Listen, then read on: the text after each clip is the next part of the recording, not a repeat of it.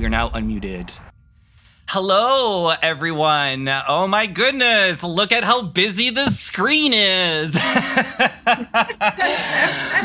Welcome to the D&D one-off that I have planned, and here are all the lovely players that will be playing through the one-off.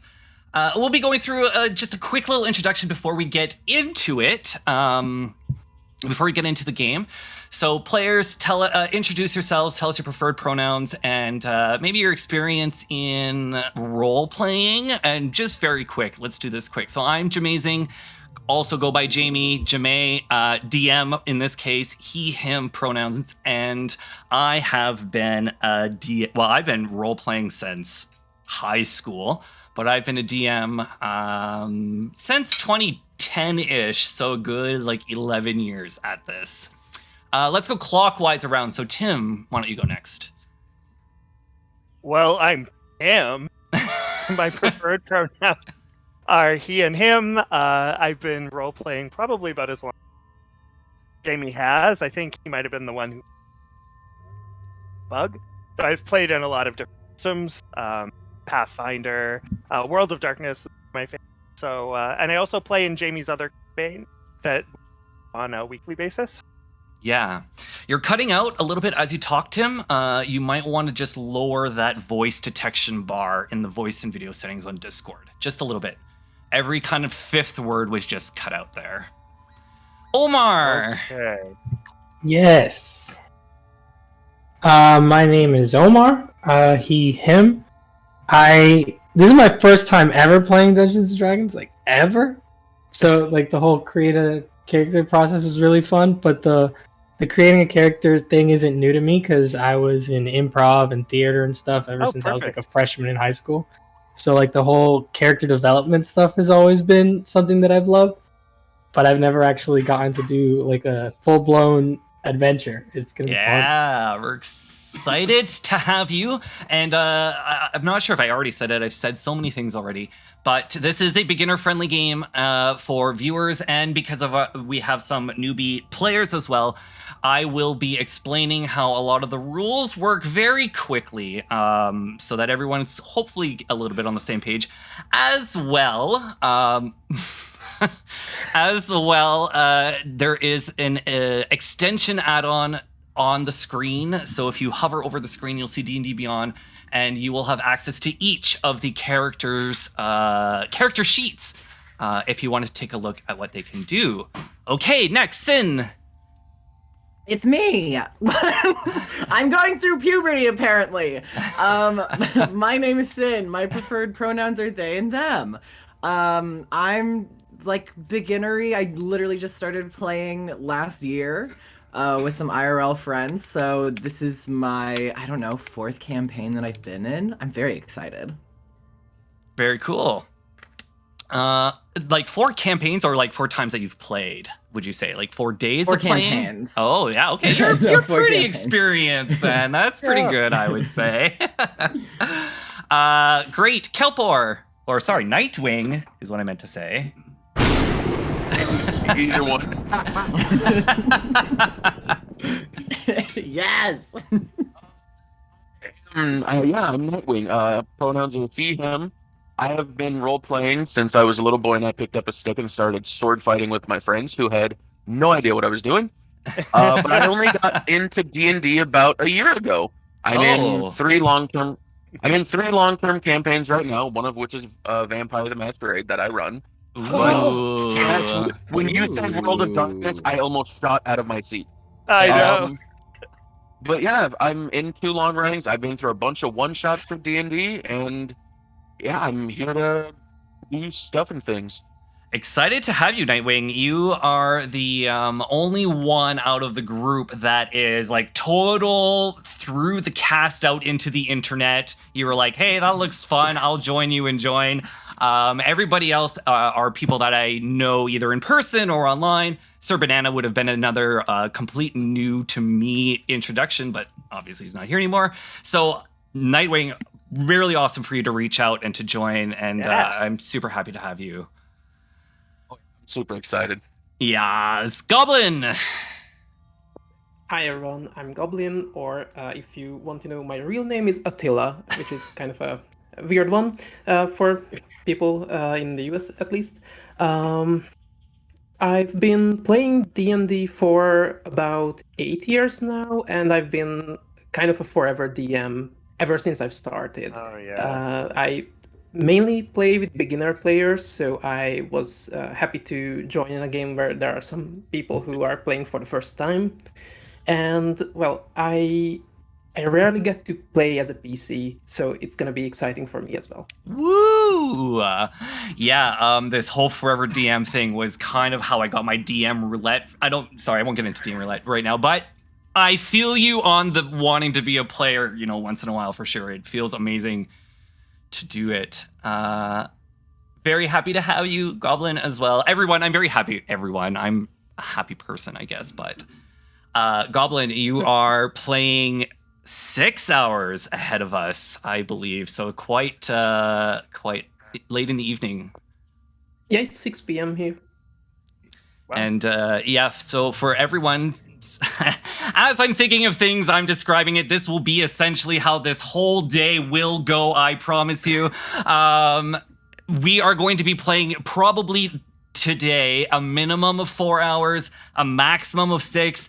But I tell you now, if we are going way too long and we're already at the 4-hour mark, I will start to get antsy and things will start to get even more chaotic as I try to rush things a little bit. So this is a one-shot campaign, and in typical D&D persistent campaigns, we would have the freedom for you to go wherever you want, do whatever you want to do, but you are on a quest here. We are on a time limit as players to get the whole thing done, so it might be a little railroady in that respect, but I still am very much of the mind that whatever you want to do, you can do it, and every action has a consequence, whether it be good or bad.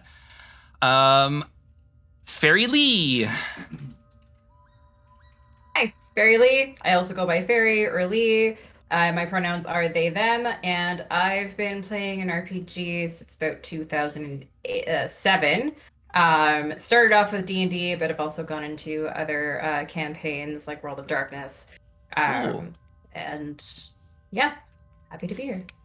Very cool. And I'm very happy to have you. Lee is our mod on the channel and is always there for all my our DM Roulette games, and it's awesome having you there, Lee. And I'm so happy to be able to play with you again. It's been so long. Yeah. Me, and Tim have played together in a campaign way back in the past. So very cool, very cool. Before we get into the game, we're about to start, I promise. I want to just point your attention to the upper left side of the stream. I currently have my current sub score, which is 46, and my next emote slot is at 65 subs. I am in no way expecting any subs at all, but if you want to support the channel, that is kind of my next goal, and about 40 of those subs are going to drop off in a week because I had an event 3 weeks ago where I did a sub for sub. So this is really the last opportunity for me to unlock another emote slot. I also have turned on the notifications for emotes. So if you sub or if you gift a sub, a random sound will be played on stream and to the players and to me, and I will have kind of an explanation as to why the characters are hearing these random sounds kind of throughout the game. So let's get started. Any questions at all at any point, clarifications, whatever. This is us playing together. We are collaboratively creating a story. And I guess, let's get into it. Each of you have created a level 2 character. The only limitation that I had was that none of you could create fire in any way. So no racials that could create fire, no spells that could create fire, and no items that could create fire. Another little bonus for you is that you all got to pick a magical item. So please keep an eye on your magical items because, they may be used throughout the campaign. I'm also going to start us off and introduce you sort of. I am very much a huge fan of not having you be like, hello, I am Minos. I am a Minotaur. I'm also a druid. So what I would prefer is that when you start talking, rather than straight up going into this whole preamble of what your character can do and who they are, rather, I'd prefer if you can incorporate those details in your description. So think of how you look physically and how parts of you would react to different things happening. Which parts? Okay. Yeah. Which parts? Exactly. It's all about the RP. So let's get started. Each of your characters are going to wake up in a bit of a daze. You feel as though a good amount of time has passed since your last memory, and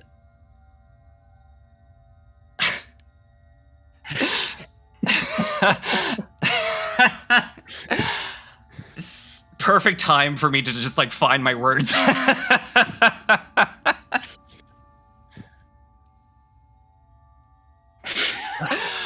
So you first wake up in a daze and hear this random like Stefan trying to suggest a nightclub to others around. Your eyes are bleary. You feel no pain whatsoever, and any kind of worries that you might have over the fact that you're just waking up in a daze and have no recollection of how you got into this particular situation is not as impactful as it might be for you. It seems as though each of you might be drugged, and you're drugged with a very pleasant, pain-numbing, world-loving kind of drug. As we get throughout this introduction scene, the drugs on each of you will be wearing off at the speed that you guys choose. So when you start off the RP of this scene, you're kind of loopy, and when we're kind of done this scene, you will have regained your full kind of consciousness, okay? So each of you wake up, and you're in a tiny little hut, and there are 5 other stranger humanoids that are also kind of waking up in beds near you, rubbing their eyes, and also feeling this comfort of this small cozy shack that has a stew that seems to be boiling, and you can smell it, but more importantly, your nurse, or the one that seems to be taking care of you, is a very short, stout mushroom that is walking around carrying a tray with a pitcher of water and is slowly taking their sweet-ass time getting to each of you to present you with a cup and a glass of water. The Stefan sound that you heard earlier, now that you're, coming a bit more to your senses, you realize that there are actually a couple fairies in the room with you as well. There are 3 male fairies, and then there was the Stefan fairy that kind of just popped up and said what he gave his suggestion to the other fairies and then left kind of on his own. These fairies notice that you have woken up. One is very well put together, well accessorized, body-fitting blue tux of sorts, blue hair, gorgeous smile. The other one is darker skinned, has a very tight muscle shirt to show off that this fairy definitely goes to the gym, and has green hair and is also smiling and kind of looking at you as you awaken. The third fairy has long red hair, has a cute little kind of leather jacket, and is currently talking to the nurse fungus that is trying to help you kind of get back on your feet from what just happened. I'm going to share with you what these fairies look like. Send I to feel players. like we've already done that. So the blue fairy will come to you. Oh, I also have this neat Oh my little. God. I can. Pack. Oh, that's what I kind of screwed up. That's my bad. Okay, let me.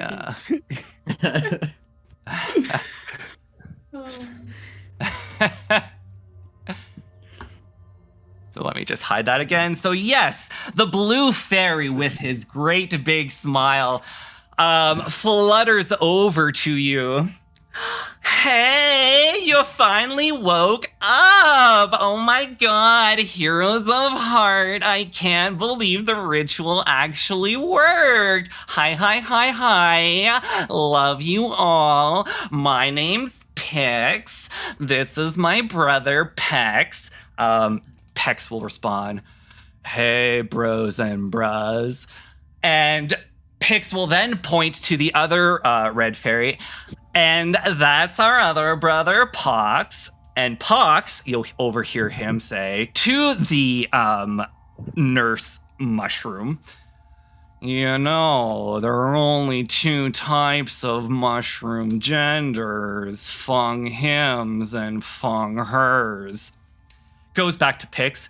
Goes, yeah, Pox is a little problematic, like just a little bit, but I promise you he's also got a really good heart. How are you all feeling? You there, you. The fairy will go up to Leopold and kind of smack Leopold's face just a little bit. Rise and shine, we've got some things to do.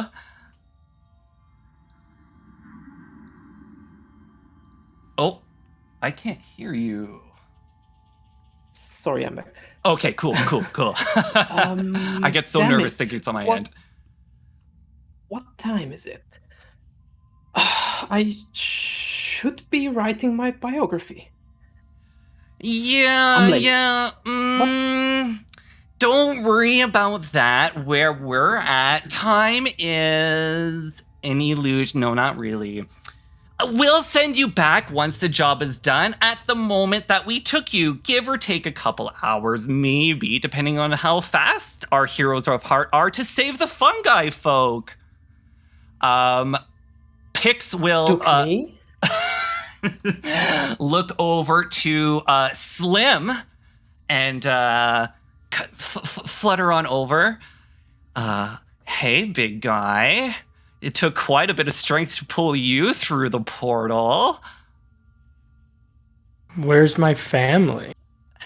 What happened to the rest of my family? Yeah, about that. So the ritual will only pull people who it deems are Heroes of Heart. And I guess the rest of your family is not considered heroes. That's like super awkward. But you know what the good news is? You're here and you're a star. That's what my therapist says too, so checks out. Okay, so you are all waking up. Pix is in one kind of area of this room. Pox is in another area, and Pex is in another area. Feel free to slowly kind of shake off the drugs that have been administered to you and head on over to anybody that you'd like to talk to some more. I need some better music than this. This is too chill. Way too chill. I guess it is. You're doped up. It kind of makes sense. But. So it's me that goes to somebody different? Anybody. So you're all waking up. So anybody who wants to take the reins and go talk to one of the fairies or do whatever you want, I guess. The floor is yours. Do we have all our equipment on us, or are they just packed away, or Good question. what's the situation here? So all of your equipment is in whatever carrying capacity that you had it, and it will be placed in a bundle next to each one of your beds. So all of your stuff that you have on your equipment sheet will be next to you and available right now. Since Mick, in his past in the Underdark, has encountered fungi and has actually developed relationships with them, he's going to go over to the one fungi folk that's over there, and we'll go, Where are we? Where? Yes, I love it. Okay. Take an inspiration point, Mike, or Mick. So inspiration, the way inspiration works for all of our players and all of our viewers is that whenever somebody does anything cool, literally I get to choose the reason why. I get to hand out an inspiration point. You guys can use your inspiration points to get advantage on rolls. You could either use it on yourself or you could use it on somebody else. You can only have one inspiration point at a time. So if you do something else cool and you're still holding on to your inspiration point, then I'm just going to say that was cool. So, Mick, you are heading to the fungi nurse, who is the only mushroom fungi folk that is currently in this little abode with you. It will not respond to you, but Pox, who has been harassing this mushroom for a while, will hear you talk to it. Oh yeah, the fungi over in Fungi Folkland can't actually talk.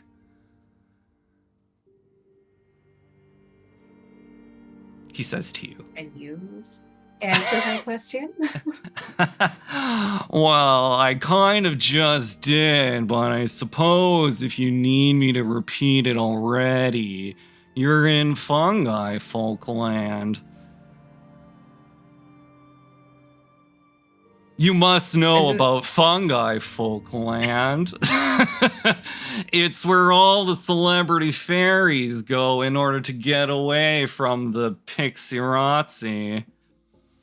Also, point of contention, pixies and fairies are technically two different creatures in D&D. I will be using the word pixie to describe fairy. They are the same thing in this case. So pixie bros, pix, pex, pox, they're all fairies, just so you know. Okay? Okay. Mick is going to say, I can't say I have ever heard of this particular fungi land. I have met other fungi, but they live somewhere very different. Well, I guess that makes sense. Only celebrities have the inside goss as to this place. I guess you're no celebrity, but looking at you, that's no surprise.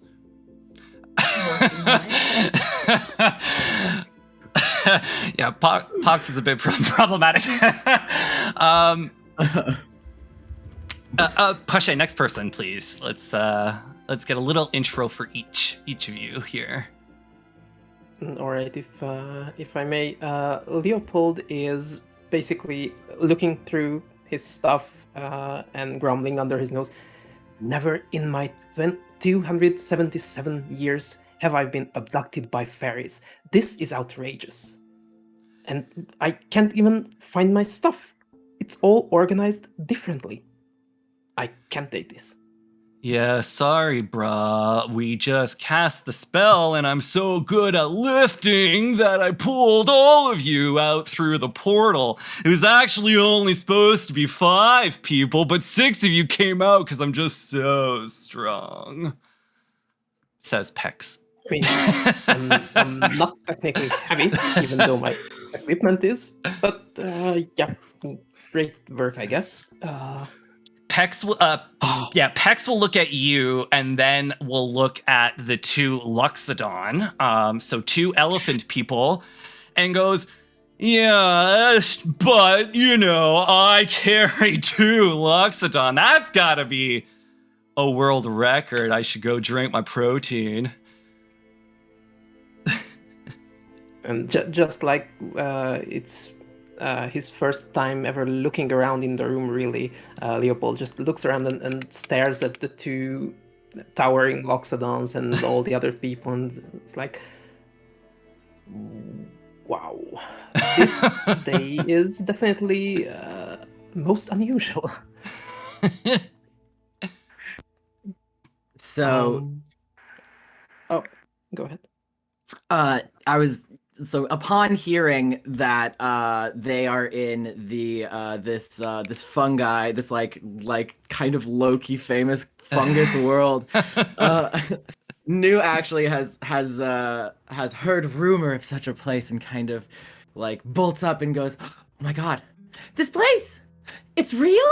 And like gets up a little bit, maybe too fast than you would expect someone of their size to get up. And just kind of is like looking around and sees the fairies and sees the fungus person and kind of just starts like fiddling with everything and they jump up and they're like, you know, examining this fungus person like, oh my god, this is real. That's right, my friends. You are all VIPs thanks to us, the Pixie Bros. You're welcome.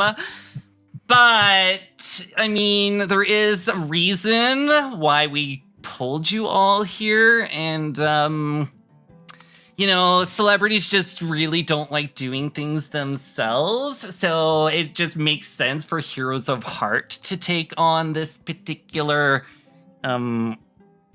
travesty and emergency and immediate required assistance.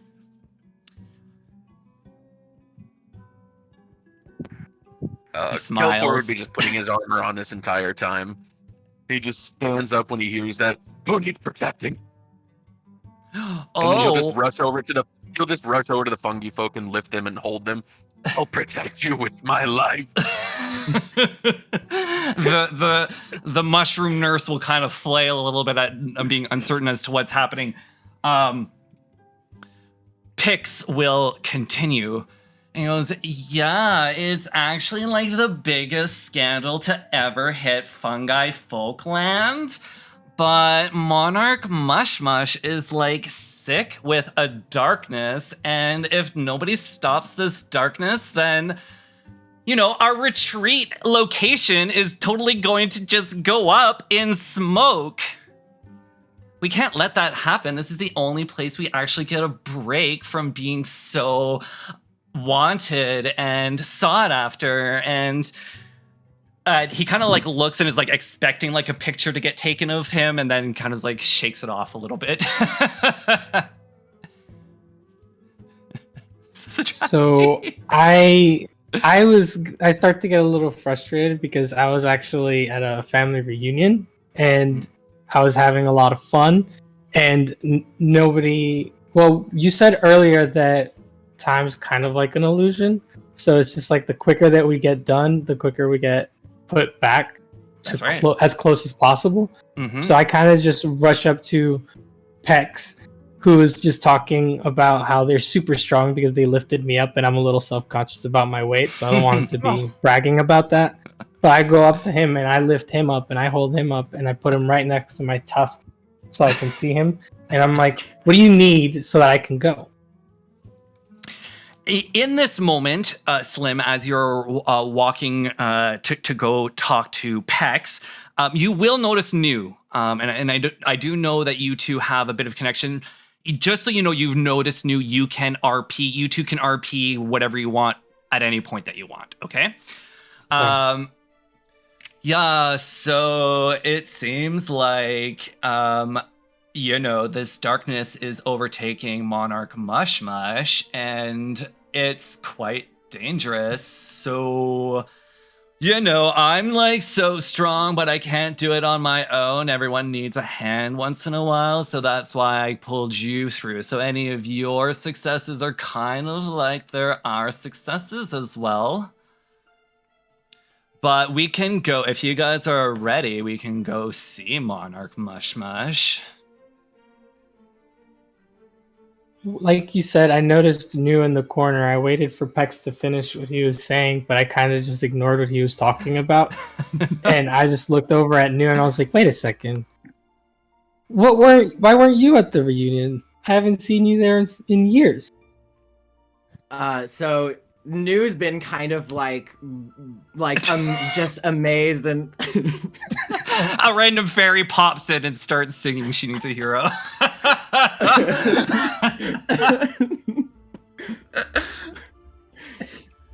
Get out of here, says Pix. So New is on like the tail end of this, like coming out of this kind of hazy drug space, and as they do, their spores are also beginning to awaken. So you see from their cape as they kind of begin to, really take in their surroundings and be a sober person. Their spores kind of lift up into the air out of this like really long cape made of mycelium and start flitting about and glowing, and it's almost as if, as New awakens, so do the spores.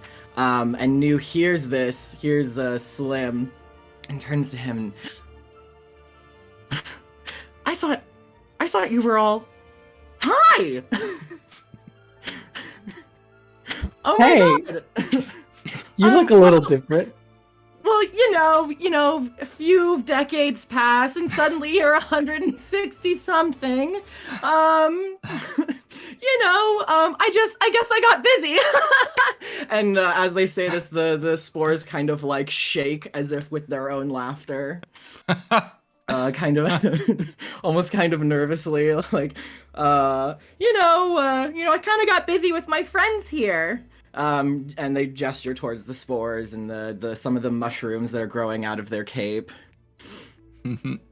So New's basically been off on their own, doing their own thing for about 130 something years, after just kind of aimlessly wandering into the wilds, being very enamored of mushrooms and fungi, and essentially becoming obsessed with them and how to grow them. And so yeah, New will kind of explain all of this, like, I've just kind of been hanging out with my friends.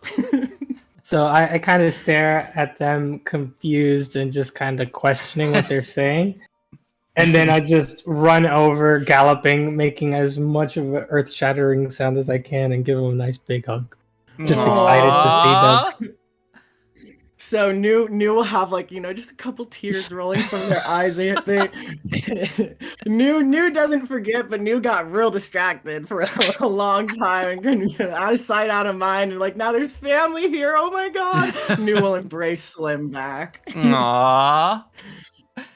It's so good to see you. How have you been? Oh, just crazy. Trying to keep up. Trying to work out, but it seems like every time I go to the gym, I get bigger. I just gain muscle, and I just don't know what to do. I'm heavier. I mean, you look great. I'll say that. I remember when we were a lot younger, and I just want to say you didn't look bad then, but you look great now, Good recovery. Thank you. I haven't been around anyone in a while. I'm really new at this whole talking to people thing. Aww. It's okay. Let's get out of here so we can get you to the reunion. Yeah, it'd be nice to see everyone. Okay, everyone's had a little bit of an intro except for Svesi. Is there anything you'd like to do in this opening scene? Oh, that's me.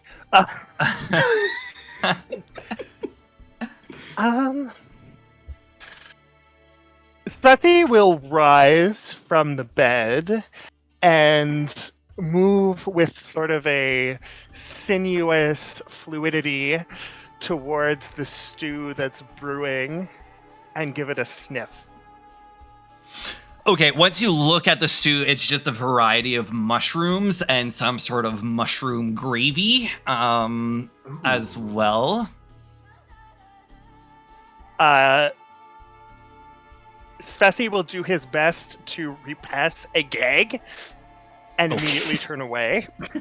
Okay. Yeah, And I focus. felt the same way when I saw that trash. And focus. Who's the nearest fairy? Pox is trying to commiserate with you about the terrible stew. Yes. Well, my species eats only meat, so this is not to my taste. But What? please, don't let me hold us up. If we have to go to help your king, then let us go immediately. Okay, well, it's not our king, and it's not even a king, it's a monarch. But if you follow me this way, Pox is the one who remembered his monarch. Good for him. So the 3 fairies are He's going growing. to... You know what that is? Growth. Growth. It's a whole character arc that he's going through.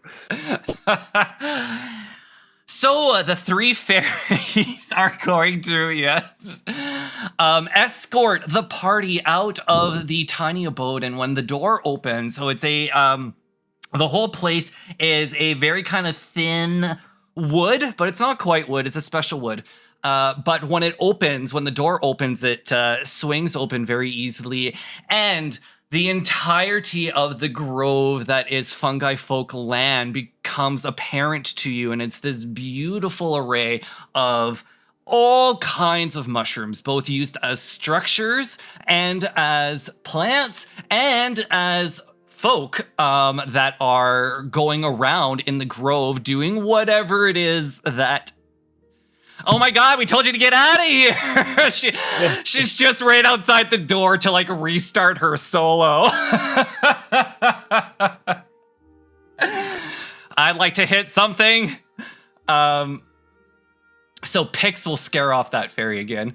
And so amongst all of the mushrooms and the fungi folk that you see, you also do notice that there are tons of fairies that are around in the grove, all very haughty looking, looking as though they don't have time or attention for anybody else. In fact, they would like to just say their one-liner and then leave. But for the most part, a very beautiful grove. It's dark, however. If you look up, there is no sky.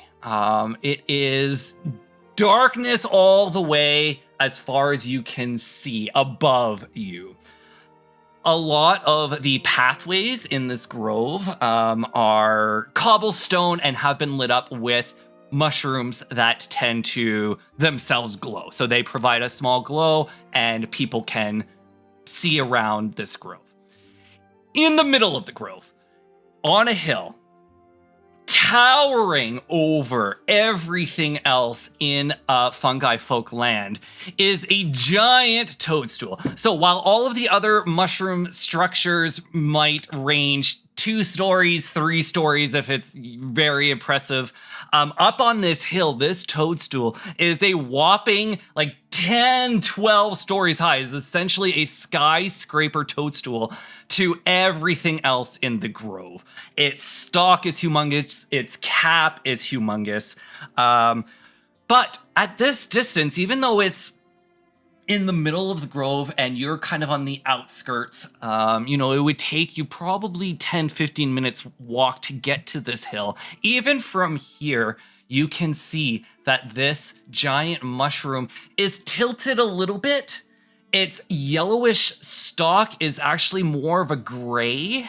And just generally, it looks like this giant mushroom is about to die soon. So Pix and Pex and Pox are all like, ta-da, to reveal it to you. And then they've seen it all the time. They don't really care about your reaction. They're going to start walking towards that giant mushroom. I will follow, and I'm still holding on to the little fungi person if I can while we go. Oh gosh, you're bringing the nurse with you? Absolutely, I'm not letting this thing out of my grasp, and I'll just mention the pet. Just mention to Pex, we need to save that mushroom. It looks like an excellent place to brood. I may have thought that perhaps somebody would take the nurse with them, and so... Really?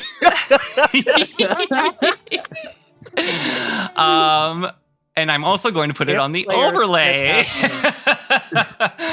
So the little nurse, a mushroom, is being carried by Kelpor.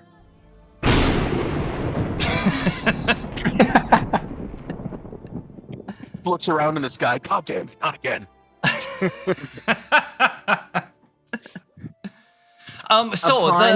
Yes, go for it, New. I was gonna say, upon seeing this massive mushroom, New just gasps and just in great awe. And then they notice the kind of like sickly nature of it, and they look to the fairies and they say, "What's wrong with them? What happened?" Well, that's Monarch Mush-Mush, and... Okay, Pox, you talk way too slow. Okay, so here's the deal for all of you. That's Monarch Mush-Mush, not a real... Well, it is a real mushroom, but doesn't move around like all the other fungi folk. It's more like a sacred mushroom, I guess. Anyways, some darkness, who knows how that happened, got... It infected Monarch Mush-Mush, and if we don't do something today, then that thing is coming down, and we are going to all yell timber. Very inconsiderate fairies. Yeah. New. Upon saying it's timber, New again. It's a different gasp this time, though. It has this look of disgust on their face. Well, if I may, I'd like to, stay here for a while and maybe try to figure out what's going on with this poor mush-mush. So if you'll allow me, New is just gonna sit here and ritual cast detect poison and disease. Pix will rush you. You know what? It'll all make sense when we get to the mush-mush. You can cast your spells to figure out what's going on once we actually get there. Pix kind of has like this sly smile. It'll be pretty obvious, though. Okay. Well then, let's go. Seeing how excited New got, I wrap my arm around them and say, "All right then, let's go." And all the way there, Leopold is just trying to size up the mushroom and just doing little drawings on how to balance it out or put something there. It's just the artificer mind already clicking in, just trying to scribble notes on how to stabilize that thing. Love it. In a physical way. Not Yeah. Just one way. giant 2x4. All right. So you guys walk through the streets. You're hearing all of these fairies who don't even have a care in the world, but you can tell that all of the fungi folks, so any of the mushrooms and all of these fungi folk are quite unique. So there are... I want to say infinite, but I'm sure there is a set amount of mushrooms in the world. They are all here. All of these fungi folk are communing with one another. They are doing tasks that may not be overly apparent to you, but it is kind of in line with their everyday life. The fungi folk are all... They're not as lively as any of you who have met mushroom folk before. The fairies themselves, no cares. They're just having a blast. They've got, limitless mimosas. But all of the fungi folk are not too happy. They look quite sad or depressed right now. When you make it to the hill and climb up the hill, you now get to appreciate just how large Monarch Mush-Mush is. It's huge. In order for you to walk around this stalk, it would take you probably a good 5 minutes. So think of like a New York City block, like walking around that. Huge. Maybe not as big as New York City block, maybe more of an Ottawa block. Which I know you all have a great reference point for that. Just, 17 million less people. Your life experiences are not universal. Yeah, exactly.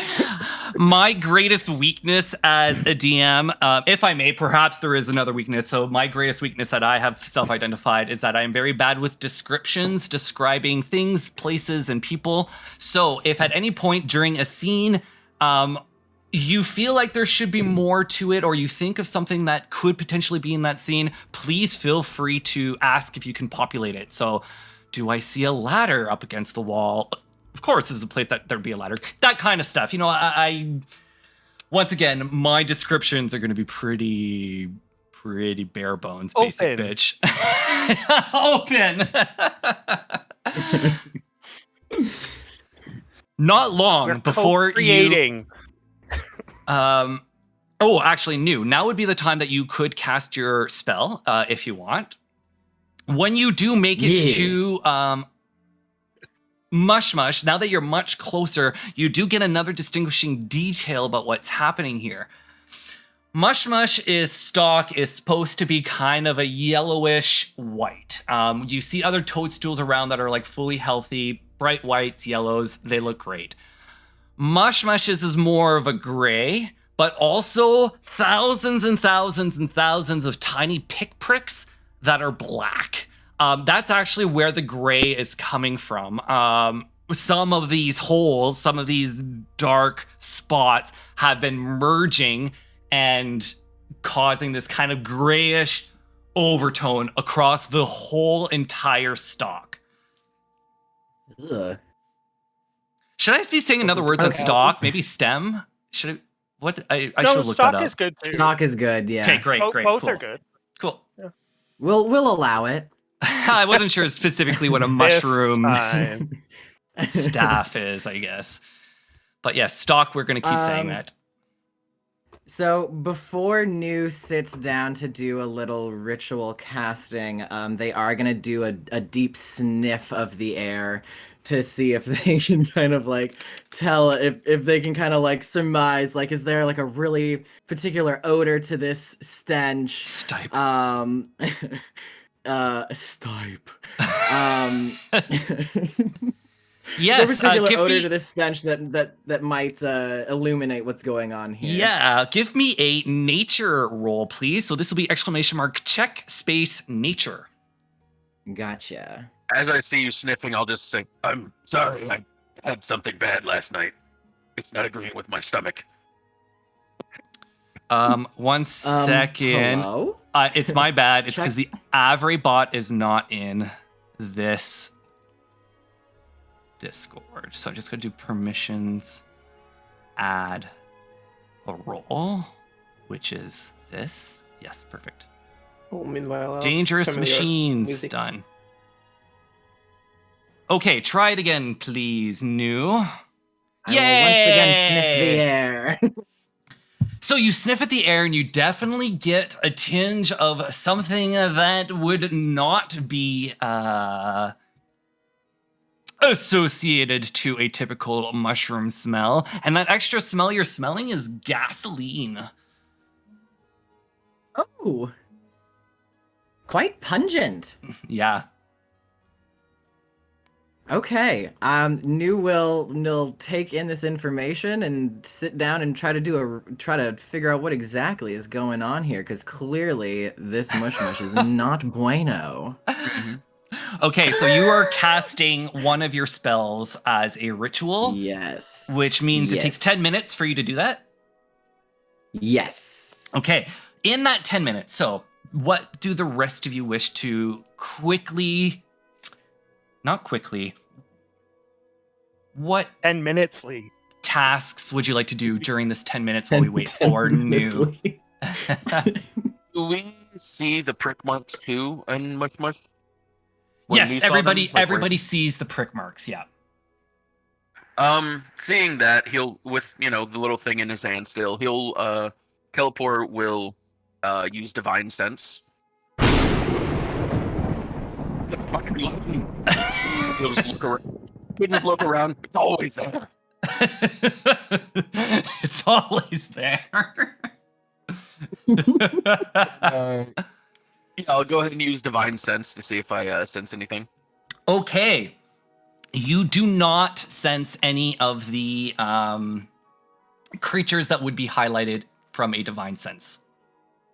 Okay. Do I see any tracks? Because that's the next thing he would do is just search for tracks. Tracks? That are out of ordinary. Give me a survival check, please. So ! check space survival.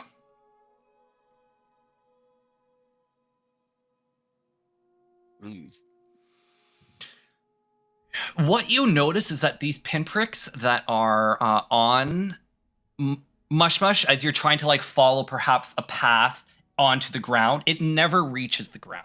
So that's all the information that you get with your survival check, okay? So pricks on Mush-Mush, no pricks anywhere on the ground around Mush-Mush.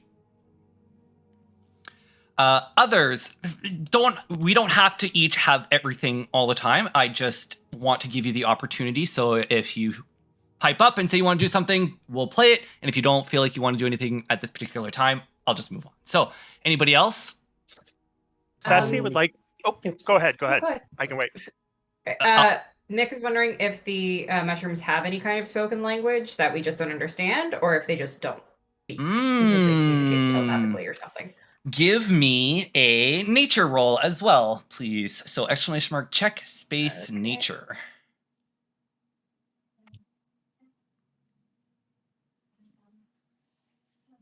Yeah, not being part of a fungi folkland, you are uncertain as to why these ones aren't talking while the other ones that you've met do, but okay. Yeah, you don't know more than that. Mick's gonna sit next to New while they are ritual casting to figure out what's up with the mushroom and sing get up, come on, let's knock it down with the sickness as they're figuring it out. Cute. Does that provide any kind of mechanical benefit or? No, yeah, okay, that's fine. I highly encourage RP stuff. I just want to make sure I'm not missing something in case there is some sort of mechanical benefit. Svesi, you wanted to Svesi will wend his way towards the stipe, is it? Yeah, stipe. Mush-Mush's stipe. Sounds gross. It sounds so dirty. I love it. And run his hands over the pinpricks to see what they feel like and see if any substance sort of comes off them. Okay.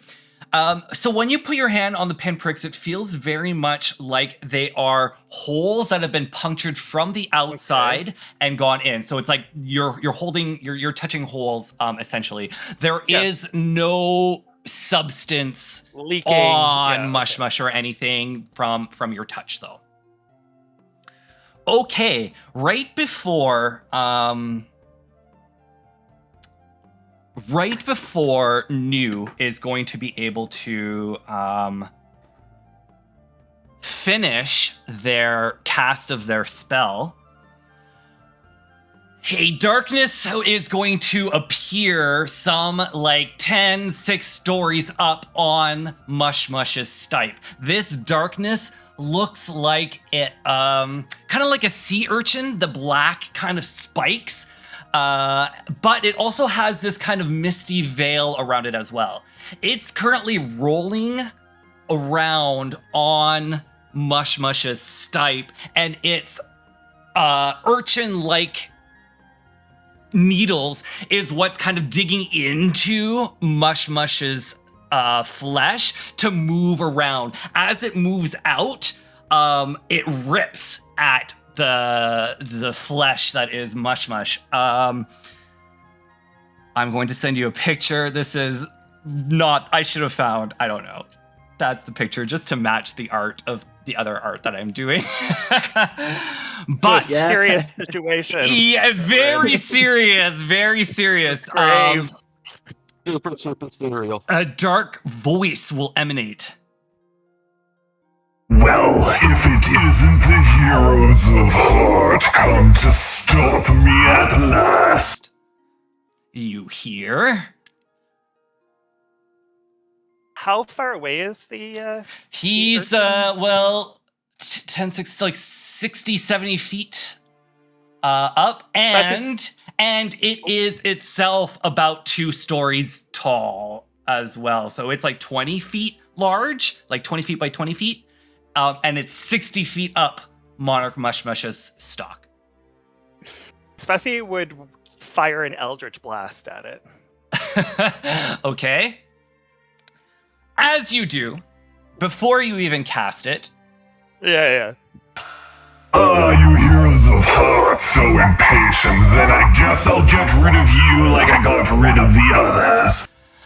In this moment, a dark tendril is going to come out, snatch the 3 fairies that are with you, and the darkness is going to roll very quickly up to the cap of Mush-Mush. In this moment, beneath each of your feet, a hole is going to open up, and a tendril is going to grab at your foot and pull you down into this hole. Slim, the hole wasn't big enough at first. It kind of grabs you and you get stuck in the hole for a little bit, and it pulls you a couple more times. And eventually the hole opens up even more and you're pulled through as well. You're all being pulled down into this more underground, I guess, cavern. And you don't have much leeway in terms of stopping yourself because this tendril is tugging at you. As you fall, or as you're sliding, I guess, you're all in individual little underground pathways, and there are sharp rocks that is digging at each one of you as you slide down. So I need each of you to give me a dexterity saving throw, and in order to do that, you need to !save space dex. Omar, And your character has advantage on Do I dex have to use saving the throws. danger sense thing? Yeah, so you will do !check space dex space and then put ADV, and that'll give you advantage. So this is specific. ADV? Yeah. Oh my god. So this should show both rolls give you the higher of the two. So instead of 3, you got 14, which is great. Did I miss? And Svesi, yes. can Svesi enter his vessel? To get dragged down. Is it a reaction to do it? It's an action. It's an action? Then no, he won't be able to. Okay, Not fast enough. So, fair enough. I will roll give my me a check. dex save. Yep. Okay, so Svesi, Oh, Kelpor, and New are all going to take 1d6. I'll roll it. This is slashing damage. So the 3 of you, 1, 2, 3. So if you got essentially less than 10, you take 4 points of slashing damage. And if you got higher than 10, you were able to duck and dive and avoid any of the jagged rocks and terrain that has been dragging you down until eventually each of you fall into this underground chamber at different areas of this underground chamber. Very much like outside, this underground chamber is also filled with countless types of mushroom. There are also quite a few dead bodies in this chamber. And soon, some of them start to raise up. They raise in a very peculiar manner. Rather than your typical zombie, where it's a very kind of slow, usual body movements that's a bit lazy. These ones, though they're still pretty slow, are more twitchy. So every single one of their joints, anything that can move in the body of these random humanoid corpses, they twitch and will twitch kind of towards each of you. So we're jumping right into initiative. And I'm going to get some battle music going before we do that. So I will explain how that works with the average bot. Nobody do anything yet. I see news typing. Hopefully that's a GIF. it's a gift. It's a gift. Okay.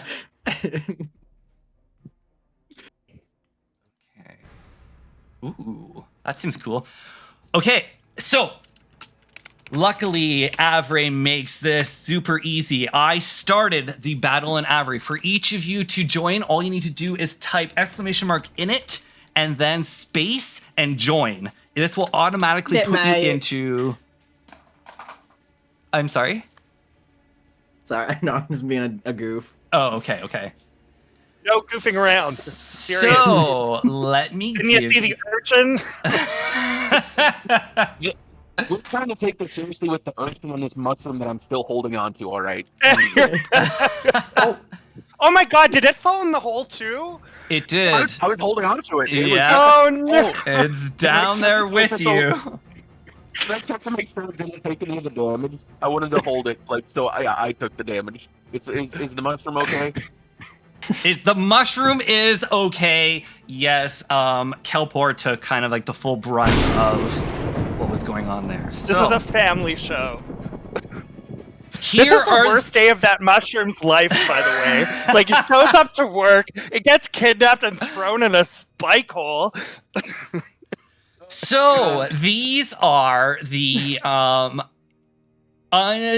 corpse humanoids that are coming after each of you. You'll notice that each of them have a color, and you'll notice that each of your names on here have a color. That is the corpse that is kind of specifically right in front of you in this moment. I have another little surprise. Hope it's candy. It's not candy. I highly God doubt damn it. It's a map. So, Close enough. I'm pretty sure Nightwing, you were the one like, is there going to be a battle map in Middies? Is this all Theater of the Mind? I was like, yes, all Theater of the Mind. And right after I said that, I was like, you know what? This would be great for a map. I'm a liar. I'm a fucking liar. You never trust the DM. They're always up to Never. Whoops. Sorry, I didn't post what? Never trust the DM, I think you said. Oh, okay, cool. They're always up to something. Oh, yeah. Always something fun, though. Okay. So, for any of you who are interested, the initiative track is pinned in this Discord thread. So if you check the pins, you'll see what each initiative looks like and who will be moving in which way. I am going Holy to... shit, Lee. Is that your Hang on. initiative? 23 or buff? Yeah. Well, no, I You're rolled a nat buff. 20. Rolled Oh, a nat okay. 20. Nice. Save those for the attack roll. I know, How right? do I use my damage? How do I track that here? Because it still has me at full health. Yeah, Same. so does not matter about tracking damage. So for all tracking things in terms of damage, spell slots, anything else that your characters might have, track it yourself on the D&D Beyond character sheet. Yeah, Discord, there is a way to have it all track in here, but that's really for like a play-by-post kind of game. For what we want, it'll take way too long. So, Sounds good. yeah. Okay, let me see if this works. Ooh. So yellow, we've got violet. We've got blue. Ooh. Fuck off with these initiative rolls. God damn it. We've got green. Yeah. At least blue and green rolled relatively low. Yeah, that's Yeah. true. It's actually Pink. hitting out pretty well. Oh, never mind. Okay, now it can go. Yeah, no. And we got orange. Okay, this better be low. Watch this nat one. Orange is so slow. He has the gift. New. Okay, I'm not last in initiative. All right. so initiative, battle. There's a lot going on. There are a lot of rules that are going on during a battle. And one of the things that I would like to remind all players is that talking is a free action. So on anybody's turn, you're allowed to talk. You guys can see each other on this battlefield. The mushrooms are huge, but in terms of like being able to coordinate and communicate, this chamber is kind of like echoey. You're the only ones that are in here, as far as you know. And like you can just shout and talk to each other. Everything that you want to plan, any of your strategies, all has to be done in character, okay? So think about how your character might think about what they might ask, what they might do. But also, there might be more to this battle than just straight up hack and slash. So on your turn, everybody will get a free skill check of their choice to do something that might add to the fight, add to the combat, the map, whatever the case may be, whatever you might think of. You know, I didn't provide a lot of information, partially because I don't have a lot of information, but also because I want you to discover some of this information yourself. So, with that being said, once again, talking as much as you want, but all of these rounds are about 6 seconds long, so we can't really go into like full half-hour discussions as to battle tactics. But feel free to like shout these one-offs. Remember, you're in a fight. This is crazy. This is starting right now. You literally just got pulled into Fungi Folk land, and then you got pulled down into here, and now these corpses are threatening you. So, McCarlin, you're first up. All right. So Mick is going to point at the one that's got the same coloring text. I don't actually know which one that looks like. And is going to chant, when I see your face, God gives me hell. When you walk my way, yes, I'm really in hell. And cast Vicious Mockery. And it needs to make a Wisdom saving throw or take 2 damage, DC 13. Okay. So, Wisdom saving throw on these guys. Let me just get their stats. Oh, wait, your guy is a little bit different, perhaps, than the other one. So, purple or violet is what I'm looking at. I'm sorry, what was it, a Wisdom? Wisdom, DC 13. And this damage is going to be psychic? Yes. Okay, cool, let's do it. So, that's over here.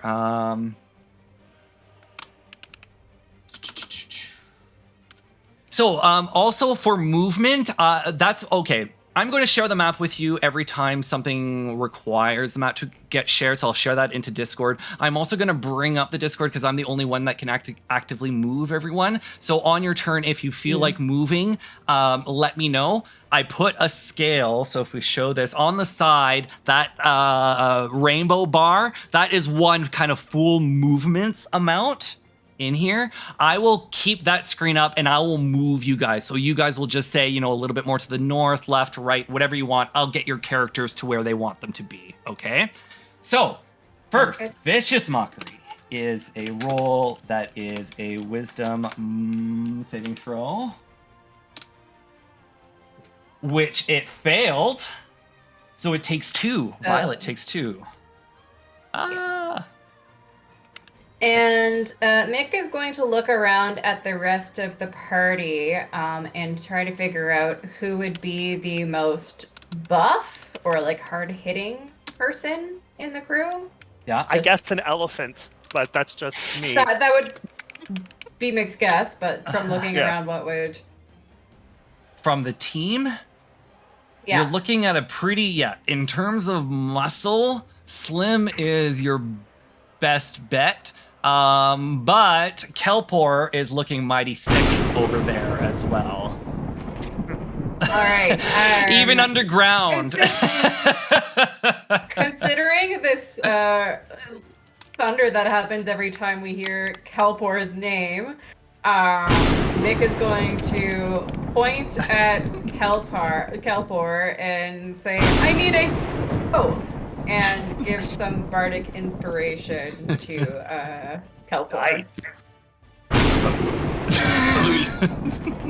Oh.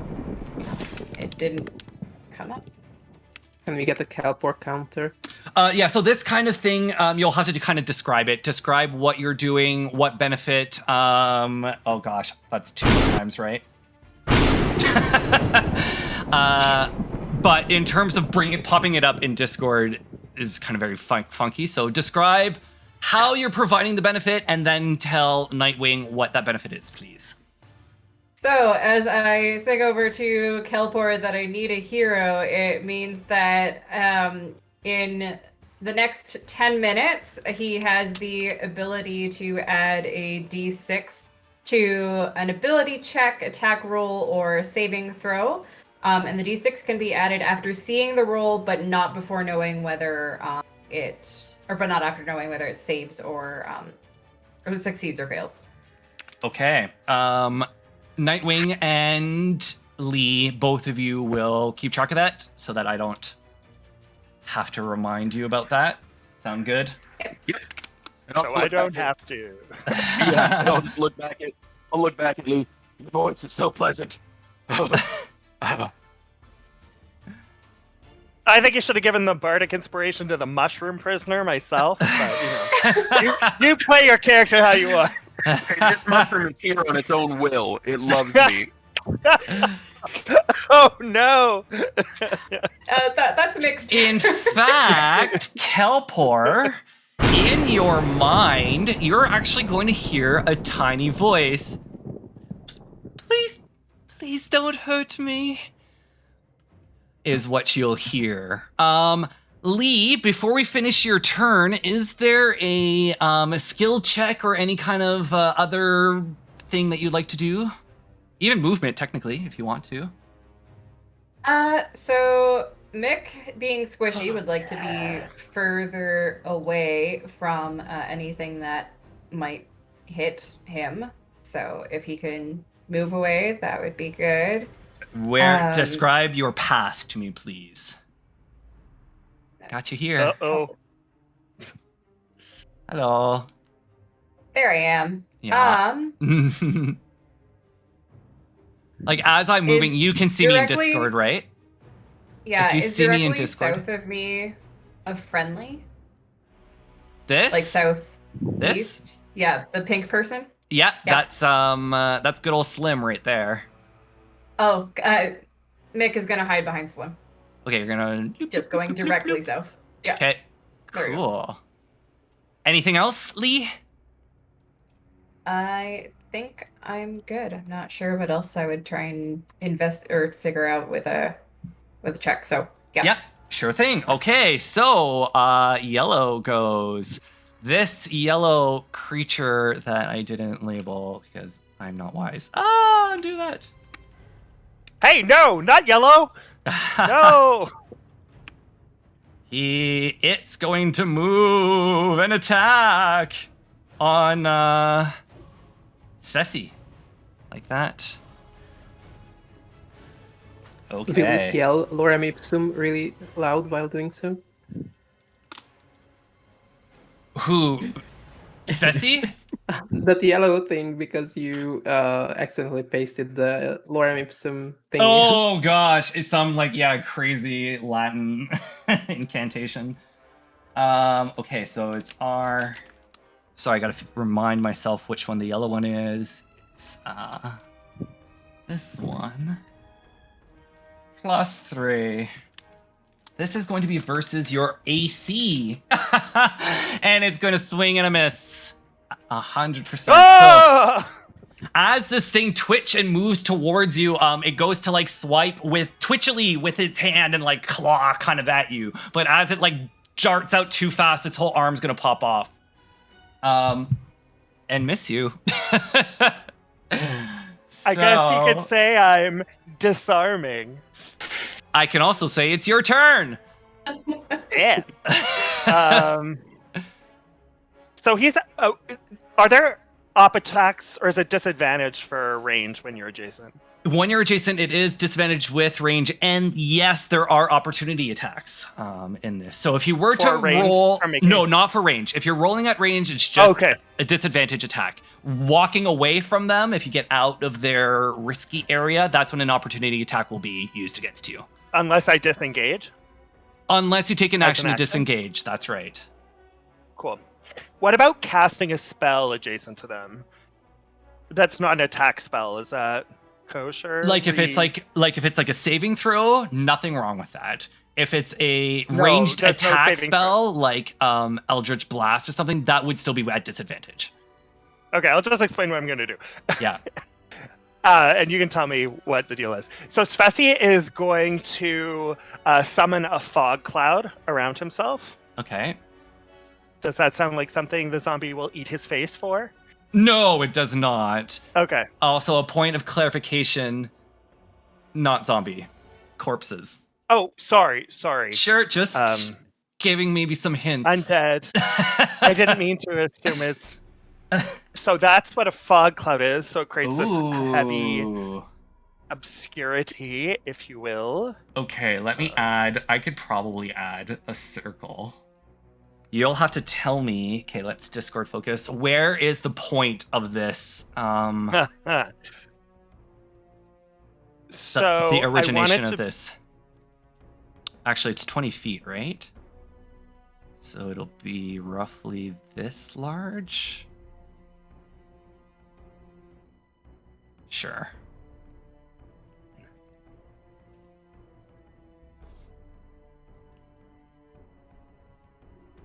And let's just make this a nice opacity. I can't see anything. We'll make this a black line. Here we go. Sorry, I made this more complicated maybe than it No, needs to be. I didn't even think that this was a thing that I could do, but it is definitely a thing I could do. So That's sweet. Okay. Yeah. Yeah, you've got the. Basically, he wants to exit stage left from this situation. Yeah. So as much of the cloud would cover whatever pathway. Like, I don't know if the mushrooms on either side of Svesi are passable or not. They are, Like, yeah. are they- Everything is passable except for that big purple round mushroom middle? right in the middle. That one is not passable. Okay. So, if you can make it so that the edges cover the undead or the corpse, whatever, and Svesi, and then as much of the southwest, so like bottom left. Yeah. So That's put where you would Svesi like to in go? That's where you're moving to? Yeah. Okay. So I want as much smoke covered that direction. So can you shift the... Oh, I see. Okay, I'll move you. You're thinking to around here? Yeah, basically. And then you can cool. leave the circle there then if that's Okay, fine. yeah. He may get an op attack, right? It's just... I'm not invisible. It's just heavy obscured. So... I don't know. You know what? I don't want to play too much into it. You cast a fog. Okay. That's good enough for it to not know It's kind of where you are. It's a thick fog. It's a but, thick fog. We like a thick fog. Yeah. Thicker the better. Okay, and then he GTFOs. Skill check. You said there could be a useful skill check. Yeah. I'm gonna try to investigate the terrain. Does that? Yes, you absolutely can. Give me an investigation roll, please. Okay, check. Investigation. Kaboom! You looked so hard. So you've noticed Despite something. the thick fog obscuring everything, I see very clearly what's going on. So I am going to share something that Svesi has noticed and has pointed out to the rest of the team. I'll let you RP how you're going to point it out, Tim. Whoa. But you are going to point it out Svesi because didn't I'm say not that he sending was- this picture just to you. FC. I have no affiliation to these people. So, what you've noticed is that despite the fact that there are tons of mushrooms all over the place, these corpses themselves seem to have a unique mushroom on them as well. So, Name's the unique mushroom. This is what you see. I already saw that. Now. Oh. Yeah, chop off those mushroom things. And I guess I can make this bigger. Doop. So you point out to the others that these corpses seem to all have mushrooms that are sprouting out of them somewhere. And then everybody else can see and take a look, and they're like, oh yeah, now that I specifically look at that mushroom, that isn't one of the mushrooms that is blending into the background, if you will. Anything else that you like to do, Svesi? Svesi will just stay like, strike the mushrooms. Okay, violet, pink, and green are next. Ooh, it's a party. So, I have to move Svesi still. Okay, let's do this. A lot of moving going on here. You're moving to down here. So, we're looking at violet, pink, and green. What's that? Squishies don't want to be in the fight. True. And you already pummeled me with that friggin' spike tunnel. Imagine how new feels. I would not like to. So, despite having others in the way, the one that originally spawned and kind of looked menacingly towards my Mike has gone out of its way to go right after him. Next is Pink. Pink, Pink, Pink. Pink guy's coming after you, Slim. And then we also have Green.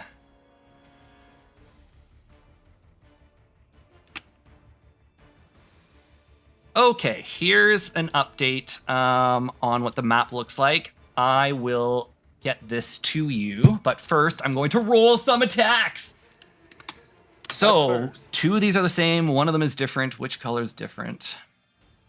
This one is Vicious Mockery. Mick, can you remind me? I have a disadvantage or less. Is it a disadvantage on my attack rolls because it was hit? Yes, okay. D20. Yes, that is correct. Okay, perfect. So you have a 1 plus 3 with dis. 8 on AC. Yeah! D20. That is not a hit. Okay, on Slim, I'm attacking on your AC. It's a 7 on AC. Great, yay! So that's also a miss. And then on Kelpor.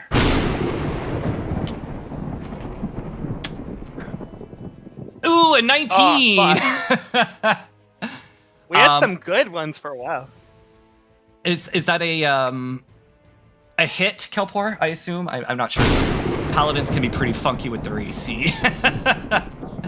No, it is. It is a hit, yeah. Okay, great. That'd so be you will crazy high need... AC. Nope, you won't need anything. I'm rolling.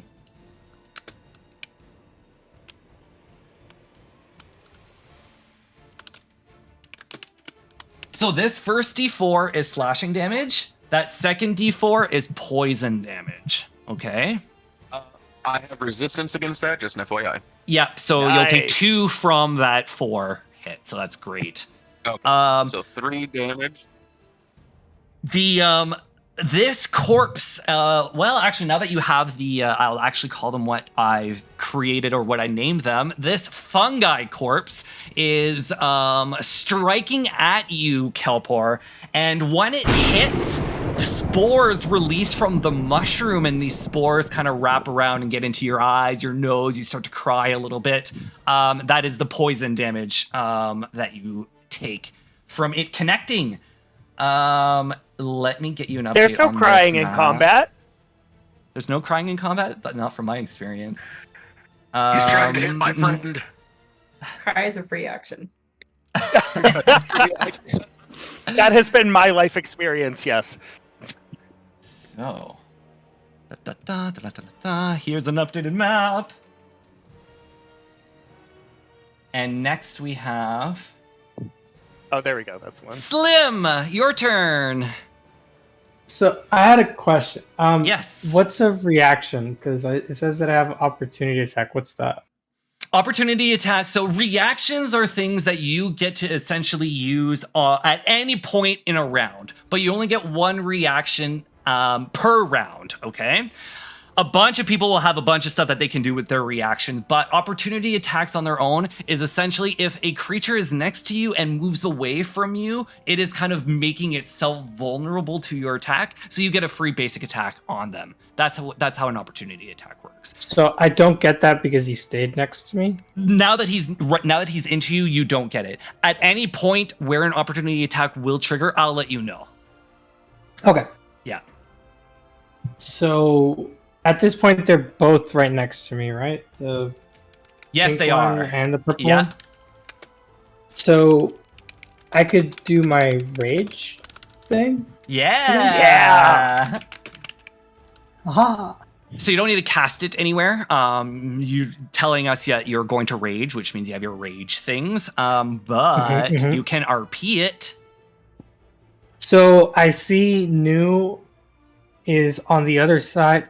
Could I see past it? I know it's impassable. The purple one in the middle. Yes. It's impassable, but we're going to say that its stipe is kind of glass-like, so you can see through it.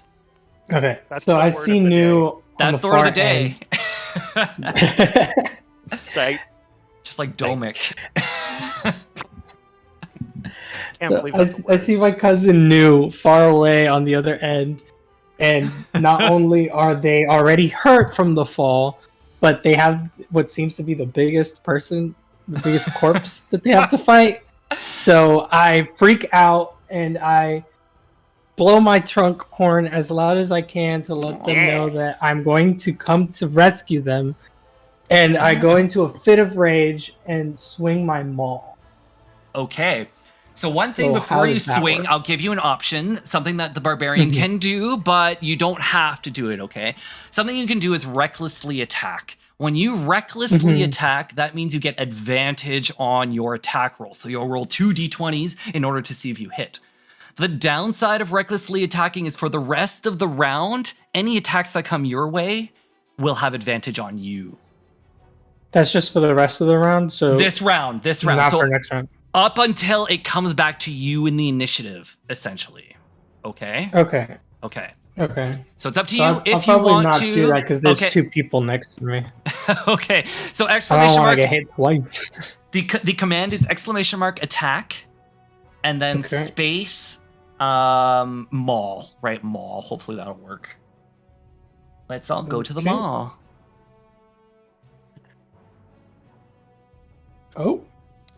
I'm surprised that wouldn't work, but try spelling out attack completely. It might not know that short form. Okay. Let's go to the mall. So in your fit of rage, you swing your giant maul down, but you're too distracted looking at New and that beast that's going after them, and you miss your hit. No. As I'm placing New on the map and I'm making this token even larger and larger in my head, I'm going, am I the villain? I'm not the villain.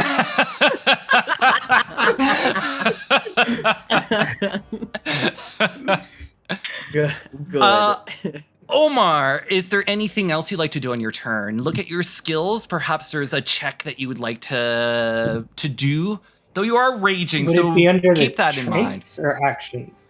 Nope, that'll be right to the left of your actions. You'll see all those skills. This will give you anything that you could essentially do in a turn. So this is where your stealth is, your athletics is, your nature and thievery and all of those. They should be right in the middle of this of your character sheet. Like the skills and stuff? I don't. Yeah, I was just I saying. might be looking at the wrong page. Yeah, no worries. Is it that link that I posted? On your character sheet, the main page of your character sheet, on the left, you've got your attributes. On your right, you've got your attacks and your spells. Right in the middle, there's a column that's got all your skills. So that it should be like athletics, acrobatics. Oh, yeah. Yeah. This is what I'm asking you to take a look at, because these skill checks might provide information for you in this battle if you chose to do it. We're going to say right now, don't worry about it, but keep an eye on those to give yourself ideas as to what you could do. Okay. Anything else that you'd like to do on your turn? You could still take a move action if you wanted to. No, I'll stay there. Okay, cool. So next up is Leopold. All right. Leopold is looking around, trying to analyze the situation. I would use my freebie skill check to kind of try to remember if I've read anything, because I've spent most of my life in a library or attached buildings as well. Trying to remember if I've heard anything about what would or wouldn't work on mushrooms. Because I'm specifically trying to target the mushrooms on the creatures. Okay. Oh gosh, all these fairies are about to come in here. No, it's just the mushroom in Calpor's head. Yes. So, can you give me a nature check, please? For sure.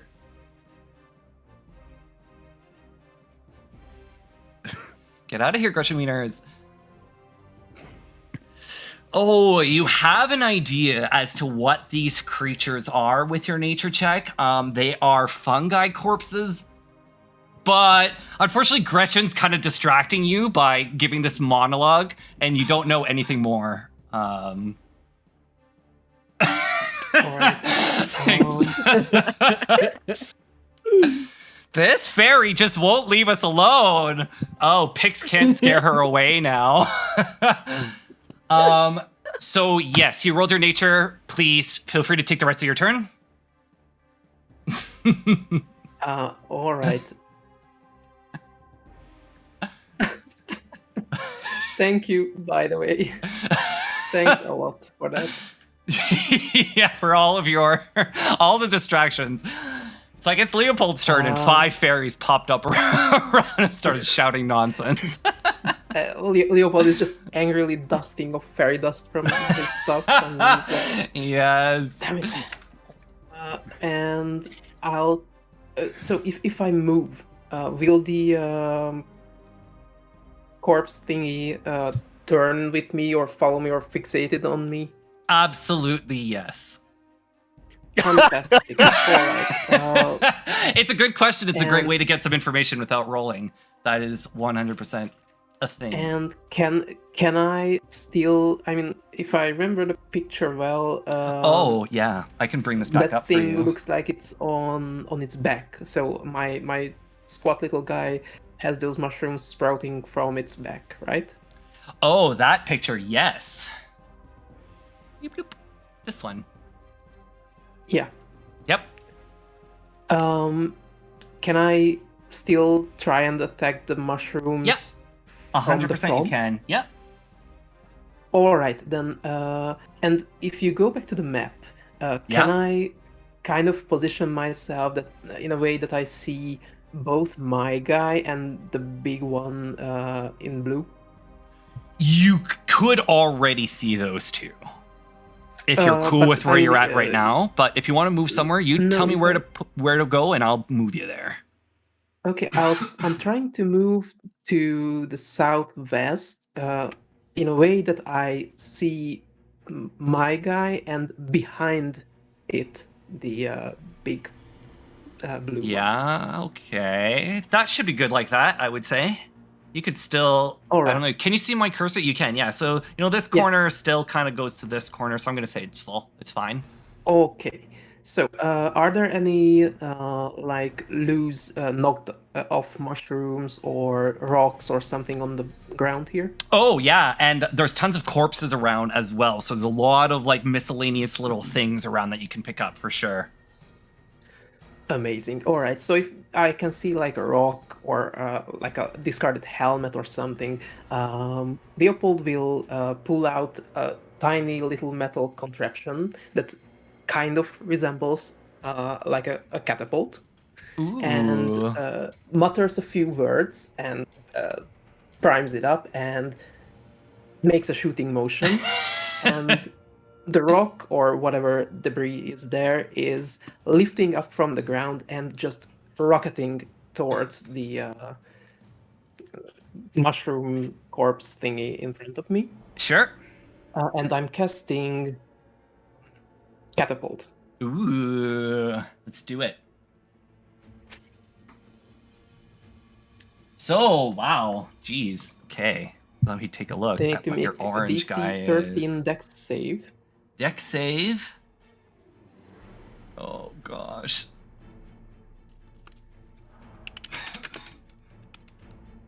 Oh, I can't just do that. I was going to do save dex, but you're going to see minus stats for that. It's D20 for me. Ooh, 17. All right, he makes the save, but the rock is barreling straight towards the one behind him now. Ooh, that one's got to make a Because save it goes as well? for 90 feet, Oh, so yes. I see. So if it doesn't hit the first one, it keeps going? Very cool. Yep. Very cool. Okay. Will this one dodge it? It will not. It's not paying attention to you. All right, then that's 20 bludgeoning damage. Ooh, on the blue guy, 20 damage. Yep. Ooh, he takes it, or it takes it like a tank. Blasted kind of on its side by this catapult hit and stumbles a few steps, but doesn't look in your direction. Continues its fixated gaze right on Nu. But still, solid hit, 20 damage. Yeah, thank you. And if I remember correctly, we can cast cantrips and spells in the same round if I have a bonus action cantrip. If it's a bonus, yep. Yes, I do. So I'm gonna go through my pouches, pull out 3 little pebbles, and cast Magic Stone. Okay. So I have 3 missiles ready for next round. Perfect. Awesome. Next is Blue, the blue guy. Wow.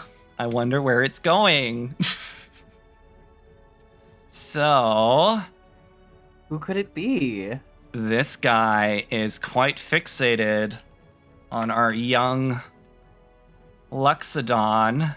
Stomps in their direction. And is going to claw at you. Ooh. So this is going to be against your AC. 18. Ooh. Yeah. What?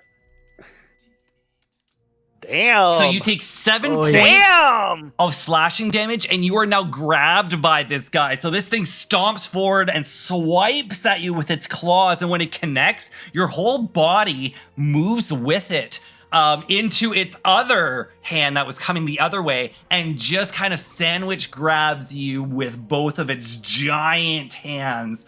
And you're currently grappled. So, condition. Grapple. I would like to use a reaction. when I Yes, perchance. please go. Use it. So I'm gonna use Halo of Spores since it has moved. I'm assuming it's grabbed me, so it's within range. Yes. It needs to make a con saving throw of DC 13. Okay. Can I do cast Halo of Spores? No, because I think it's a Nope. class ability, so like it'll have a Yeah. different tag, but you'll just have to tell us what's happening. But here's the con save. 16. Ooh. Tanky Okay, tank. So the spores will kind of like feebly like shake out around this thing and then limply fall to the ground. Aw, poor Nu. And speaking of, it's your turn now, Nu. This is what the map's looking like, but you're currently grappled. I got skipped. Sorry, I skipped you? Yeah. I 100% skipped you. Sorry. This may or may yes. not happen in the future, Nu, but this blue attack hasn't quite happened yet. Okay, Kelpor, I apologize. Please, your turn. You said this little thing whispered to me in my mind. Something whispered to you in your mind. Something whispered to me. Okay. Well, I will give this little thing like a kiss on the head and like, go free, little one. And I'll let him run away. And then I will look at this weird thing attacking me as I see this mushroom now. I will avenge my mother. And then I'll just swing at the mushroom part of it for with my greatsword. Okay, Trying to see cool. if I can like hack it off. Sure. So the little mushroom is going to, as it like runs and its little like cap feet hit the ground, it releases a like puff, puff, puff every time it runs. And it will sorry, not necessarily it, but the voice that you heard before is going to speak in your mind once again. And it's going to go, please save Mush-Mush. Okay. No. Ooh. So your greatsword might not actually be equipped on D&D Beyond. You actually need to like check mark it in your inventory, unfortunately. So yeah, so check mark it. Then you'll have to update in Discord. So ! Update. Perfect. And now you should have it available as an attack. Got that? No worries. Oh yes. Yay. So this is on green guy. Yeah, I'm specifically seeing if I can like hack that weird mushroom off his back. Dumb. Wow, rude. So, you successfully pop it off, but it doesn't seem to have really done any more damage to it. In fact, when you hack it off, in that moment, because you somehow kind of got behind it, swung at its stipe, you hack it off. It has hurt it, so it feels like as though it's hurt from your damage. But you notice that the system that's going on inside of this corpse is much more rooted than just what you can see on the outside of the corpse. But this guy still takes your 8 damage. This is green. Yeah, green. Perfect. For my, can I sense if this is any sort of like magic feeling this thing, or because like there's different things, like it could be magic, it could be this, it could be that. Can I use Arcana to see if I sense any sort of magic or see anything? So because I don't want to limit you to just magic, because you are getting more information, but you don't know necessarily information, I'm going to ask for an intelligence check from you, please. Straight up intelligence. Okay. Oh, is it not intelligence? Yeah, it is 3. I spell out intelligence. There's a bunch of like, yeah, just you can just hit 3 now and enter, and it'll select that one out of the list for you. Unfortunately, this seems to be a new foe or adversary from your not from your past, I guess, and you have no information. Kelpor, is there anything else you'd like to do this turn? I'm sorry, I missed that. I'm saying yelling at the lightning again. Oh. Oh man, yells like Cloud. And then, can I actually see from where I'm at? Can I see New over there? You can. When you see New over there, can you give me a perception check? Yes. Ooh. Luckily, so when you look over at New, everyone, you can tell everyone what you see, but essentially, this blue guy has a mushroom on it. You just weren't able to see where it was, but now that you look at it, it's right behind it. It's so big, the whole mushroom is hiding fully behind this creature. So it is on this creature's back is what you spot. Okay. And then... Oh, here, let me...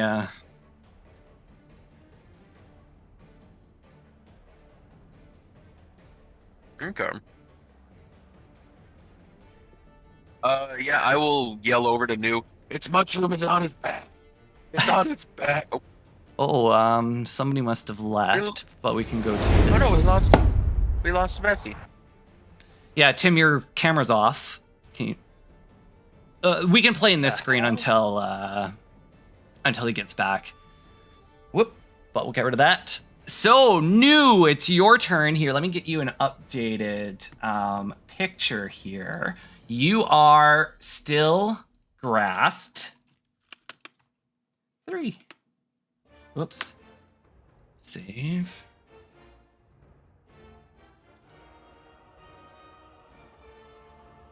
So, Kelpor has noticed something and has pointed it out to you.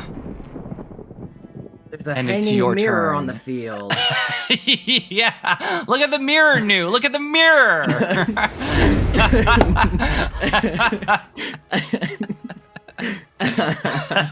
But you are still grasped, yes. Okay. Let's see here. I was gonna do a whole mess of other things. I went and got grasped. I'm going to, okay. So New hears this and, is now going to try to get out of this friggin' thing's, grasp, I guess. Yeah, okay. So New will cast, Entangle. Oh. And New will cast. I said Entangle, not OK Google. Calm down. My phone was like, yes? Shush.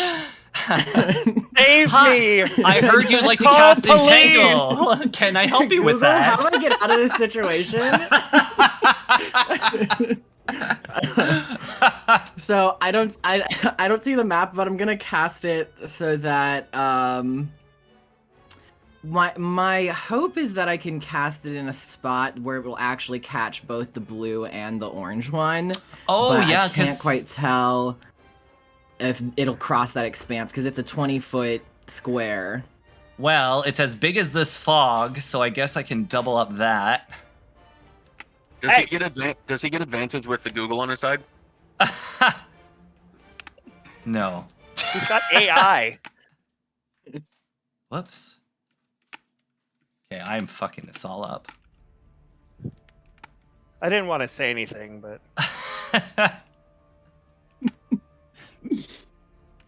Okay, the answer is yes. You can get your circle. I can't seem to shake this fog and duplicate this fog, but you can see that it would hit both of them here with that same radius. Excellent. Okay, they just need to make a strength saving throw. Ooh, okay. So this will be on I'm the really Titan. concerned about. This will be for I blue want my guy. dog back. He crit saved, so he's fine. He's a dick, is what he is. Real dick. Okay. A big old bag of dicks. Oh, Fuck that guy. Someone's got a real dick. And Orange, okay. they walk around roots and plants all day. That's all they do. They know how to get around this stuff. Just 2 absolutely. And 2 crits. It is just not news day. It is not news day. It's not news day. It's not news day. It's a no news day. Something on a Tuesday. So news attack not having worked will kind of like squeak out, and then hurriedly like kind of like look at their what did I give New? Was it a club? I gave them a club. New will look at the club in their hand and just be like, guys, help me out! And then like the spores will like flock to the tip of their club, and New will cast Shillelagh in preparation for next turn. Ooh, Nice. Yes. We'll see if New has a next turn, but yes. We'll see. New, this might be the end of New. All right, We Orange's have a bard. turn. We have a bard. We'll be fine. We have heals. It's all good. So this guy's coming right for you, Leopold. And is going to do an attack. Oh. Ooh, 21 on AC. Well, that definitely hits. So this first D4 is slashing damage. The other D4 is poison damage. In case that matters, the different types matter to you at all. So 4 and 2 for a total of 6. So just like what happened to Kelpor, this creature kind of twitchily heads towards you and digs its claws right into your stomach. But when it does that, it does a and these spores come out of its mouth and enter your mouth, and you start choking and gasping and coughing as the poison enters your body. Oh, sorry, New, did you do a skill check? Did you want to do a skill check? I think I missed that. Any kind of free... I did not do a skill check, but I mean, New, I think I mean, I could do like an insight or investigate. So I had a suspicion that it wasn't just going to be the mushroom itself, but perhaps there's like a mycelium network within these guys that we need to kind of pull out or something. So maybe I would like to just do a roll to like confirm that suspicion. Yes, give me an investigation check with advantage. I'm not going to explain to you why you have advantage if you fail. If you do succeed, I'll explain why you got advantage. Okay, so check investigation advantage. Ooh, okay. So the reason why I gave you advantage was because you RP'd it so perfectly to what's kind of happening. And with your investigation, Kelpor had called out to you saying that there was a mushroom and described the mushroom on the back of this guy. So if we go take a look at that mushroom again, we're looking at it this way. That mushroom kind of looks familiar to you, New. This specific mushroom, you've seen it somewhere else. But that's all the information I'm going to give you. So, we are back up to the top of initiative, and Mick, it's your turn. How damaged is New right now? Quite. Okay. So first, what Mick is going to do is point at the one that's been coming after him and say, "You're taking one step closer to the edge, and you're about to break." And cast Dissonant Whispers. Wake me up inside. Save me! Yes, New joins it. Okay, Sin, inspiration point to you. Perfect. You take that. You go, Glen Coco. Save me, literally me. Come save me. I'm dying. So Before Mick, I save you. you're attacking the purple guy again, right? Yeah. Okay. That is, and it's wisdom. It's 13. Ooh, Hey, it's so saved. It does save, but it takes half damage anyway. So 4. Ooh. 4? Yeah.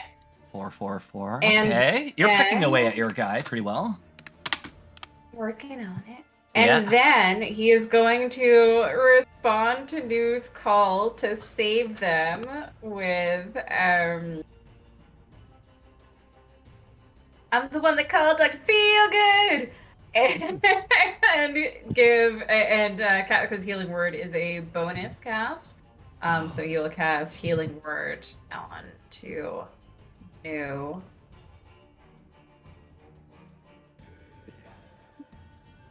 That is perfectly good to do. I just want to explain to anybody who knows the ins and outs of the rules to D&D that this is a rule that I don't necessarily agree with.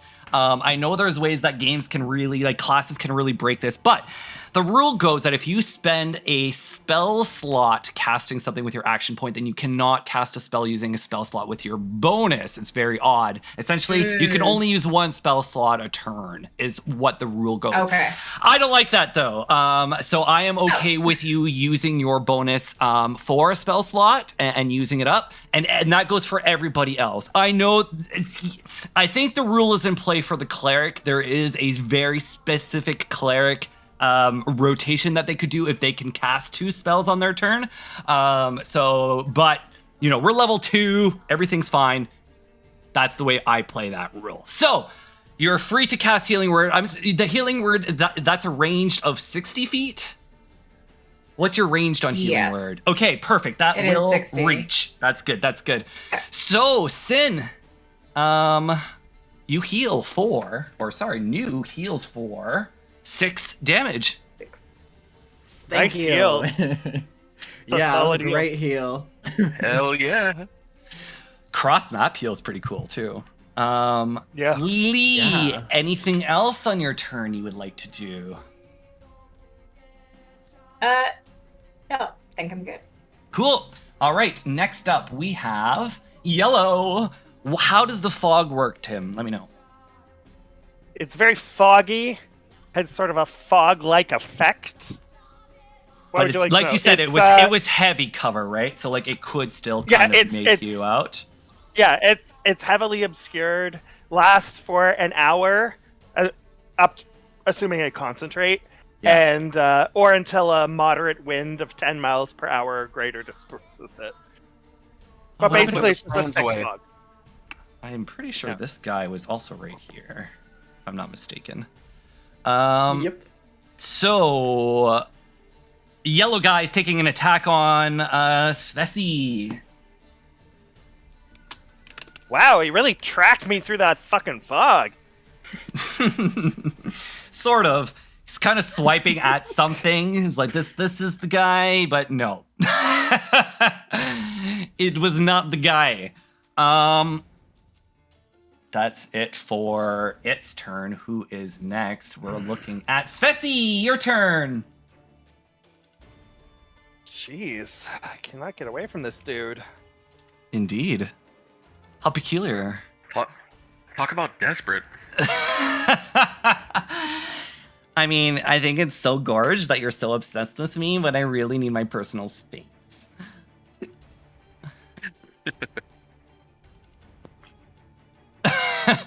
Wow. Ceci, sorry, Tim, you're going, right? You're planning your turn? Yeah. Okay, sorry. I just want to make sure that you know it's your turn. Yeah, I will. How does fainting work in this game? Fainting? What do you mean? Yeah, like For what purpose? Reaction. like a fake attack, a feint. Oh. You make a bluff check. What's it give you though? Oh, whoops. I guess he'll just Premature thunder. Kelpor! There, it evens out. I pushed the wrong button. he'll disengage and move as far away as he can. Okay. Where do you want to go? Towards that disaster happening on the bottom, I guess. Okay. Svesi, South, straight where south. are you? Svesi. I'm far left. Yellow. No, yeah, I know that. I was looking at you in the Oh, sorry. Oh, that will no, it won't. So you Like, preferably not- risk moving past this other fungi corpse, but it is so focused on Mick that it does not even take an attack on you to get there. But am I adjacent? I don't want to end adjacent to it. No, you're not adjacent. Is that Don't you sorry, see can't this quite like see. half an inch? That clearly means Okay. you're not adjacent. That's what I was hoping. That's what I was hoping. Any skill checks you'd I'll- like to do? Sure. Oh, I'd like to roll an insight check to try and learn about their behavior and tactics. Yes. Does that make sense? It does. That did not work because I can't spell. Insight. Oh, So just sorry, check, it's maybe? exclamation mark check space insight. You don't need the skill in there. Ooh. Boom! Yes. Oh, whoa. Okay, you've seen this kind of behavior before in foes that you fought in the past. They are fixated, and that means, in particular with these foes, is that the first character or creature that it saw when you guys entered the chamber was the one that it became bonded to and will do anything it appears, according to your insight, to kill. And in fact, it will completely ignore everybody else except for its target for its attacks and its abilities. Interesting. Yeah, that's to the good. extent that I can share that information in a combat setting, I would like to do so. Yeah, there's a lot of shouting going on this fight. It's fine. Okay. Well, and I was wrong on the last thing I shared, so I don't know how much credibility I have, but I'll toss that out into the ring and see what happens. And that's my turn, please. Perfect. All right, Okay. and what did we learn from their chat, or if anything? We learned that I've seen these before. New has seen this mushroom that you described right here. New has seen that somewhere before with their check. Does what Svesi just shouted out kind of match up with what I know about this thing? You don't know anything about this mushroom. It's not a mushroom that you're like, oh, I've seen that.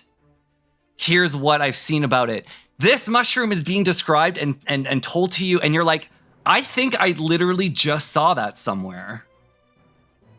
Oh. Okay? Okay. Okay. Okay. Yep. I'm trying to make this combat a puzzle and a combat at the same time, so your skills are giving you more and more to what's going on, but that's why I'm being a little dodgy in my description somewhat, okay?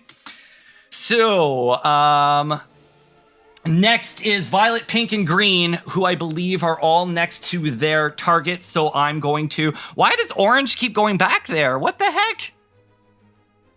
Orange, you stay next to Leopold. He's scared of Leopold. I don't understand. I believe that they are fixated on their targets. Sure. Okay, so I've got Violet, Pink, Green. Here come your attacks.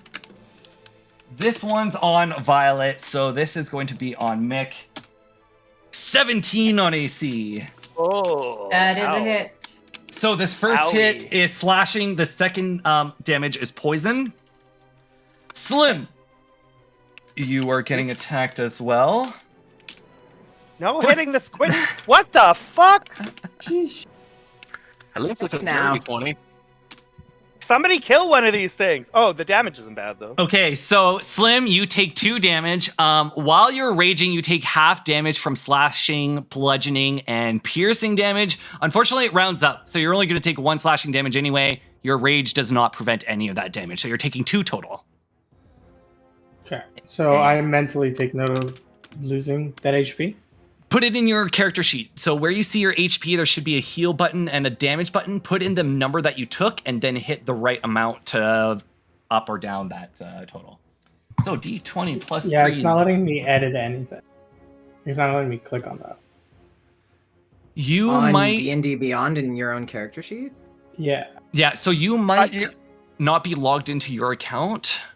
You might be in another account that created this one, so you must only be in a read-only view of that one if you can't make any changes to it.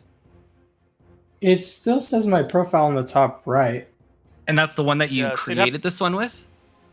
Yeah. Okay, yeah, then for now, yeah, Word document, notepad, whatever, keep track of your health yourself. Okay. And we got a hit on... Who is Green Kelpor? Oh, I got it. Ooh! Oh my god! 4 slashing, 4 poison. So I do believe you have resistance on the poison, so that's half on thank that. God. Yeah. Yeah, at least that's 2. That's 2. Okay. Lay on hands! So we are back to Slim. Okay, so a couple questions, but so yeah. All right, so Svesi, I heard what Svesi said, so I know what Svesi's talking about them being fixated, right? Yep. Mm-hmm. Okay. So, and I also noticed what Mick did for New. The heal? Since Yeah. they're right next to me? Yeah. Yeah. Okay. Okay. So I'm so grateful that Mick healed New that I'm gonna go ahead and do a reckless attack onto Mick's purple character. Okay. Here we go. Because I know that I'm the tankiest, so I might as well knock out the other people and let my pink one chase me around. Sounds good. So you get advantage on this attack. So it'll be ! attack space small space ADV. Okay. Small ADV. Oh, that's not good. Damn. Let me see. Did it work? It did not. It missed, unfortunately. I'm sorry. Oh, man. Even with. These rolls, man. Yeah, you're wait getting a screwed by the second. dice. What happened to beginner's luck? It's not happening. Right? Wait a second. Was that rolled with a? Oh, it was rolled with advantage. Okay, never mind. Yeah, so there was a 5 and a 6, and it took the 6. Yeah. I just can't read. Bo. That's balls. Slim He doesn't have Omar. inspiration, eh? He doesn't. Inspiration has to be used before as well, just so everyone's aware. Before you roll inspiration, and also anybody who has inspiration can give it to anybody else on their rolls, FYI. You also can't get double advantage. You had advantage anyway. Slim or Omar, is there anything else you'd like to do on your turn? So this is the other question that I had. I know that I have the keen sense of smell. Am I able to smell and see if I can recognize the smell that the spores are giving off to something that I've recently smelled? Unfortunately, no. They are so unique, all of these mushrooms, that it's not picking up any kind of scent. Okay. Cool. It has scents. Definitely a lot of smells going on in this chamber, but not kind of things you recognize. Okay.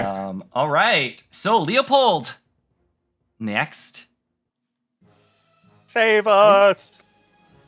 Your only hope. Leopold is having a hard time with that thing in his face. So I would like to use my bonus action to cast. No, let me check the range on that real quick. It's 30 feet. Can I position myself in a way where Nu is in 30 feet from you without getting an opportunity attack? Oh, yes, you can, but you will need to move a little bit. So, opportunity attacks are only when you move out of danger range. So, moving up and around like this does not cause an opportunity attack. You're kind of like, you know, like those crabs on Finding Nemo where they're like, hey, hey. That's what you're doing with each other to kind of get around. But yes, you're now in range of little Nu. Fantastic. Little. I would like to cast Sanctuary on Nu. Oh. Which means that I'm going to use my last spell slot there, but that means that every time when someone would attack Nu, they would need to make a wisdom saving throw of 13. And on a failed save, they would need to target someone else or forfeit the attack. Oh, cool. Wow. But is Nu going to be attacking on his turn? On their turn? Nu could... I'm actually doing this while shouting to Nu as well. Try escaping. Okay. Don't attack, just try to escape. Makes sense. Because anything harmful that you do, that would basically trigger and cancel the spell. But if you do not harm it in any way, then you can just, try to escape the grapple or get away or something like that. Or attack a different creature, right? Oh, no. Never No. mind. If it makes an attack or I'm cast a wrong. spell that affects an Shit. enemy creature. Any enemy creature. That's too Yes. bad. That would have been super good. But you can cast spells that don't deal damage. Yep. So for example, healing you can do, or you just can try to escape the grapple, whatever. So that's my bonus action, and Okay, so if I were to attack in range, would that mean disadvantage for me because I have someone in melee with me, right? Only if you were attacking that person with your range, I believe, is the ruling. And the Oh. ruling that we'll go with for this. So, Okay, then that's Ooh, I like that. fantastic. I That's a good really one. like that because I have a bunch of magical pebbles in my hand and a sling that is actually magically enhanced. oh, look at all this magic. So I will take one of the 3 pebbles that I cast Magic Stone on last turn. I'm gonna whip out my little reinforced and enchanted sling and take aim at whoever's on Calpor, right? Calpor is in range of me. Ooh. Yep. 30 feet. Okay, so the green one is going to get hit. Sling, and I'm not sure it's a hit. Sorry. I'm not sure if it updates. No, it didn't update. Oh yeah.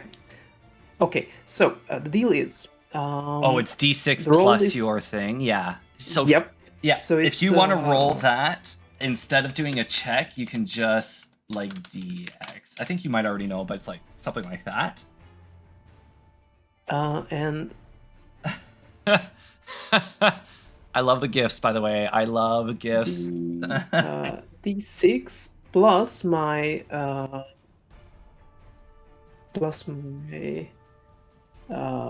spellcasting modifier +1 because of the enchanted sling. Oh. So that's +4. Ooh. And that's a 7. That is going to fully kill the green fungi corpse. Do you want to describe how this looks? Nice. Yeah, well, trying to dodge and weave around this ugly creature, first getting peppered with fairy dust, then getting morning breath from a ugly zombie thing. Leopold is just pissed. He runs a small circle around his guy and just kind of peeks out of his cover. And aims, and the stone just flies and whacks that thing straight through the head. Perfect. So your first fungi corpse has gone down, no longer appearing and distracting Kelpor as much as the rest of you who still have your fungi corpses to deal with. Okay. And then do I get something to do, like a skill thingy, or that was just a one-off? Oh, no, yeah, feel free to keep... All right. Then I would like to look around in the cavern, because I have quite the dark vision as well. I would like to take a look around in the cavern and see if I can find any mushrooms that are matching the ones on the back of these guys. Yes. Okay, give me a perception check with advantage.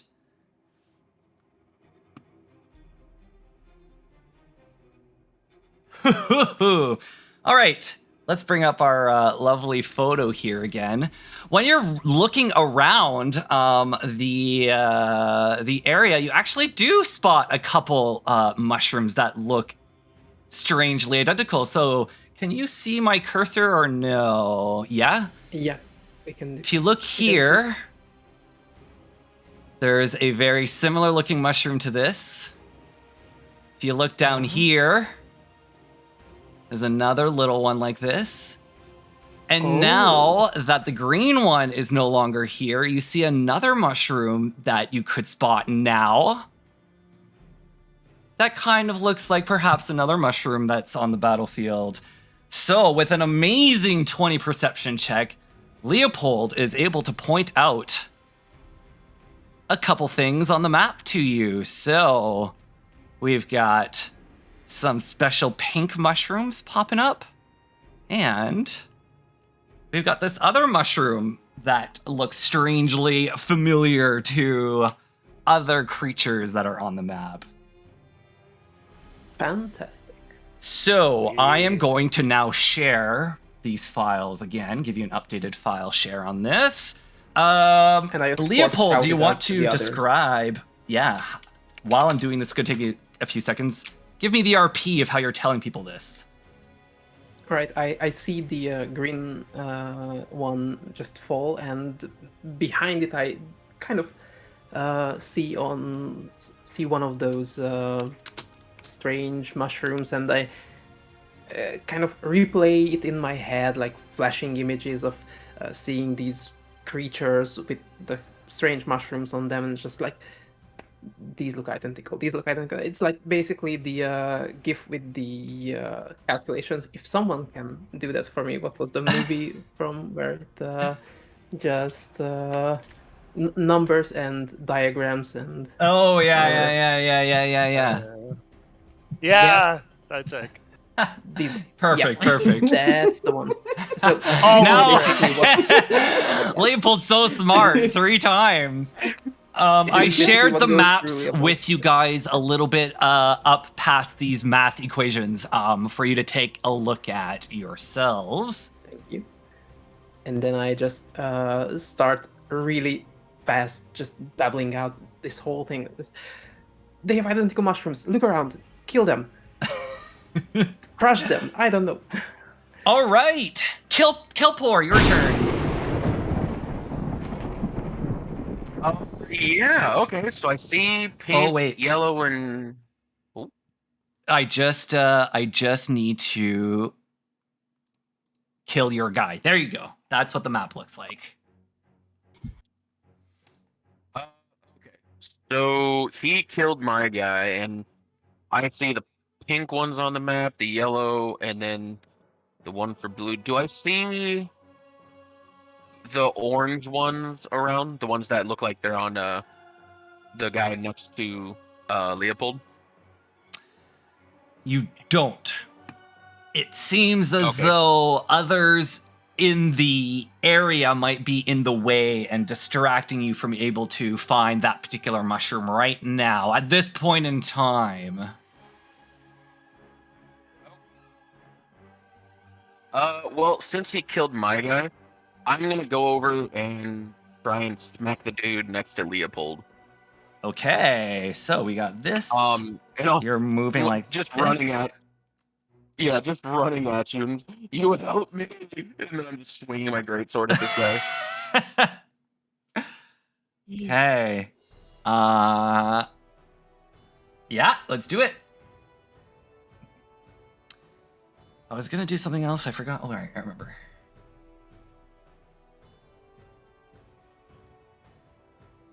Yeah, does a 15 hit? It does. Sounds pretty good. Yeah, 11 Whoops. damage. You did not see that. Nope. It was too didn't fast. See anything. Yeah, it was too fast Nah. anyway. Didn't see what. Kelpor! In all your might and glory, you have felled Leopold's fungus corpse. Do you want to describe it? Yeah, like I said, I was running at him, and I'm like, this little bit of team, you help me! And I'll just wildly swing at this thing and just yell, fucking thunder! Fucking thunder! All right, so with this guy down, the map opens up a little bit more. Though that mushroom that you might see on that one has already been killed, so I won't share that map with you. Anyway, so is that everything, Kelpor? Well, I embrace it. I will run up as much as I can to get to the one that's attacking New. Okay. However, I only have 25 feet of movement. I'm not very... Okay, so let's well, see so here. I'll move you a close as I can get. little bit more north because it took you a Mhm. little bit of movement to get to where you're at right now. Of course. Yeah, and it's only Yeah. 25 speed, so... Yeah, we'll do this. Okay. Okay. Do I see the Do I see the mushrooms behind New that look like the ones that are on his dude? What are you talking about? On the top right of the map, there's those This? mushrooms that look You like... do. Yeah. You do. Yep. You sure do. I'll just shout to New, no, the mushrooms behind you.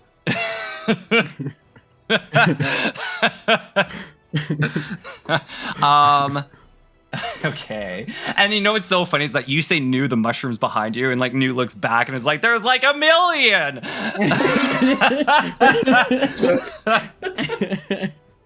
Okay, so Blue is going to go and it's going to try to eat New. But if it does that, the sanctuary triggers. So it has to give a wisdom saving throw, DC 13, and if I'm correct, if I fail, that cancels its attack. So, there's wisdom. Oh my gosh. Okay. Oh, so this thing tries to like eat at New. It's still holding on to New, but this magic that's protecting New is completely bouncing off any of the attacks that it's trying to do onto her or them. And technically this thing could turn around and attack somebody else, but it's too fixated to do that. And so that's its whole turn. So... Can I just add it for flavor that the sanctuary spell looks like those giant flashing danger no signs circling around you? Yes, yes. Nope. Yes. I'll give you an inspiration point, Goblin, for willing to add in, even though I was already trying to move on to the next person, which is New. It me. Okay, so New kind of getting what needs to go on here. So New is going to try to get out of the grasp of this big hulking fellow, and what that's gonna look like is New themselves is just gonna go limp.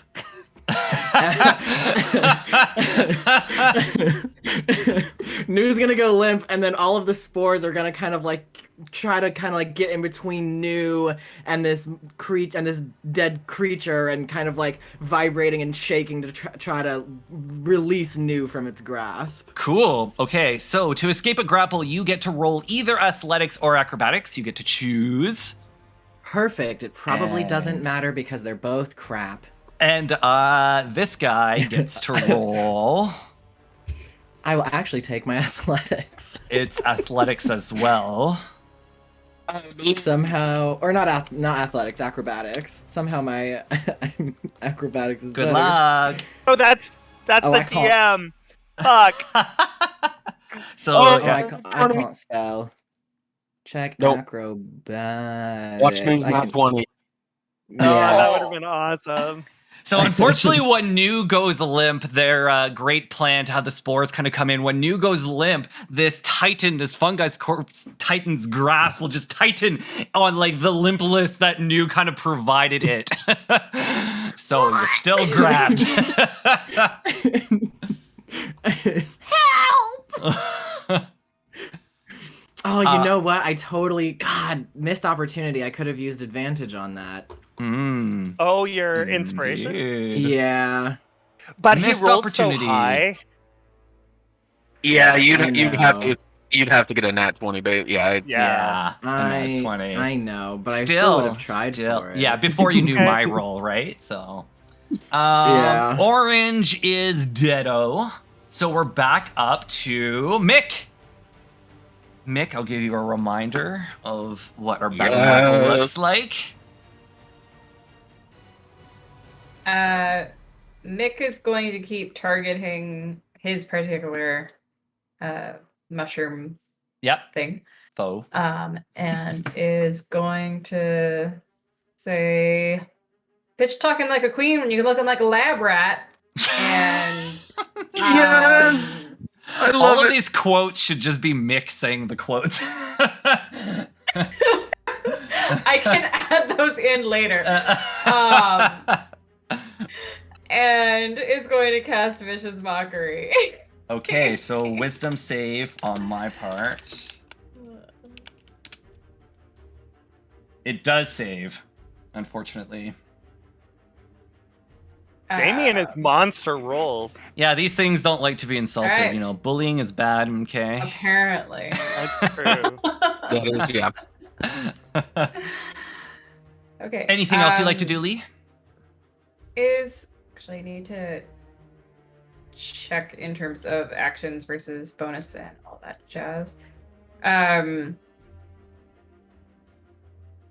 you know what? I'll just end my turn there. Okay. Although, could you quickly answer if someone's poisoned? Nobody's poisoned. They've taken poison damage, Okay. but nobody has the condition poisoned right now. Okay, perfect. I actually did have another mechanic in this that all of these mushrooms have different effects when you go past them, and you'd have to roll checks. So I was like, considering when we first started how bad the rolls were going, I was like, this fight's already going to be pretty long. So there was opportunity to poison you guys, but I think, you know, luck is already not on your side right now. So that means yellow is going, and yellow is very fixated on someone in particular.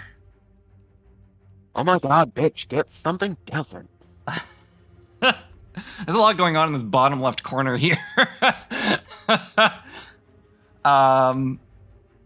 So, Tim, this is going to be an attack against you on your AC. Whoops.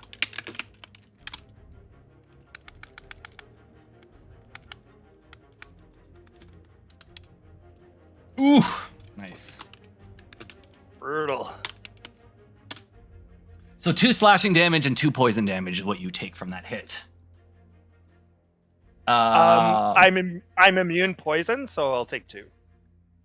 What? Who allowed an immune to poison in a mushroom game? I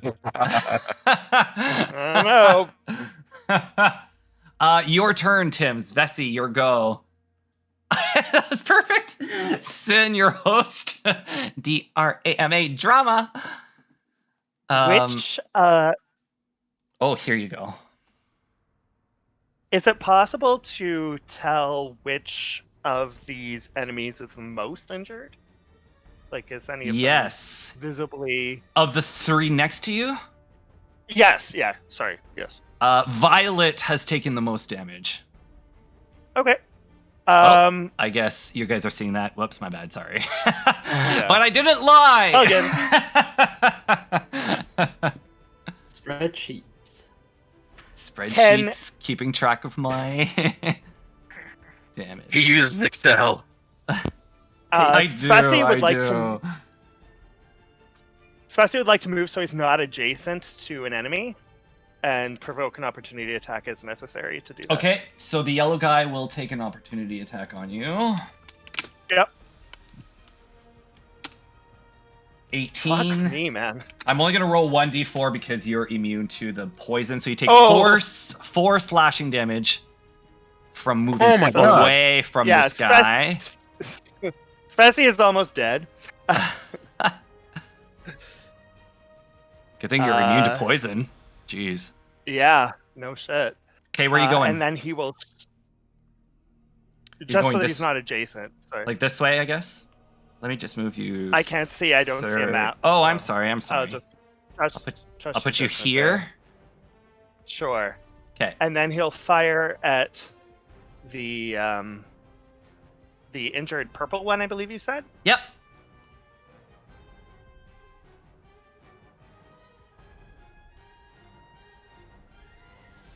Oh, it's a hit and it's a kill. Describe it. I know there's probably more to it than that. There's actually yeah, 5 more damage, but Yeah. You blasted it. Go ahead and describe it. limping away from his injuries, leaking his green ichor in a trail behind him, Spessy will turn and summon an orb of blue energy, and it will stream from his hand and slam into the injured fungus undead guy, and with a blaze of agony, it will collapse. Nice. So it has been removed from the map, but unfortunately this order is not in your favor, so a new mushroom has appeared, but that fungi corpse is already dead anyway. So you got a mushroom here, but that was this guy's. A mushroom here. Oh, that's still on. Great. So now we are looking at violet, pink, and green, and out of that, I think we only have pink left. Yes, only pink is. Oh, we only have only the Luxodons have. Oh no, Tim's guy is still up down there in the bottom left corner. Oh yeah, he is. So pink, pink attack on Omar on Slim. Oh, so it has advantage because you recklessly attacked. Doesn't really matter. You've been rolling And high it enemies. hits. Yeah. So, Omar, you're taking 4 slashing damage and 4 poison damage, but your slashing max damage. damage. Yeah, your slashing damage is halved because you're raging. You're so mad, you barely even feel this pain. So you're taking 6 damage God. total. Okay. Woof. And then it is Slim's turn. So it's your go, Slim. So I wanted to ask about the bonus action. It says 2-weapon fighting. Does that mean I get to attack once with each weapon or no? Yes, it does. 2-weapon fighting is if you have 2 weapons in your hand, you can strike with one, and as your bonus, you can attack with the other one, but the other one will not get your bonus damage. So you know when you roll d6 plus 4, you would only get d6 with your offhand weapon. So I could still swing my maul and like throw my boomerang at somebody if I wanted to? Or something? No, because 2-weapon fighting is melee. So you'd have to be if you hit this pink guy and killed him. Oh wait, here I can show you. If you hit this pink guy and kill him, you can then move to this yellow guy and do another melee attack with a different weapon in your other hand. If you don't have all of these set up, it might take a couple actions to get prepped for it. But yeah. Do unarmed strikes count, or just it has to be weapons? Okay, never mind. So, I mean, unarmed strikes are kind of like weapon attacks. If you have a one-handed weapon and your fist, you can do an unarmed strike as an offhand attack. I agree. Yeah, but a maul is a 2-handed weapon. Then Yeah, it is. Yeah. Okay. All right, cool. So, hold on. So I'm going to once again try to kill the. I'm going to try to kill the yellow one this time. Yeah, you're not next. You're not next to the yellow one. So I if was you inspired by Speci killing the purple one, and I try my third attack on a third different opponent. Okay, are you going to risk an opportunity attack and move to the yellow one to do that? Oh, good question. I'm going to chuck my javelin. Oh, okay, that's fine. Can I do that?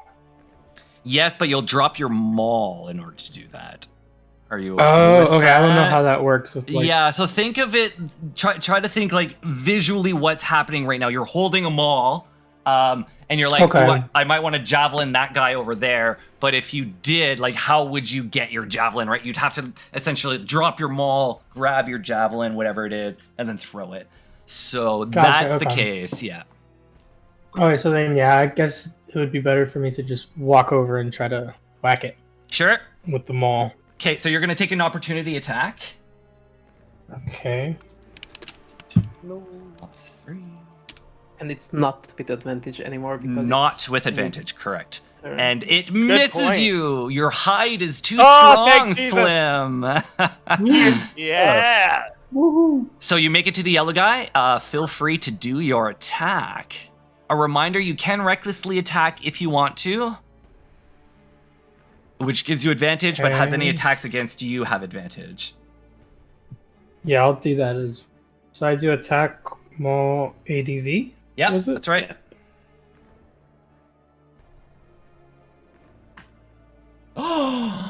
It's enough, and it's enough to kill it. So, Slim, describe this turn and killing this guy. My hero. So I had just seen Mick heal New. I've seen everybody save each other, and I've only been missing and whiffing. And I start to get self-conscious again. But Svesi comes through with a big kill on who I missed, the opponent, the purple opponent. So to try to save them and to try to show the team that I am a part of the team, I put all of my strength into one big swing onto the yellow corpse. And I just nailed them right on the forehead. Yes!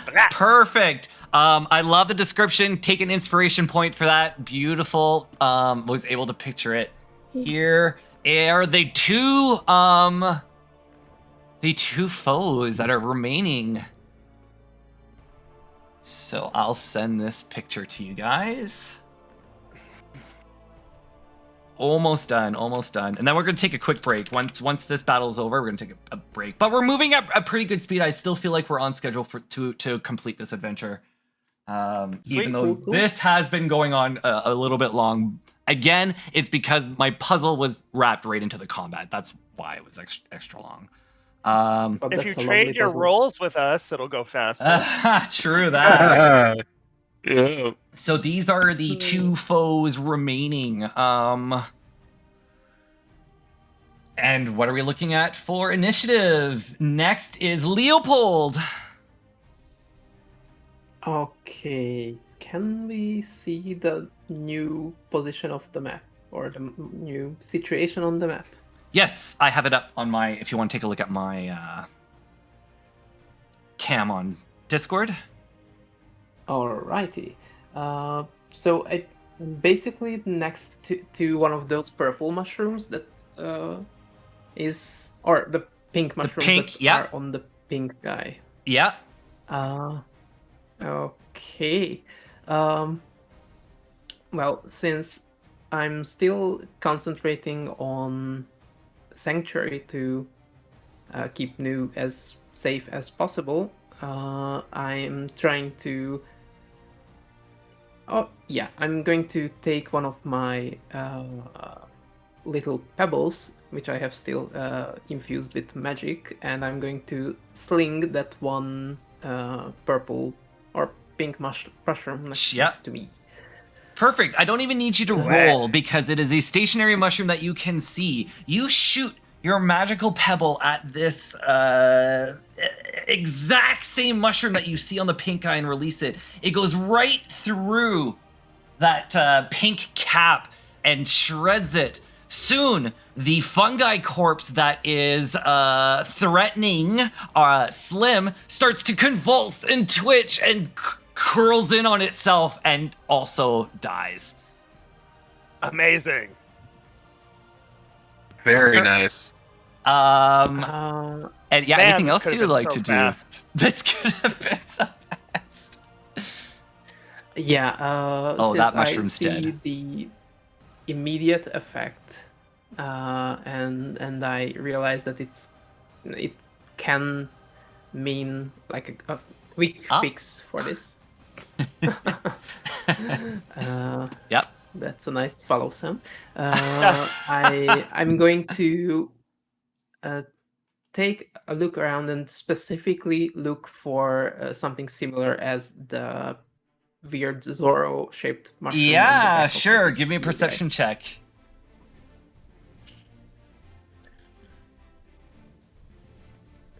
Yeah. That's not too high. You don't spot it. You don't know where it is. Well, then I'm just going to get into some more advantageous position here. Probably... I'm trying to get closer to New, but without being like 30 feet from the big blue guy. Yeah, something like that. Like a sideways.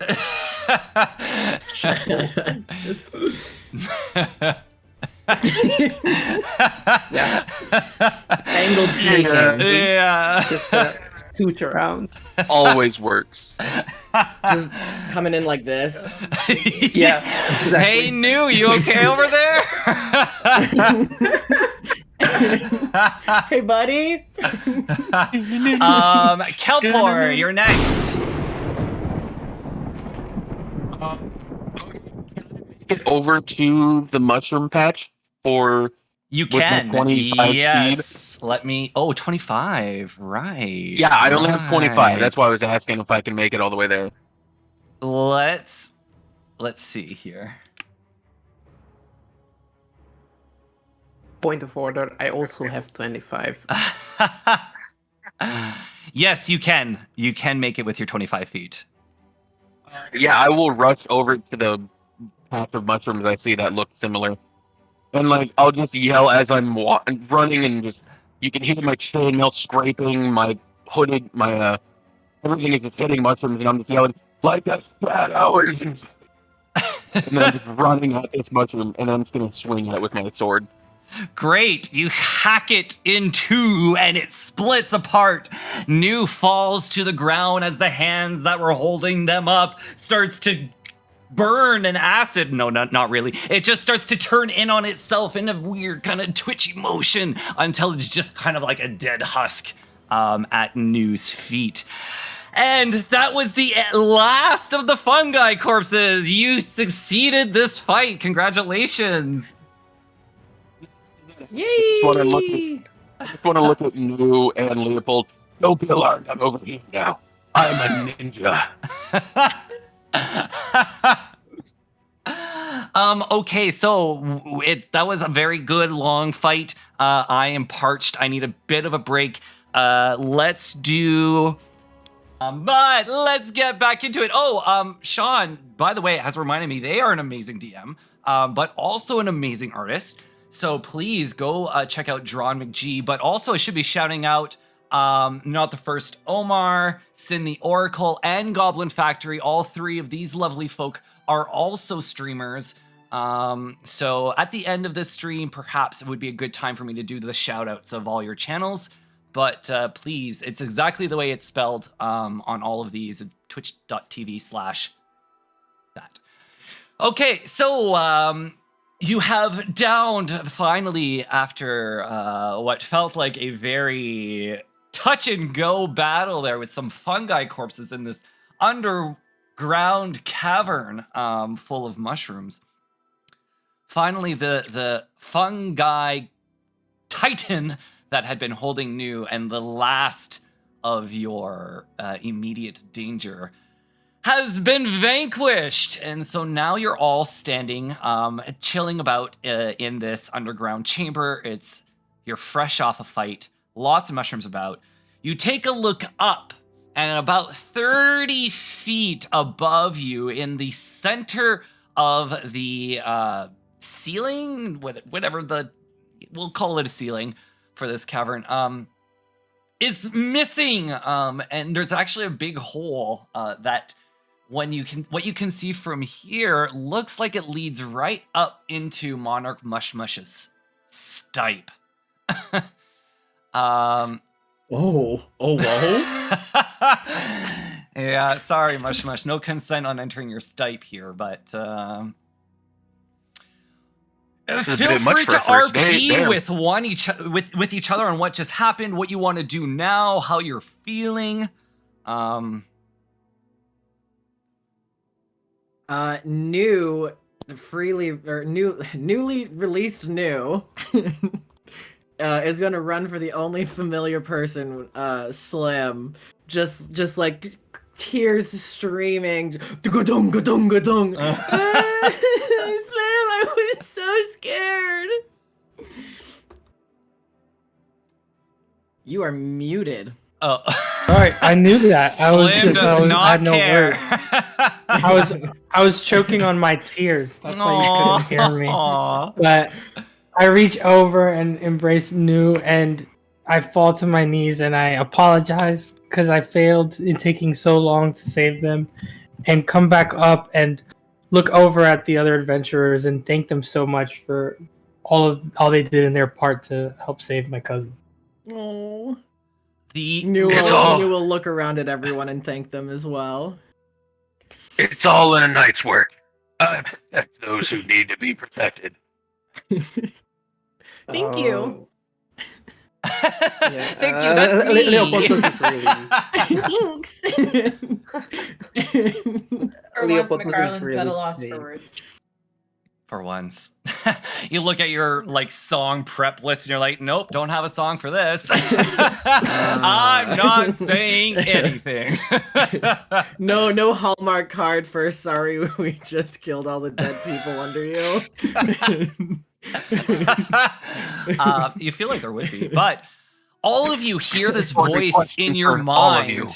mind. You all hear this voice in your mind, and Mick, instantly having dealt with fungi people and fungi folk, you recognize that yes, this is how they communicate. They communicate through spores that reach out and telepathically can message each of you. So this little nurse mushroom that you brought with you, Kelpor, is going to sheepishly return to your side, and is going to speak to each of you, and it's going to go, wow, you really are the heroes of heart.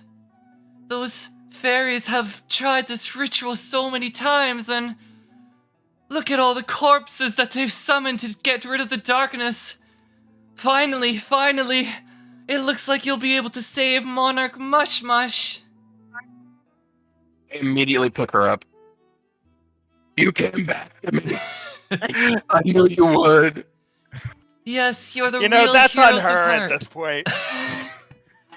It's going to willingly, I don't know, perch on Kelpor's shoulder or something. This is Happy Thunder now. Happy Thunder. This is Happy Thunder.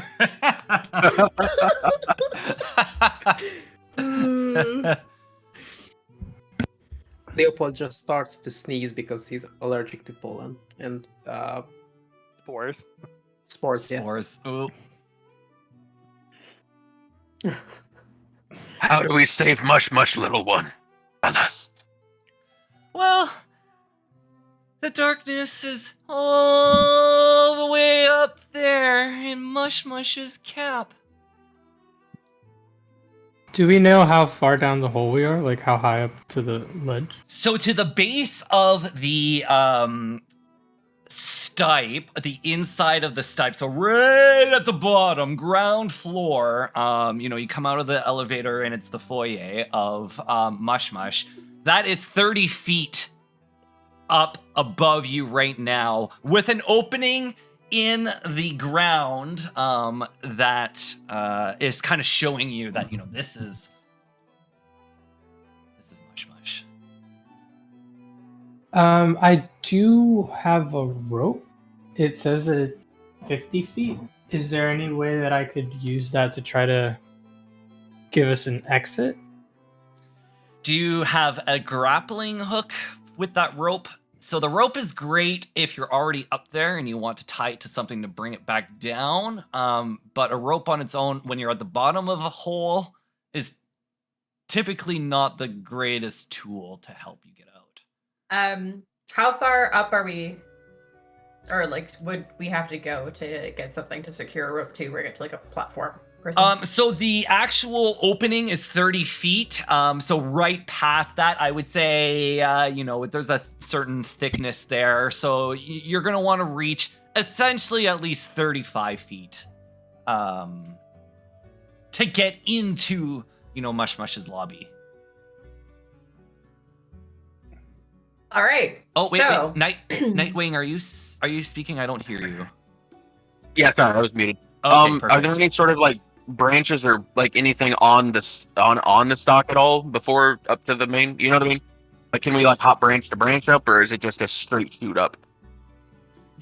Sorry, is the question from once you're already in Mush-Mush, is there anything more, or from where you're at right now, is there any branches that you could hop up to get into Mush-Mush? What's the question? The ladder, yeah. So Getting is there any way from where we're at now to like climb up branch to branch to get up there? Right. So no, the biggest mushroom that you guys had seen was that purple one right in the center of the room that appears to be right below the hole. It's 15 feet tall. It's the biggest one. So once you climb that mushroom, there's essentially kind of a clear 20 feet of nothing before that hole, before you would reach that hole. Well, So if me and Slim stand on each other's shoulders, we could just carry people up to the top of the mushroom at the center of the room. I have a technical question. Sure. I have Mage Hand as a cantrip. Yep. And it says that it can move 30 feet away from me. So Yep. if we are on top of that one, I could reach up that Yep. thing. And it can manipulate an object or... I mean, my question is, manipulating an object is basically using it. Yeah. Would it be able to use a hammer, like hammering something in, even if it's a slow process?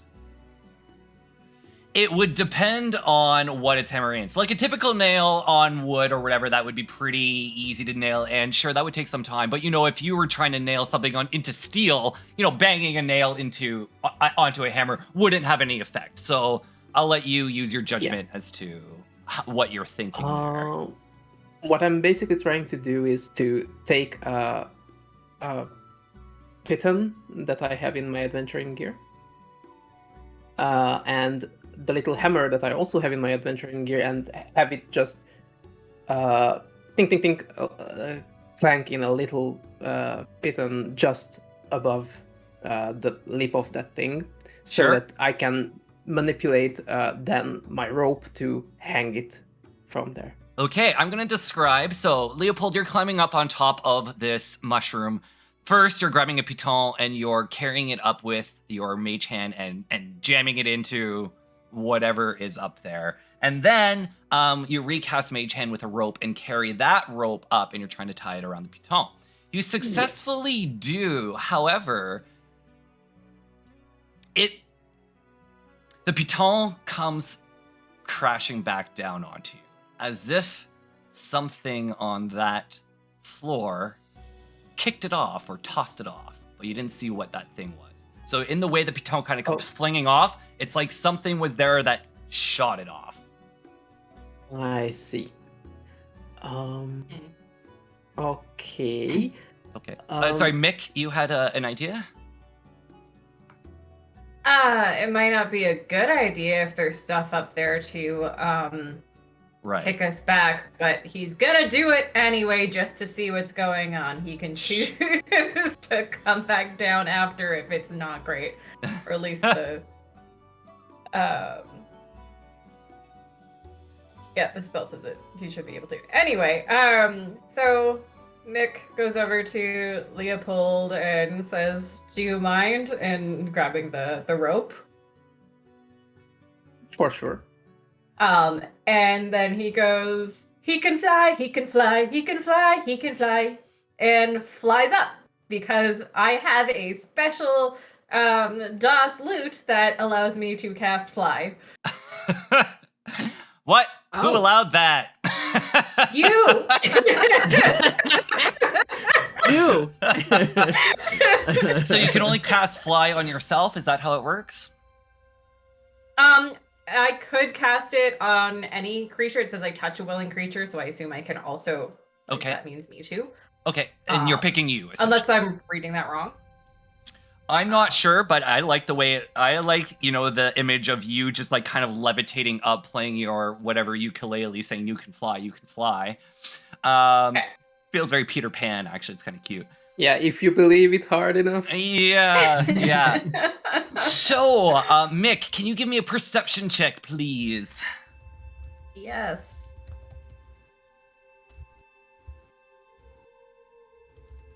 I can type. check. Perception. 12. Okay, when you breach kind of the hole, your eyes kind of peering up into Mush-Mush, now that kind of like lobby, it's actually very empty. Typically, what you would expect for a mushroom stock would be a full, solid, spongy, you know, its flesh would be throughout the whole thing. It's not like mushrooms have hollow stalks or stipes.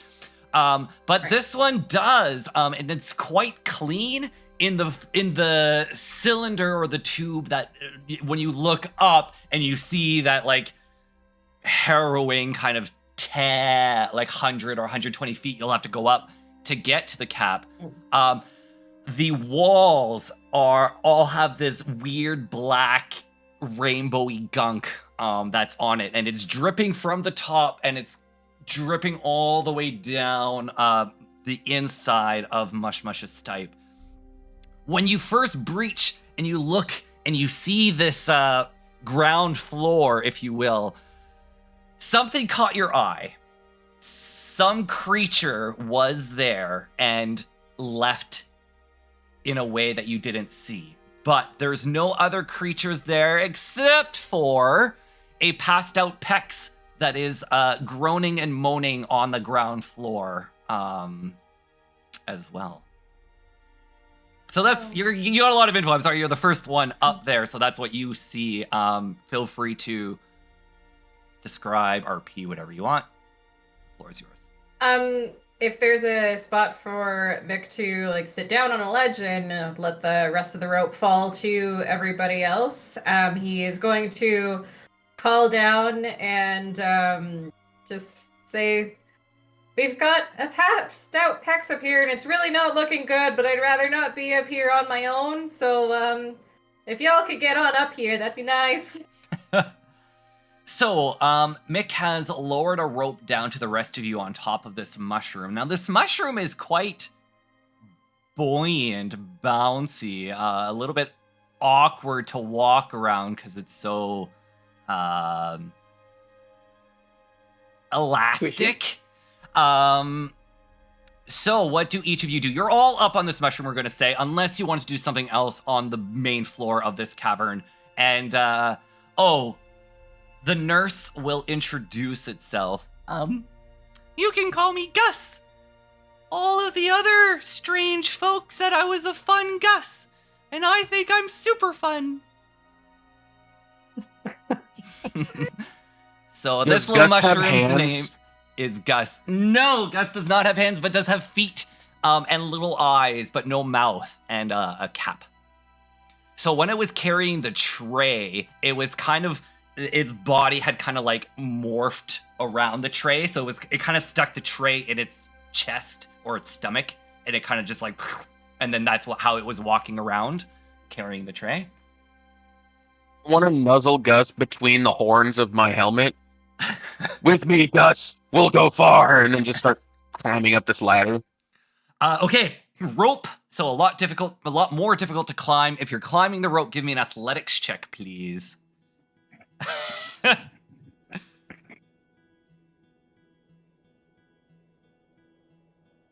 Yes, Hey. Kelpor, you make it up with Gus. Congratulations, you are now in Mush-Mush's lobby.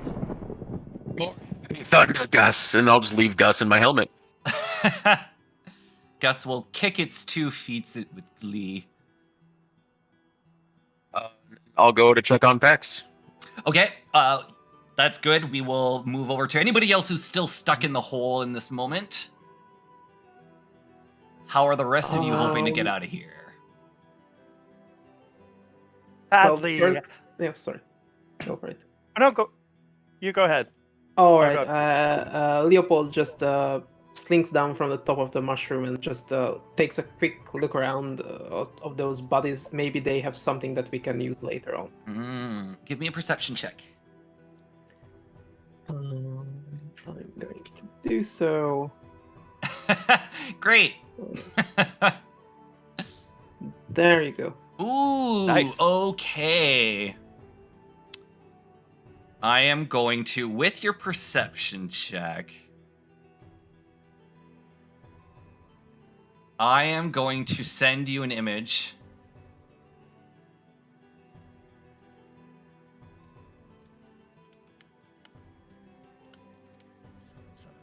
All right.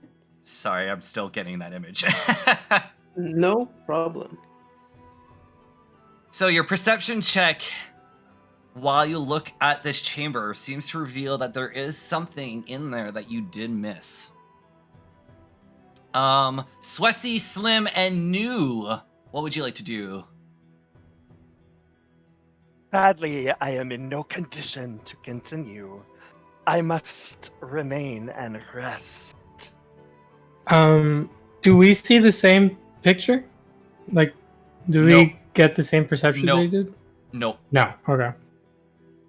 This is just for Leopold right now. Okay. So you said I have to do an athletics check if I want to climb up? That's right. There are other ways you could get up if you wanted to, but... Well, I'll do that. How do I do that again? Okay, so exclamation mark check, space, athletics. Can I by any chance stand by the rope and help them like pull the rope as they climb up? You know what I mean? I'm not sure if I was climbing a rope, if someone else was pulling that rope, that it would be much easier. But maybe if you tied someone, like if New was tied to the end of it, you could pull New up, kind of thing. But then essentially, Nightwing, that would be, you could take the check over New if you wanted to do that kind of thing. I'll allow that for sure. You have to remember that New is a 7'7" elephant person. Elephant person. So what Svesi is doing is Svesi is taking a short rest. Anybody can take a short rest if you want to. That is typically an hour of time is going to go by where you're not doing very physical activity. You're catching your breath. You're cleansing your wounds that you may have taken. On a short rest, you get certain things. So special classes will say, you know, you get this back on a short rest. You get this on a short rest. The main Warlocks get everything back. warlocks, druids too, if they cast a spell on a short rest, druids get a spell back, I believe. And Omar and everybody else, on a short rest, you have a certain number of hit die equal to your level. So everybody has 2 hit die. And on a short rest, you can spend those hit die in order to heal yourself. The way it works is you roll what your hit die is supposed to be, and then you add your con mod to it. Your character sheet, if you see your character sheet right above the health section, there should be a short rest button. If you click that, it should tell you what die you roll. I believe the barbarian is D10 if you wanted to. So this is... I thought it was D12. Oh yeah, it could it's be D12. D12. Yeah, so if you guys are taking a short rest, you can spend your hit die. For every hit die you get your con mod. So roll it one at a time, because you can choose after you roll your first one. If you rolled really high, you don't need to spend your second one. You can spend your second one later. So roll them one at a time, and everyone should just do that. You know, you're taking your time to catch your breath. You're looking around this chamber. People are starting to go up and stuff, but for the most part, it's wise for you to take a short rest right now. Yeah. Also, during the resting time, Mick is going to play some music for the Song of Rest. Yeah. And that means that everybody can gain an extra 1d6 for any amount that they heal. So everybody, because of a Song of Rest that Mick is playing for you, after you spend a hit die, you get to add a d6, but that's to the whole thing. Like you don't get a d6 per hit die you spend, essentially is what I'm trying to say. At the end of your decisions of what die you spend, you then get an extra d6. So I'll let you guys do those rolls yourself as we continue to get characters up into Mush-Mush. So Slim, you're up. Mick, you're up. Kelpor, you're up. Leopold, you're browsing around down on the floor. New and Swessy, what are your plans to get up? New is definitely gonna look around like for the stairs. They're gonna try to find some more feasible way to get up than climbing a rope, because their only option this way is literally to be tied and pulled up. That's hot. You please give me a perception roll. Sure. And remember, if you want to give your inspiration, you would do it before you roll. Not hinting that you should use it now. Just want to remind. I thought I everyone. could give inspiration after the roll, but before I know if it passes. No. It's bardic inspiration. That's the. It's a different, yeah. And Sin, the way you're playing it is how we played in DM Roulette, but we have rules as to how many inspiration points we can give out in DM Roulette. Versus here, I'm trying to be like, when you do cool things, I'm handing them out as much as I can. So I don't want to break it even more by letting you roll after. So yeah, if you want to use your inspiration, say so beforehand, and then you get advantage on that roll. Okay. Well, you know what? I'm quite desperately looking for a way to join my new friends here, so I will take the advantage on this one. Okay. 17, baby. As Kelpor and Slim are doing their manly hand over hand, let's get up this rope. New spots something along the wall on the floor. It seems like there's a secret door that might be in that area, and New has spotted it. So New's just gonna be like, guys, and start walking for this door to go see if it is what it appears to be. Yeah. So you open the door. And it looks like a makeshift staircase. Something or someone has been running between this area and the area above, exactly how New wanted it. And I can show you my notes. There is a secret door between these two areas. So you found it, New. You found the stairs you were looking for. So New will call out, I found the stairs I was looking for! That makes my job much easier. I'm just yelling down. People knew it might be a trap. Could be. So Svesi and Leopold, you are still down in the chamber with New. Yep. But hearing news. Oh, go ahead. Go ahead. Hearing news. Exciting proclamation. Fessy will head that direction. Cool. Nice. New will just take a quick, I'm thinking just a little quick look around to make sure that, there's nothing blatantly there to kind of trip us up. I'm looking for traps. Sure. So perception for that? Sure. I'm still yelling at New to be careful, by the way. Nice. Yeah. Damn, New. Sharp eyes. Sharp elephant eyes. So, going up the stairs, New, you're quite confident that there is nothing that will trip you up here. And when you make it all the way to the top, you were correct. There were no traps in this staircase. You open another door, like a what are they called? A trap door, I guess. Right next to Mick. And you pop up in kind of Mush-Mush's lobby. I'm still just yelling down. No, it's okay. I'm right here. Leopold, what would you like to do? I think I found something, so I'm going to try and get to that chest that I see. So amongst all of the mushrooms, Leopold's keen eye has spotted a chest. You make it to the chest and it is unlocked. It's rusted. It's been there for quite some time. Quite a bit of fungus has grown around it. But you open it up and there are two items in it. One is a jar with some cream inside, and another's a ring. Ooh. All right. Can I smell what's in the jar? Yeah, it smells minty. No, I'm not going to do what's in the gift. Oh my gosh! I was taken by surprise. Big goose. All right. I'm going to. Okay. Let me check if I have any means of.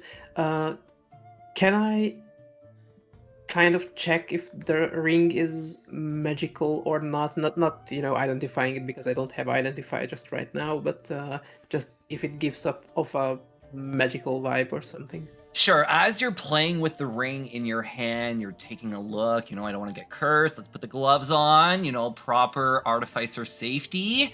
Yep. You kind of mess around with it, and you're a bit clumsy and you drop it for a second, but when you drop it, it just slowly flutters down back into the chest.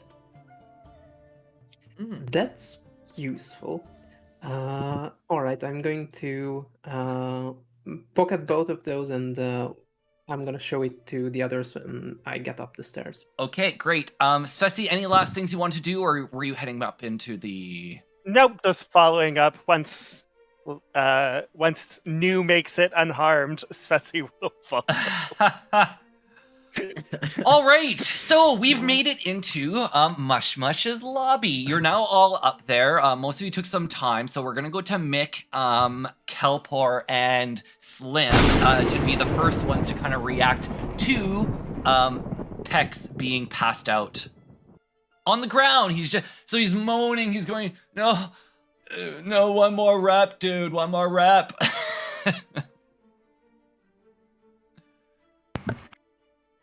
Mick is going to just go over to him and try and shake him away. Sure, so if you want to wake him up non-magically, give me a medicine roll, please. So ! check space medicine.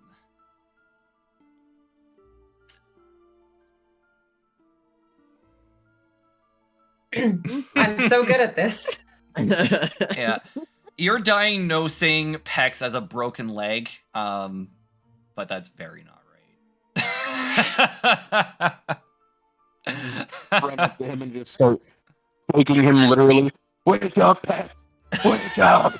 Don't leave us yet! Literally just violently shaking this tiny little fairy in my hand. Whoa, dude! Whoa, man! Stop it! Whoa, I'm awake! Wow, you woke me up from like the most terrifying nightmare. I thought I couldn't do one more push at the gym. You'll always do one more rep. I know, I could always do one more rep. So it's our heart heroes. Wow, what a mess that we're in, aren't we? How much do you bench, Pex? I'm curious. I'm at like 2 gumdrops. Oh yeah, brother. Yeah, I'm the strongest fairy you'll ever meet. Oh, look, the others have arrived as well. And so everyone is now on the... Yes. I need the one where SpongeBob like throws that down and it like squeakily bounces a little bit. It's like squeak. So all of you are now in Mush-Mush's lobby, which is what I just started calling it now. So the ground floor of Mush-Mush's stipe. And you've woken up Pex. So all of you can now see the hundreds of feet up to the cap. And you see this black rainbowy substance that has been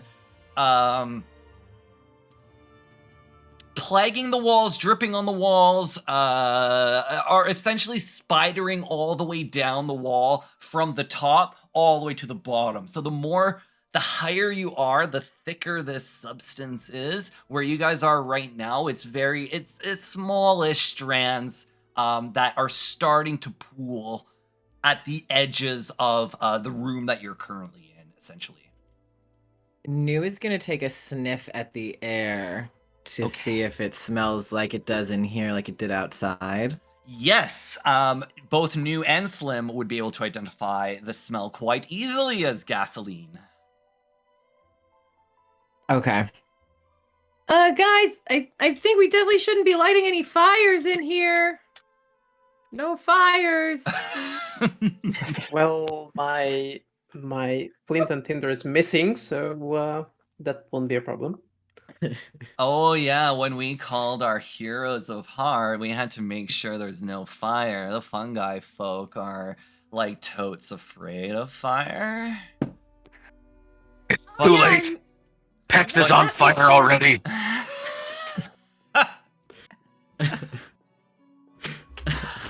You know it, brah. I'm gonna hold one of my hands up to give him a high five. Yeah, he's gonna high five you. Yes. New gets swept up in the moment and goes for a high five too. But it's too Oh my late. God. And like they've all separated and New kind of just flings by. Oh. And I just Buddy. high-fived myself in the corner. I have 2 hands, baby. I'm going for any high fives. I will absolutely catch you in midair. Yeah. Cool. But Pex is back to looking up. Wow, what a fine pickle this is. So you guys have to get up to that cap up there. I think that's where the darkness is what Pix said. Are there more stairs? Sorry, say that again, Nightwing? Are there more stairs? Is what I would say. Give me a perception check. Okay. Let's see.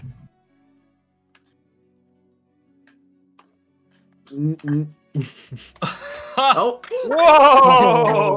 Whoa! Roll for stairs.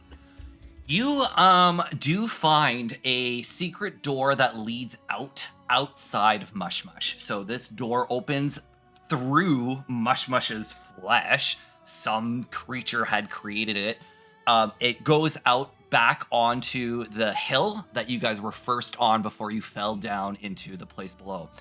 When you do that and you look up, you'll notice that there is another couple creatures that are climbing Mush-Mush on the outside, but it's been too long since your short rest that they're way up at the top now already, so you can't make out what they are. But yes, so that's what you discover with your amazing perception. He's climbing him outside. Also, there's this door. We could have just come in this way. I don't know who forgot to mention that to us. It was secret. Okay, so you guys knew about this door. Does this supposed to look like this? This empty, this freaky, this smell of gasoline? Oh no, last time we got some Heroes of Heart, we didn't even make it up this far. Last time, how many times has this happened? Oh, you don't need to worry about all the failures because you guys are the stars. You're obviously going to stop this darkness wherever it came from. Not pointing any fingers, but we should really clean it up. And I think I have just the method to do that because I'm so good at lifting. Pex is going to cast a spell, and the floor that you're currently on is going to glow a spectral kind of cloudy blue. And soon, all of you start to raise up very slowly. And Pex is doing this, like just this terrible gym etiquette groaning as Pex is squatted to pick up this spectral elevator that is raising you up towards the cap. However, as you start going up this spectral elevator, we'll just keep calling it that, the gasoline starts to get thicker and thicker the higher you go. When you get to about 50 feet, so halfway up, the gasoline, this gunk that is on the inside of Mush-Mush, you can now see it's eating away at Mush-Mush. It's slowly, corrosively taking away any kind of organisms that make up Mush-Mush's body. So much so that there start to appear to be holes straight up from where you are at inside Mush-Mush to the outside. And these other creatures that Kelpor had noticed are also in this section, and they're blow darting at you. They seem to not want you to get up to Mush-Mush's cap. So we're going to have a skill challenge here. So I'm going to end initiative. This is just going to be don't worry, it's not a big battle, but I am going to use initiative to keep track of who goes next, make sure that everyone kind of gets their fair time. So I need to end, yes. Quick question, how long does Bardic Inspiration last? Because I forgot, I never used mine in that last battle. Oh, 10 minutes. 10 minutes. Yeah. Okay. That's gone. That's Yeah, gone. okay. Damn it. So can everyone please join the initiative, which will be ! in its space join. And then I'm going to explain what's happening and what you guys will each be able to do on your turns. Essentially, this whole time, Pex is going to be continuously raising you up towards the cap. You will reach the cap in 2 rounds. So everybody is going to have 2 turns. At the end of your turn, you're going to get a dart attack against you from the outside. No matter where you are, what's going on, a dart attack is coming towards you at the end of your turn. On your turn, you can do whatever you want to try to prevent that from happening. So what it is there's this spectral elevator. It's going right to the edges of Mush-Mush's walls, internal walls. So you can walk freely around this whole elevator as it's going on. These holes in Mush-Mush's flesh are peppered around all around this upper layer, and these creatures are blowing darts at you. On top of you also being attacked, I'm going to add Pex into the initiative. At the end of Pex's turn, Pex will also be attacked. On Pex's turn, all he's doing is concentrating on the spell that is getting you up to the cap. Okay, so I'll let you guys play with that. So let me init add +2 Pex. So we are going to start with Kelpor. All the thunder. It's always there. Haunting me. Haunting me. So, as a reminder, just Nightwing, at the end of your turn, you will be taking an attack from a blow dart. So you have your action. You don't really need to worry about your movement for this. So you guys are all, this is Theater of the Mind. You guys are all, you can all be anywhere on this elevator at any point, essentially. So look at your actions, look at your bonus, and look at your skills. Think how Kelpor would prevent a dart hitting him or somebody else on his turn. So, over to you. How big is Pex? Pex is tiny. Is a tiny so little like a standard fairy. little. Okay, can I somehow put him behind my cloak or in my armor to give him like full cover, basically? Oh, you're just going to. Okay, I'll allow it. But your whole turn will be setting up Pex in your, well, Pex, I guess. You will be taking an attack though from the dart. A little buddy, and then I'll start putting down my shirt, basically. Stuffing him down. in my chainmail and shit. So this is on your AC. 14 on AC. Misses. It's a miss. Misses. All right, here we go. Kelpor's done, so Leopold, you're next.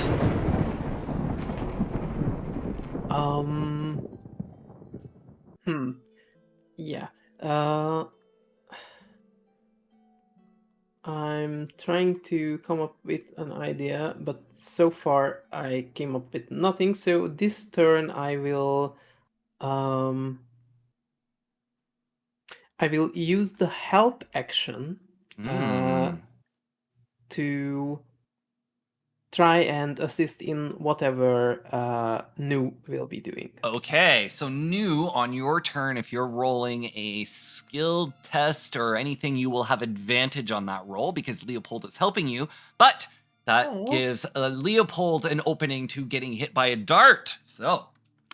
Sorry, just as my bonus action, I will still take out 3 pebbles, and just for, preparing for the worst, I'm going to cast Magic Stone again. Perfect. Sounds good. So 5 on AC. Jeez. These darts are useless. Mick, your turn. Get invisible, invisible. I wanna be invisible. I cast invisibility. Okay. Invisibility will completely negate even me attacking you with a dart because whatever is attacking cannot see you as a threat. So, perfect. Is that everything you want to do, Mick? Yep. Okay. No attack. So Slim, you're next. So these things that are attacking us, you said they're creatures, but are they animals? Like, does that proficiency thing? I can't remember. You don't know yet Animal what handling. they are, so you could Can I try to do an like, investigation. perception? Investigation Can I do that? is better, yeah. All right. How do I do that? So exclamation mark check space investigation. Okay. Fuck it up. Nope. Aw. Slim, you have to like move your ears out of your eyes if you want to see anything. My hat actually fell over my eyes, and I just couldn't see anything. I was thought ready it for was a really picnic. Anything It's you good against the sun, but not against creatures trying to hit you with blow darts. True.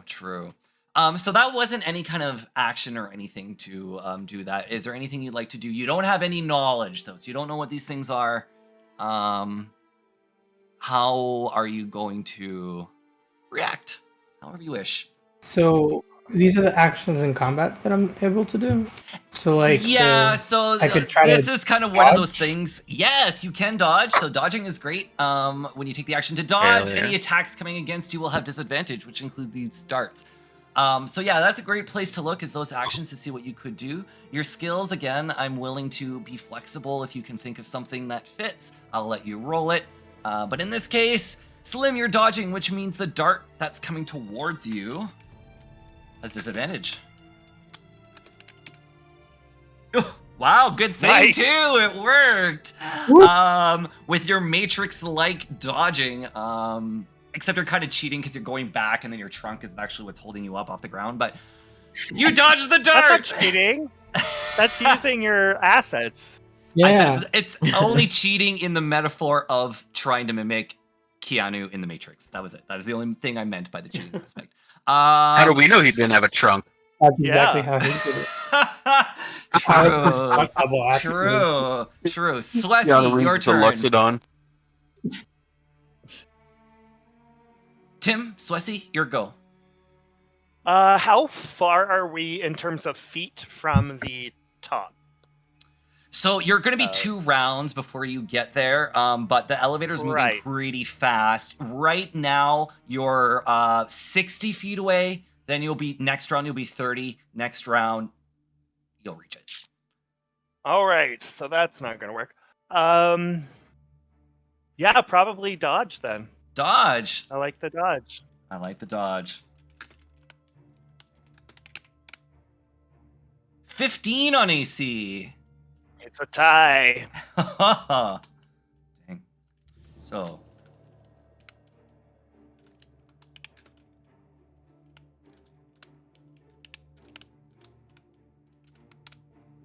You take 3 points of damage. Okay. Is that... Yeah, because that happens at the end of your turn. Now, Pex is going to get an attack, which means Kelpor is going to get an attack.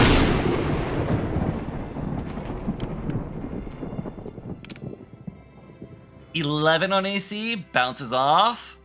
Pex is Heck yeah. safe this round. New! Darts are coming everywhere from every direction, New. What are you gonna do?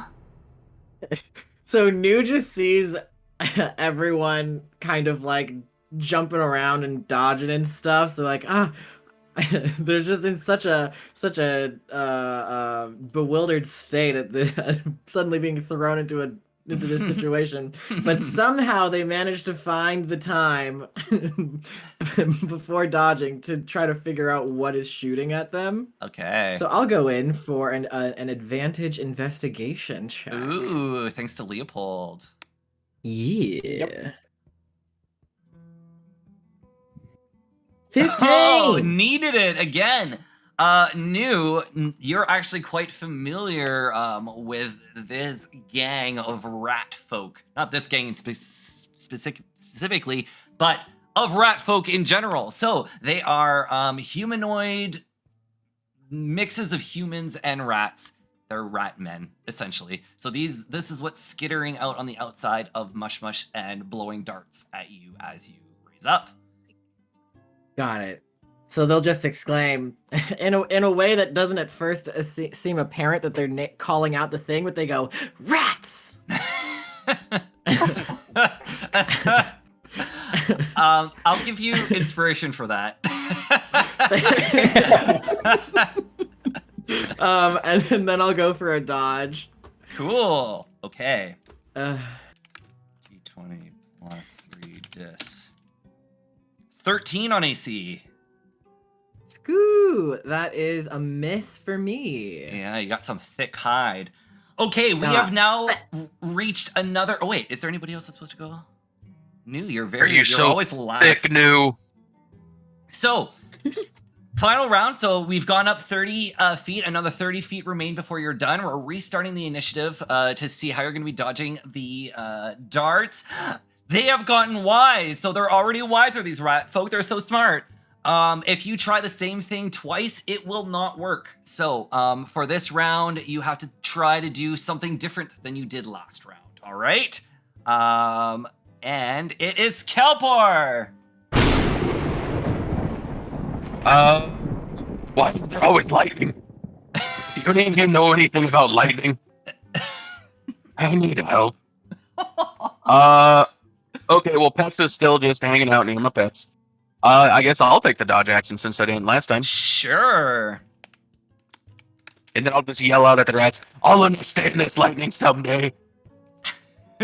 They're not going to respond to you. Oh. 14 on AC. Miss. Miss. Goodness. Leopold.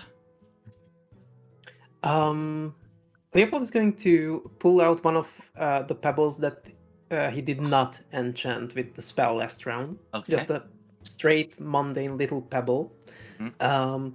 Take a few gestures and put it inside like a dice roller kind of thing. Just rattles it around, and then flings it towards the nearest holes where the Okay. ratmen are shooting from. Okay. And I'm using a magical tinkering to make the little pebble emit the sound of a tiger's roar. Oh, okay. Give me either your choice. Give me a deception check at advantage, or an intimidation check, regular. Well, since all of them are basically the same for me, then I'm going with deception with advantage. Okay.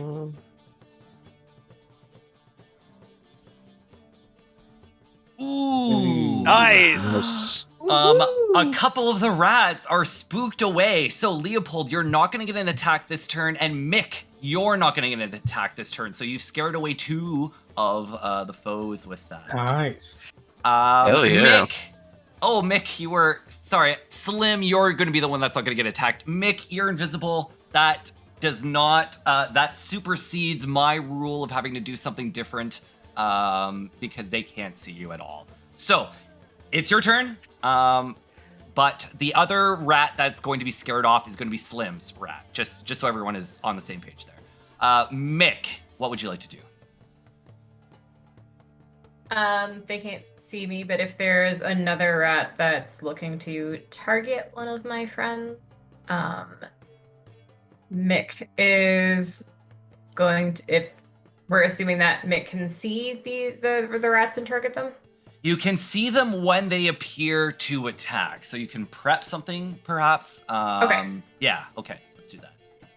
So then Mick will prepare an insult for when another one pops out to attack somebody. Okay, I'll I'll get you to pick. You have to pick between Swessy or New, which one you're going to. So you're going to pick one of your allies, focus on the area around, and make sure that ally is safe. So which of those two are you going to pick?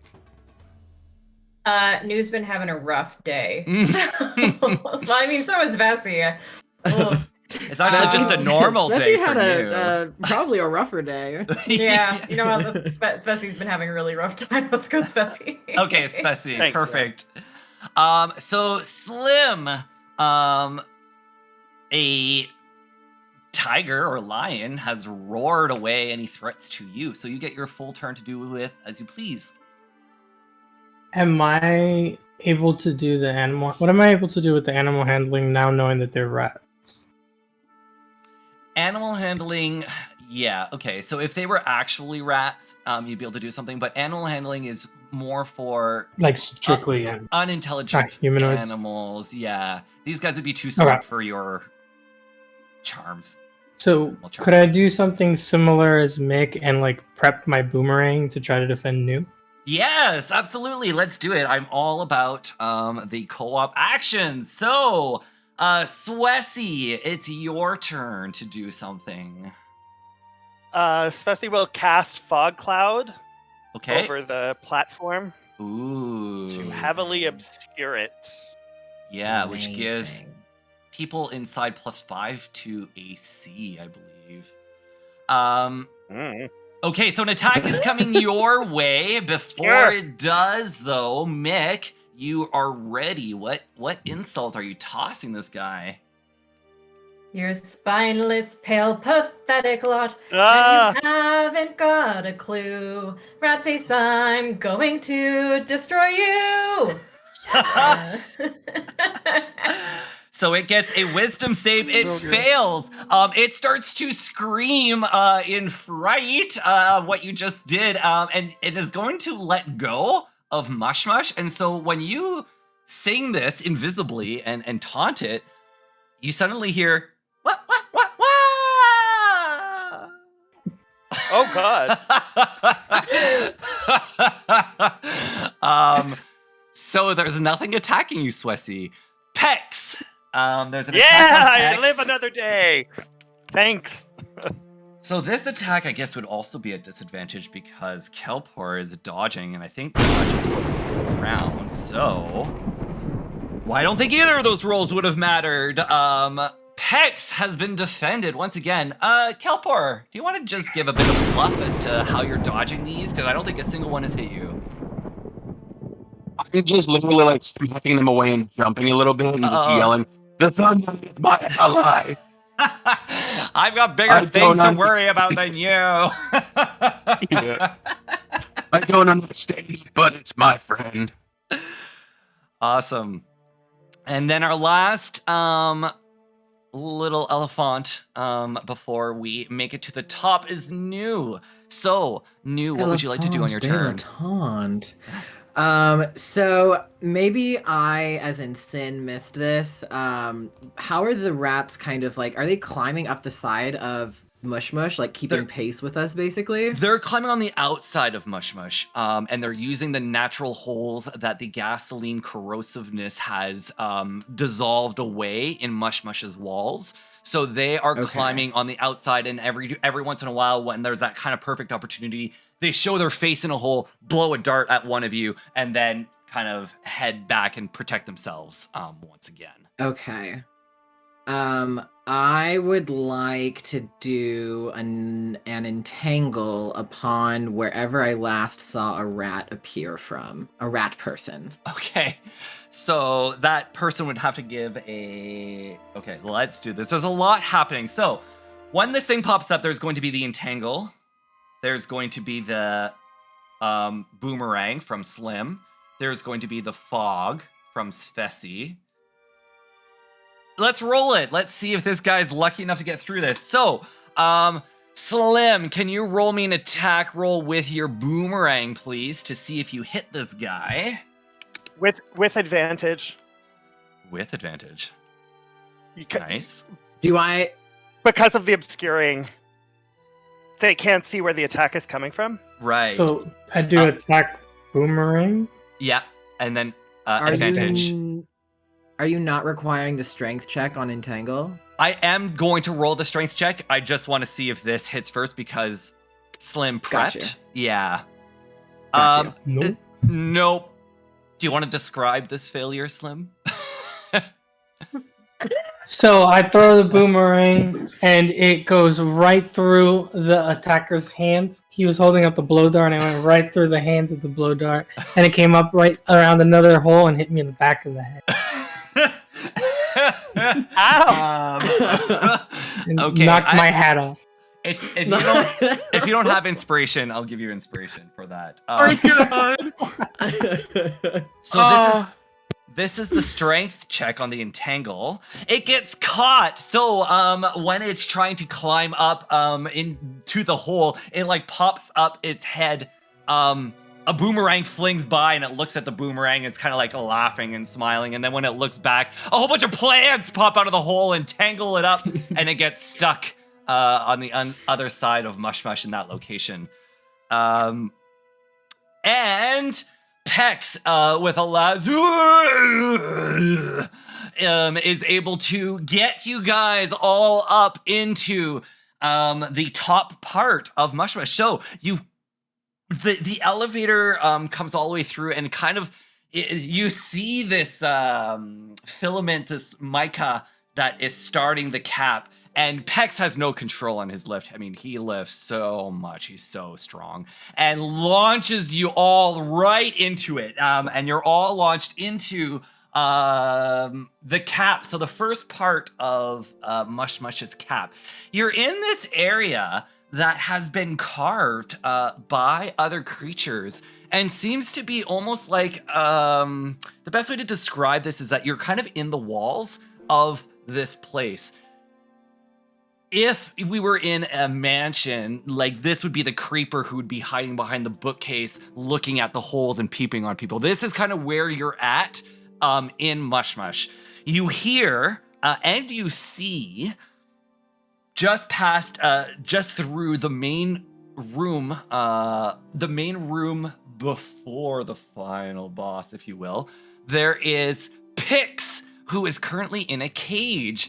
There are also 3 rat folk that are around the cage. One other rat folk runs in and says, "They got away from us. They got away from us. We have to go find them." And the other one says, "Yes, do." She looks quite irritated with that one. Like she's ready to just tear him a new one, but she pulls back anyway. That rat runs back to the outside of Mush-Mush. It's gone. You don't see where he's off anymore. The 3 rat folk that are around Pix's cage are talking, and they're discussing something.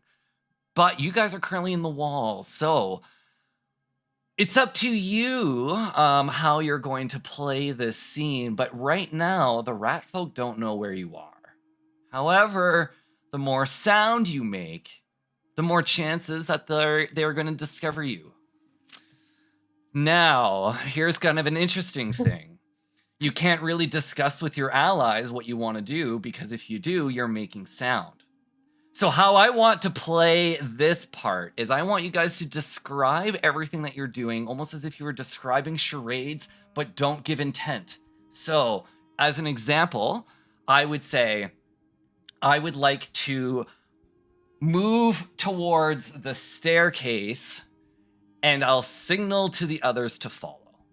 That is just a description. So signaling to follow is still intent. I guess I could say I wave this way, but I won't get that picky. Essentially, this is stealthy, and if you decide not to be stealthy, then things might happen. So each of you just popped in. This male rat folk came up, told the other 3 female rats that are currently watching over Pix in a cage, who, by the way, is constantly slinging like sassy insults their way. The male one that informed the women or the female rat folk that they lost you has run back out the way it came, and the 3 are trying to discuss something. All right. I guess Leopold will take. So, are we in like a crawl space kind of thing, like between two walls? Yeah, that's exactly it. You're between two walls. You're on the outside. So Mush-Mush has his outer wall. This is what the rat folk were shooting through to you. Now that you're in this other section, there's another wall to begin that room. You guys are right in between those two. That's exactly right. But it's not crawling. Like, you could still stand. You're all standing upright. It's fine. Pex is trying to get out of Kelpor's like armor.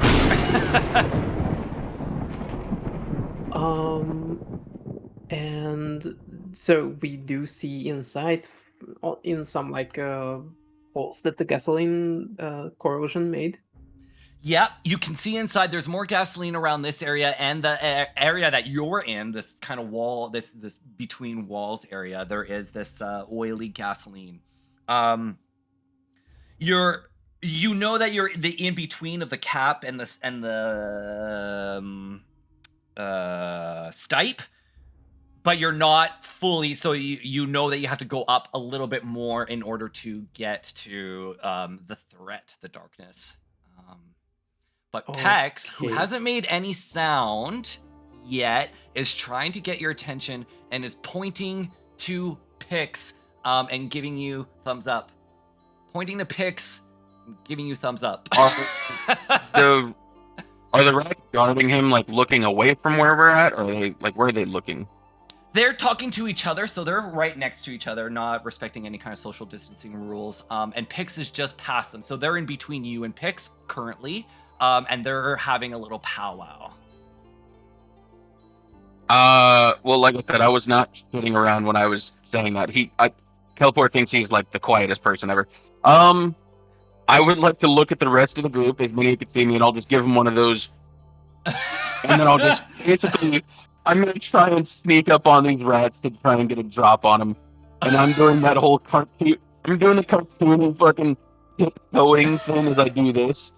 In my loud ass. Okay, give me a stealth with disadvantage, please.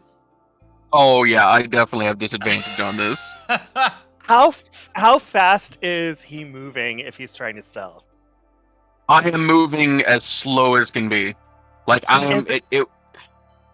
Sorry. So would there be time for Svesi to take an action? Yeah, let's do that. Before when Svesi rolls, yeah, go for it. When Svesi sees the exaggerated stealth-like movements, he realizes what's happening and casts a fog cloud in the space. Okay. The rats, you'll hear the rats instantly. Fog? Why is there fog? They must be here. Over there where the fog originated.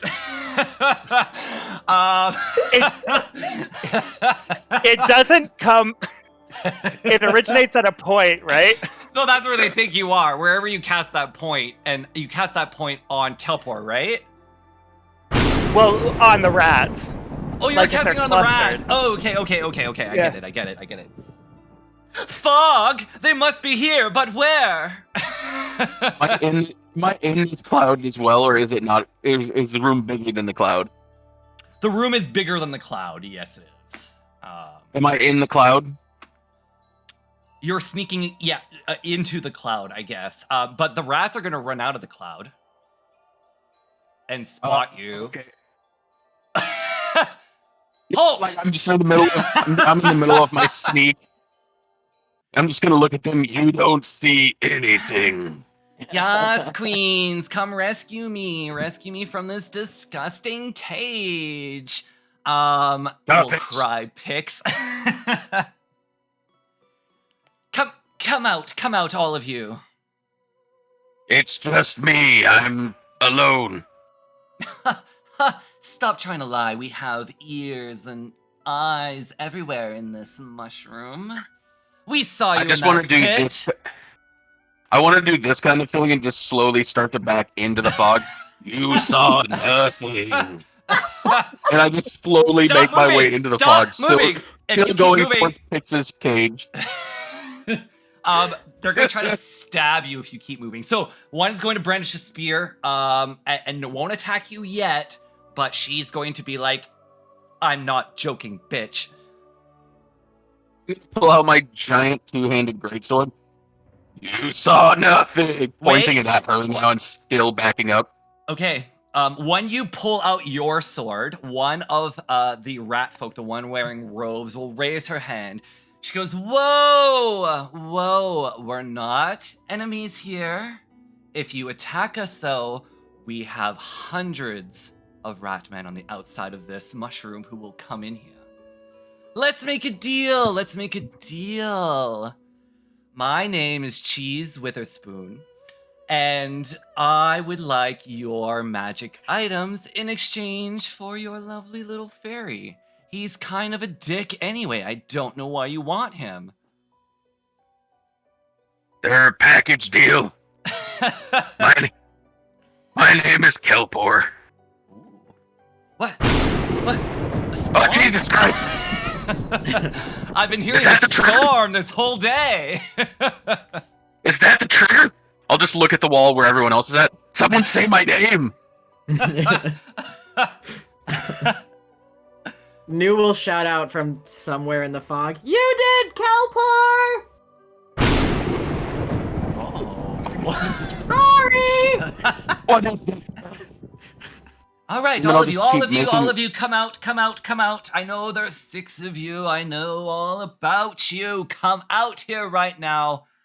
Retricia and Radaway, please put your weapons away. We're here to make a deal, Cheese Witherspoon says.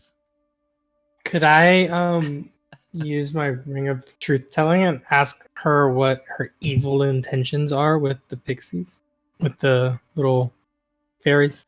So what does your ring do? Can you describe it to me? It says, while wearing this ring, you have an advantage on wisdom checks to determine whether someone is lying. Okay, so she's going to give you an answer. You'll give me an insight check, and then that will determine if you believe them or not, and you will get advantage because of your ring. Okay. Sorry, can you repeat your question so that I can answer it properly? What are your evil intentions with these fairies? Evil. No.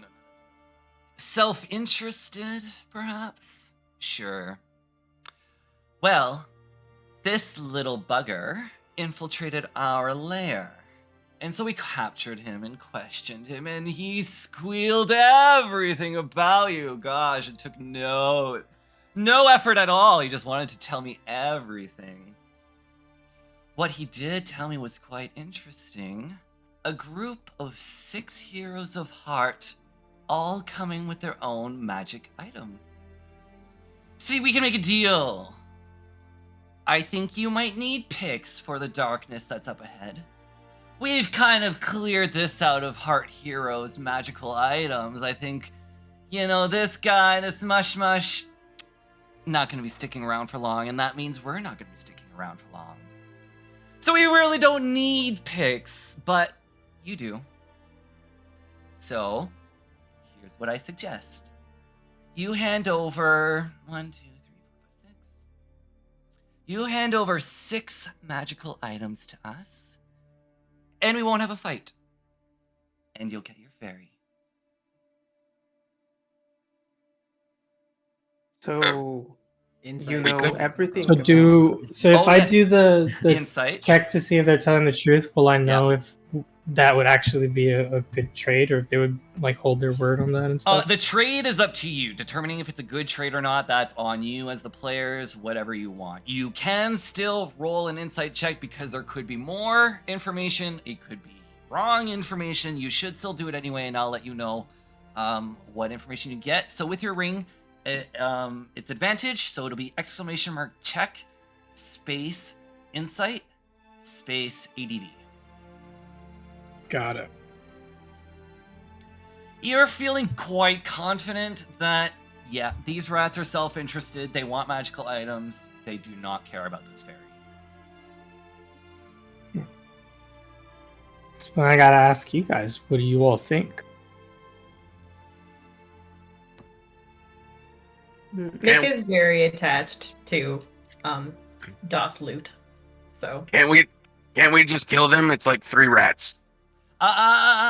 You could, but there's more than just 3. And aren't you going to be dealing with the darkness later?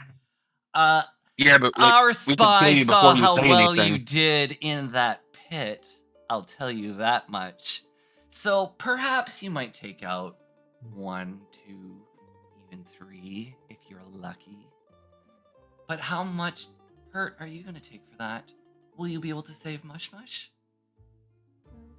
It's a risk you're willing to take.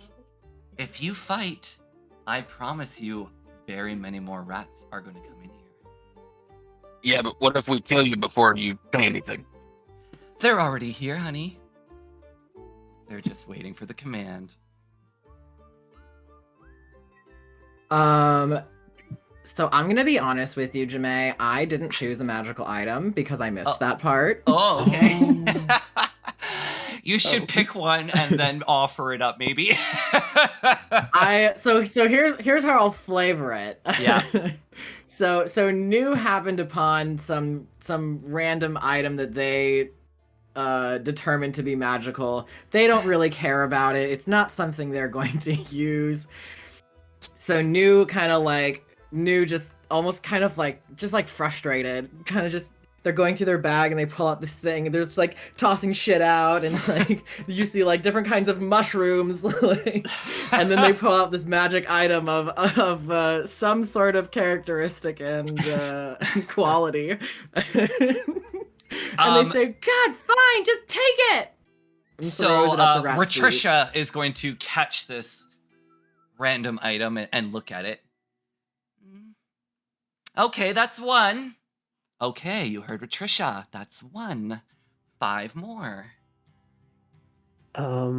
Leopold is going to, no weapons in hand, just not to be threatening, just pull out a wand, and careful not to, point at any of those guys. Just do this little walk, almost like in place, just like deliberating, and when he turns his back just for a tiny second, he's going to activate the wand. It's the Wand of Secrets. So if there's any trap or secret door 30 feet around me, I will know it. Okay. And if there's none of those, he will toss the wand. Okay. To the When you'll get a ping, well, almost kind of like a sonar, radar, whatever thing. You kind of release this kind of whatever. You're going to get 16 different pings of secret doors all around this room. Ooh. I see. And the wand is actually pointing at the closest one. Okay, so kind of like right next to you, I guess. And basically in the wall. So it's just like yes, yeah. The wall. That's where the secret doors are. It's the walls around the room and some trap doors that are on the floor that you're currently on as well. But yes, your closest one to you is the wall, Mush-Mush's wall. Okay, so but it's like nothing like like a trap or a whatever. It's just secret doors. You didn't detect any traps with it. They were all secret passageways entering or leaving this chamber. All right, that's fine. I'm confident in my ability to find them if need be, so I'm going to toss the wand. Okay, Ratricia's gonna catch the wand. Is gonna sniff it. Oh yes, it's just recently cast as well. All right, Ratricia, come down a little bit. And since our friend Mick here is not really in the mood to donate, what do you think about this? And I'm going to pull out the sling. Sling? Which is enchanted. Okay. The ring? Oh. Sling. No, my sling, my weapon. Yeah. Oh. And I'm going to toss it to her as well. So what's up with your sling that's magical about it? It's got an arcane infusion in it that makes it ignore the loading property and +1 damage and +1 attack. Okay, so arcane infusion, when you infuse something else, this one would erase and fall off, right? Yes. Okay, so the rat gets it, feels it. Yes, the magical, and we use this weapon. This is great. Okay, that's 3. 3 more Can items. Spessy do an insight check to determine the veracity of her threats and whether she might be open to negotiation? Yeah, Slim, I guess Slim wouldn't have been able to tell you anything, maybe.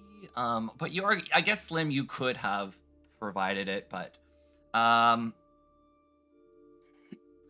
you don't need a check for that. You feel like the threats are probably over-exaggerated. Slim confirms that. But there are more rats. You guys know there's definitely more rats with all those darts that were coming your way. There has to be more out there.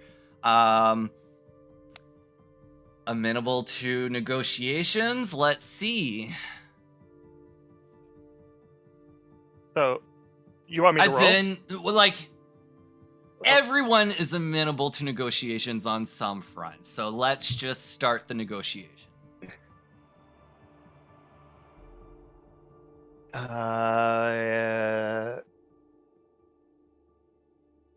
We have provided you with items of great value and can provide you with others.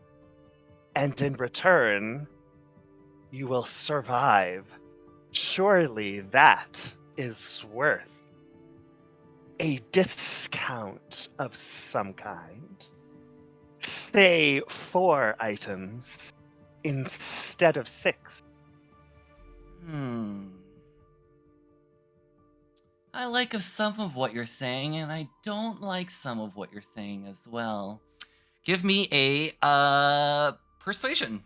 Diplomacy? Persuasion? I think it's persuasion.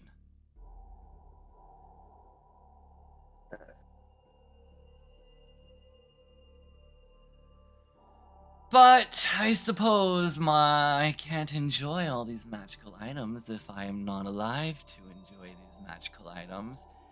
And we got a wand. That's pretty fantastic. We got this thing that your elephant shot this way. I'll accept 4 items. Anything less and I will not be happy. Then we have ourselves a deal. Yes, and we already have 3 items, so please provide us with the final one. I will part with my gloves. She looks at the gloves, she goes, This is what the rat folk want. I figured she'd want that.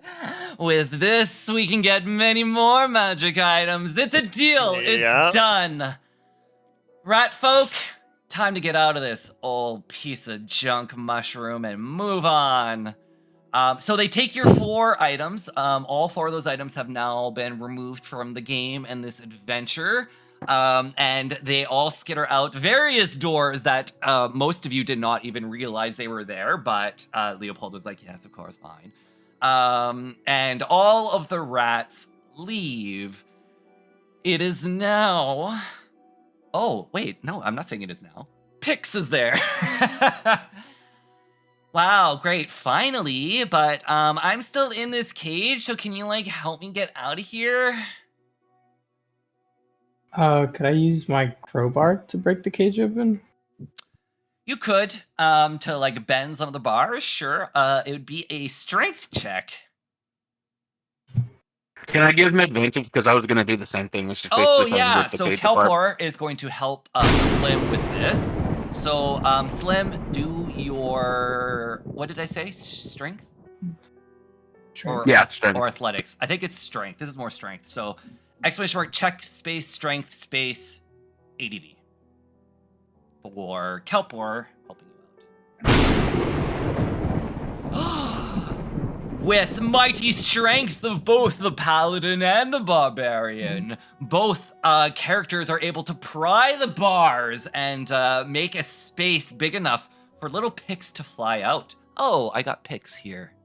Picks. Hey. Oh my God. Cages do not do well for me. It's not so fun when you go into go-go dance, but then you can't get back out.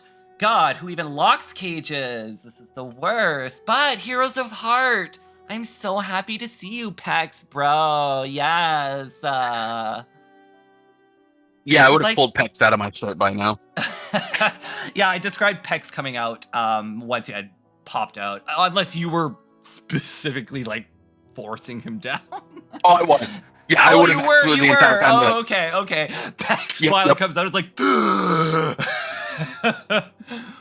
bruh, you got some wicked stank in there, bruh. Don't Hey. wash my armor. Is that something I should do? Yeah, bruh. You should totally do that. No one wants to smell like the gym. God. So both of them give a like fist pump to one another. Wow, Heroes of Heart, you made it. You made it this far. I mean, I'm not surprised. You're not the first group to totally make it this far or anything, but congratulations.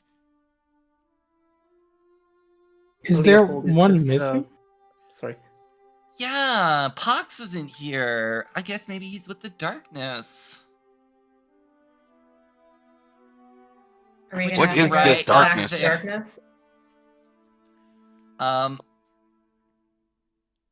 At this moment, actually, because you brought Gus with you, Gus is going to squeak and only speak to the 6 of you and will not be speaking to the fairies at all, which might be why the fairies thought that none of the mushrooms could speak. But anyways, the mushroom will speak to each of you and will say, It was the red one. It was the red one that brought the darkness with it last time. I saw it. I saw it with my own eyes. What? What do you mean the red one brought the darkness? What? What do you mean? What? What? Wild allegations, much? Like, you have no proof. Like, no proof whatsoever that Pox was the one that brought the darkness, because there's a darkness that's sweeping the pixie and fairy world, and Pox decided that he didn't want to get the spell to protect against him, and then last time we came here, he was sick and then made Mush-Mush sick because Mush-Mush doesn't have the spell cast on him either. Who said that? Who even told you that? We have to kill your brother? Is that what the darkness is here for?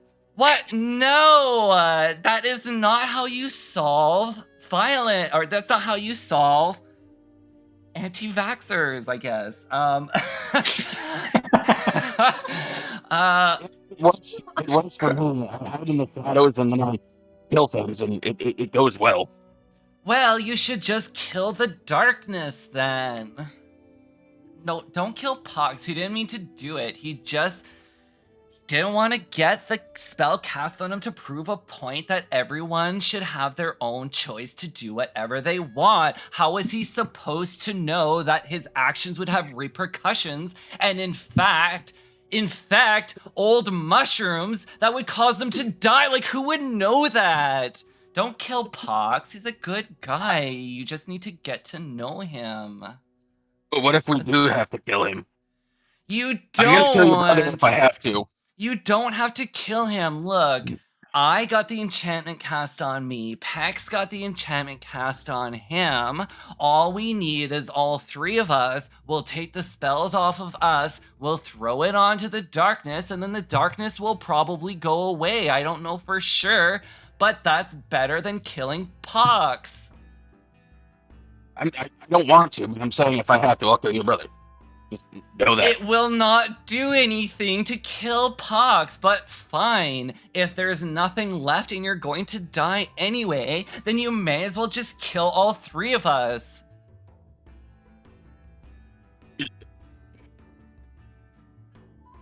just go face the darkness. Let's go face the darkness. Ping, ping, ping. There's a trap door that's leading up to Mush-Mush's cap. Before we go, I would like to check what this is, and I pull up the jar of whatever Cream. minty cream that I found, and I take my time to check it, whether it's an Arcana or a medicine check, because I'm proficient in medicine. I'm actually proficient in alchemy as well, so I might be able to discern what this is. Yeah, sure. So the next fight is going to be our final fight. So this is a good time for everybody, if they want to take a final short rest before we go into Mush-Mush's cap. So you guys can start rolling those as I describe to Attila what the cream can do. I could also identify it as a ritual if we wanted the full details on it. I'll give you the full details. It's Okay. yeah. So it is a very popular item in low-level adventures that I've seen quite a few times, but I like it anyway. It's Kyogtom's ointment. So this can cure poison, can cure disease, and heal. There is only enough in the jar for 1 dose. So there's only 1 dose available. Okay. 1 dose for who? Well, Leopold's For the a one building-sized carrying mushroom, it. perhaps? No, definitely not a building-sized mushroom. I guess I don't really need this. I tend to get unnoticed and not really hit, so if anyone feels the need for it, you guys take it. How many doses are in this, did you say? 1. Just one. Just 1. Okay. Okay. Well, I mean, Svesi over there takes a lot of damage, but then again, I try and tank it, but also, Slim is large and in charge too. I don't know. I would say either good. Nu or Svesi, who are fragile and are, And getting bullied today. yeah. I'd say either you or Svesi keep it, and if I or Slim need it, you can always help us out. That's fair. Would you two rub ointment on us if we needed? Depends on the parts, but yes. I mean, yes. You can talk, So- right? I can also reach your knee or something. I mean, for Slim and Nu. I'll carry you with my trunk. It's okay. Okay, so I give it to whoever. Was it Svesi? Yeah. No, I'm at 11 out of 13. I mean, But hold Oh, on but to it no. for the fight. Yeah, to hold on to. Yeah, you tend to get hit quite well. It's cookie boy. And I also have this ring. It does son this of a bitch! and I drop it, and it just gently starts to float down, and I catch it midair. I'm guessing this is to levitate us down if we manage to fall from a great height. So whoever has the least chance of succeeding with that, I would give it to Okay, them. so the one who's got the least chance of succeeding at falling from a great height, Leopold wants to give this ring to you. Don't I think all we're all claim it great at at once. falling. Yeah. I don't know how someone's bad at falling other than just falling. I don't know. Or I guess someone who doesn't have anything against falling from a great height. Well, I mean, yeah, I don't think a lot of us have anything for falling great heights. I don't know, unless maybe others do. Fair enough. I mean, I have ropes, but I don't know how others are. I I'll already take used it. fly. Okay, New's gonna take it. So New. New will yeah. just raise their hand. I'll take it. Fantastic. And I hand over the ring, and I say that. So wait, the rats are gone, right? Yeah. And then I say to the others, and just to tell you the truth, I didn't really give much of value to these guys. I mean, my sling was, yes, magical, but I can recreate it tomorrow. So at least we spared a little magic item juice on that front. But you New kept the will cream. immediately put the ring on.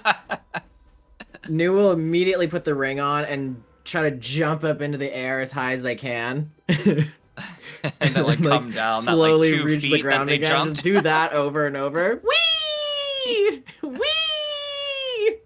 Goblin, I'd like to give you an inspiration for handing out these items and thinking of the party. Thank you. Any last? Sure, go for it. Yeah, I have a question of clarity. Did one of the fairies just say that we can basically somehow repurpose their vaccinations in order to clear this infection? Yeah, they said that they can remove the enchantment from those two and then put it on the darkness. But we needed the but third we need sibling. Pox. Pox, we can only cast our ritual spells when all 3 of us are present. That's why you cannot kill Pox. If you kill Pox, how are you even gonna get home? This guy wants to get back to his picnic.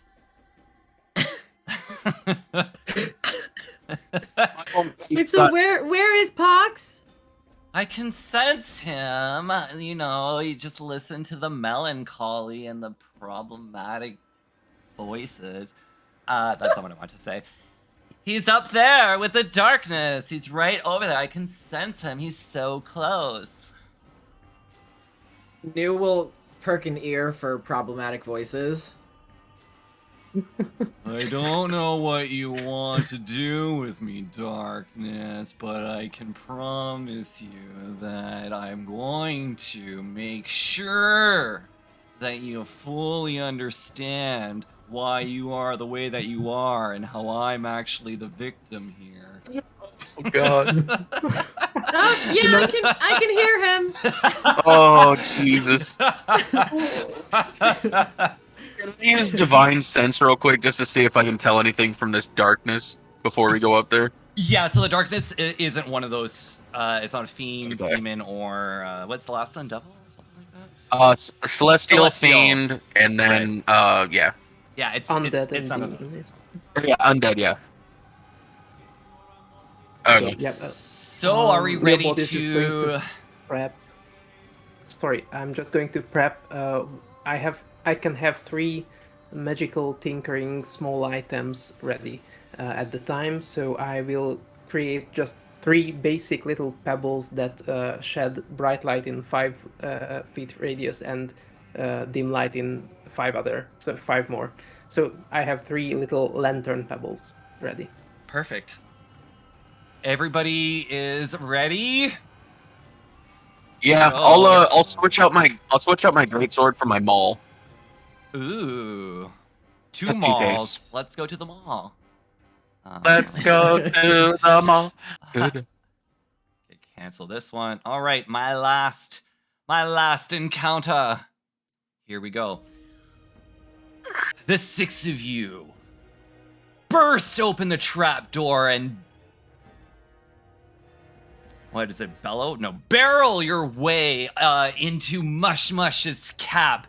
Here you see a disgusting display of oil spouts and gasoline spouts, which are just completely flooding the whole inside of this mushroom. Hanging 20 feet above you at the tip of the mushroom cap, where it's kind of already weakened because of Mush-Mush's state, is Pox, who's who's sitting in a cage. Oh, finally, our heart heroes are here to save me. But of course, the darkness, this urchin-like creature is also in this room, and it's quite large. It's too late to try to save anyone now. This mushroom is the only thing holding me back from Well, sorry, I think I... Hello? I had a glitch. Can you guys hear me? Yeah, okay, sorry. Yeah. Yeah. Right during the monologue, too. I'll finally be able to escape these shackles and take on the rest of the world. So, let me get my last little overlays here. We've got Pox popping up, and we've got the darkness popping up. So, we are going to enter the final fights initiative. In it, mate. And, yes, in it begin. Good. So, while you guys are prepping in your initiative, the Lost Soul will say one last thing. Alright, my ally. This gunk is highly flammable. The fire item that I snuck onto you, now's the time to do it. Go to any one of these spouts and start the fire, and all of Mush-Mush will go up in flame. That's what he says to your group. Pix will be there. Will be like, what do you mean fire? Our ritual was not supposed to have any fire. We pulled 5. We pulled 5. Our ritual is only supposed to have 5 people. Oh my god. Hurry! We need to go rescue Pox! So, however you guys want to play this, it's the final fight, and it's starting right now with our very quick acting bard, Mick. I thought I actually expected it going first on that one. Mick is going to actually keep an eye out for anybody that might be grabbing fire or that he sees like going to ignite anything. Okay. And will ready an insult to target whoever that person might be. Just so that I don't want to spoil anything, but can I get everybody to roll me a deception check, please? I'm only going to count the one that matters. And then Lee, on top of this deception roll that you also need to roll, can you give me an insight check, please? Wow. Those are high Oh, rolls. pretty good. So you have a strong feeling that Leopold. So you, Lee. You, Mick. You have a good feeling that Leopold, Slim, and New, are not. They were just as shocked as others were when they found out that potentially there was a fire being cast here. So No, everybody narrowing it else, down to you Kelly. don't have any of Mick's information unless Mick reveals whatever Mick wants to, okay? Mick is actually going to call out that it's either Bessie or Kelpor that had fire on.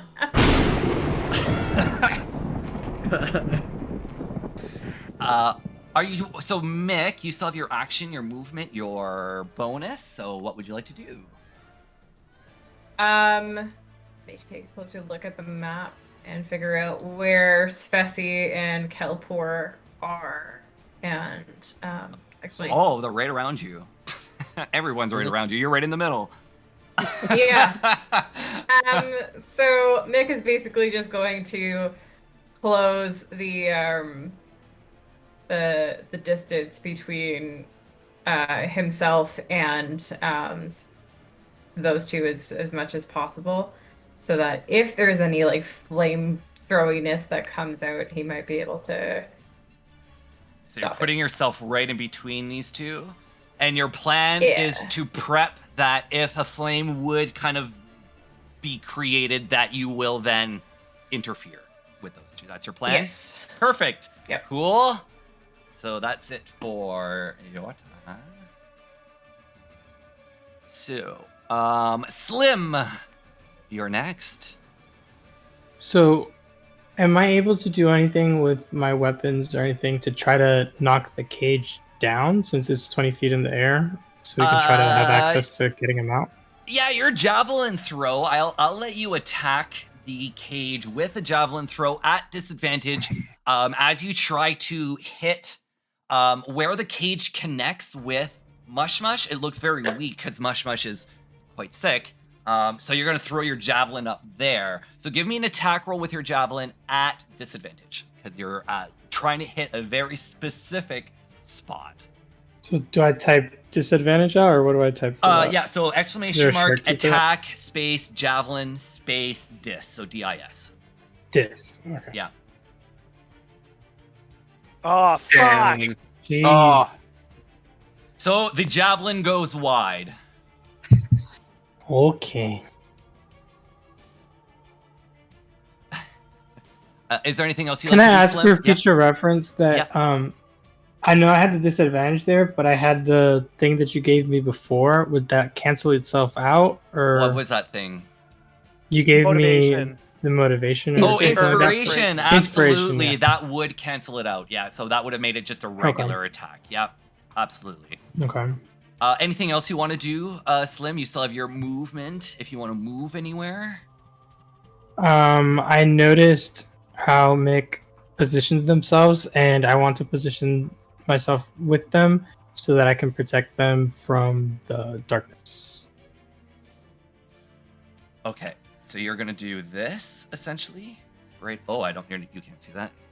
You're moving to right around here, so between Mick and the darkness. Yeah. Perfect. Okay, I'll put you there. Oof. Those deception rolls, perfect, by the way. Leopold! Okay. Leopold is a bit surprised by the whole fire and potential mischief that will be happening here, but doesn't really have a good reaction. So I'm going to, as usual, throw or pull out 3 pebbles, make them into magic stones as my bonus action, and I'm just going to start throwing them at the darkness, because if I throw them, they even have longer range because they are magic than with my sling. So what you're telling me is you want to attack the darkness. Yes. Okay. It's an old like D&D like video about this group and this guy. He just constantly tries to attack the darkness. It's funny. Go for it. Or attack the gazebo, maybe. And that's I will have to roll this manually because I don't have my sling anymore, but it's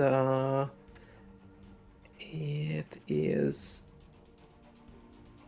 the 20 plus 5. That's not a lot. I'll let you describe what happens. Okay, Leopold pulls out the pebbles, enchants them, takes one and tries to lob it at the dark sea urchin thingy in the corner, but is constantly keeping an eye on the others who might act against them, and just absent-mindedly drops that little pebble, and it just clatters on the ground.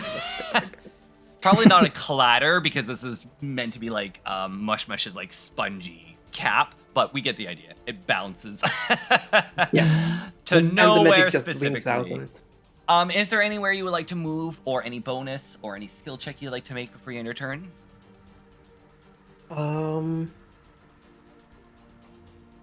I would also like to.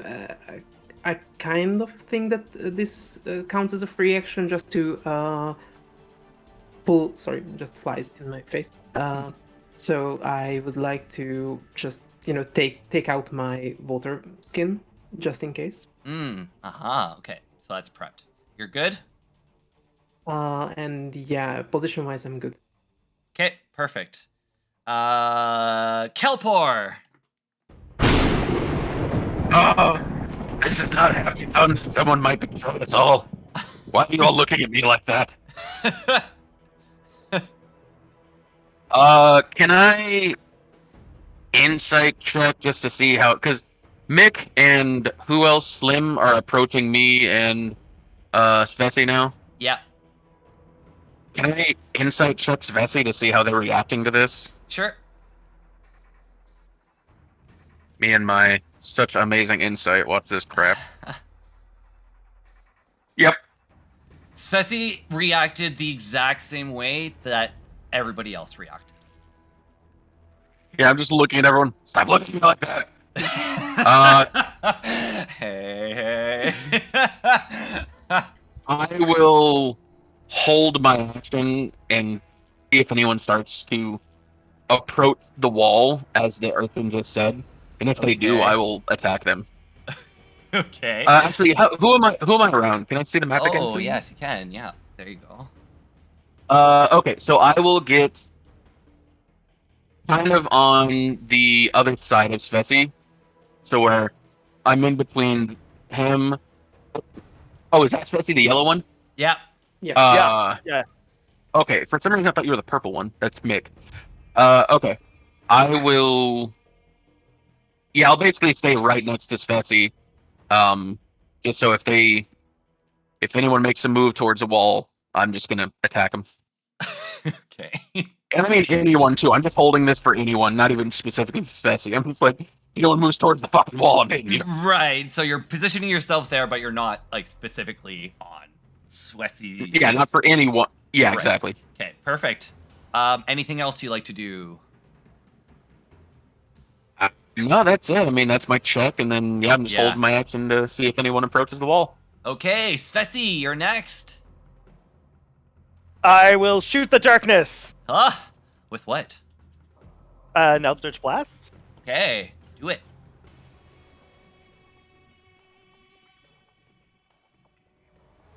Oh, It's Womp a womp. miss. Yep. fizzle. Yeah. Do you want to I'm do? done. Yeah. Do you want to do anything else? Move or anything? Nope. Okay. We used Perfect. up all our great rolls on deception. Yeah, seriously. Fuck. New, your turn. Excellent. Okay, so New is gonna look around and just kind of like take in this whole scene, and they're like, "Okay, time to get serious!" And then they'll do this like anime yell, just like, "Ah!" And like the spores around them are starting to glow brighter and brighter, and then they kind of start to come in towards New and create this sort of like shimmering armor, and then dissipate. And I've casted Symbiotic Entity. Oh. Which gives me 8 additional temporary hit points. I can roll double damage on Halo of Spores. Ooh. And a 1d6 necrotic when I hit something with a melee weapon. Aha. Okay. So... Good God. Yeah, Symbiotic Entity is pretty dope. So now with this invigorated sense of battle readiness, New is then going to use a bonus action to prepare Shillelagh. And then, can I see the map, please? Yes. There you go. Okay.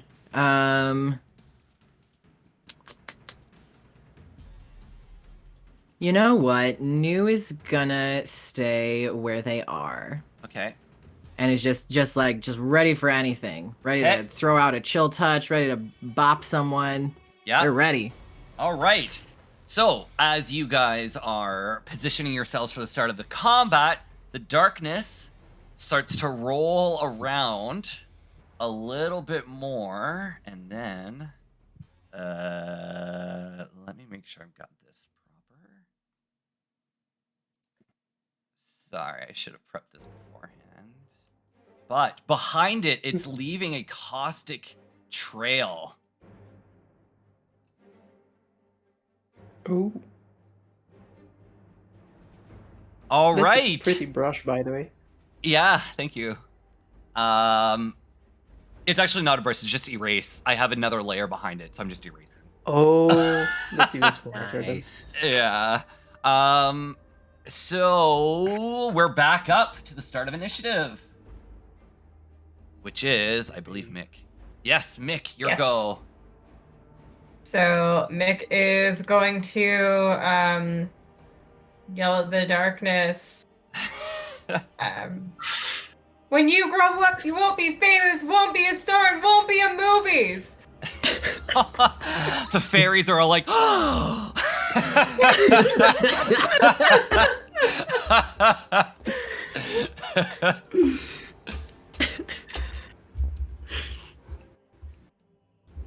that's me rolling a whiz save, right? Yep. Oh, I've got my stats here. Where's my stats? Give me my stats. Oh my god, why do I have so many pages for this? Didn't even need this many pages. Get all these stats for rats. I had so many rat stats. Okay, already. So wisdom saving 18. Oh, for Saves. fuck's sake. Who cares about fame when I can consume all?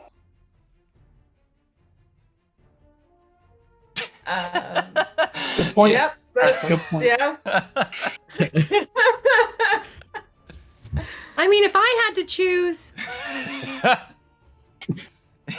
Yeah, I would choose consume all.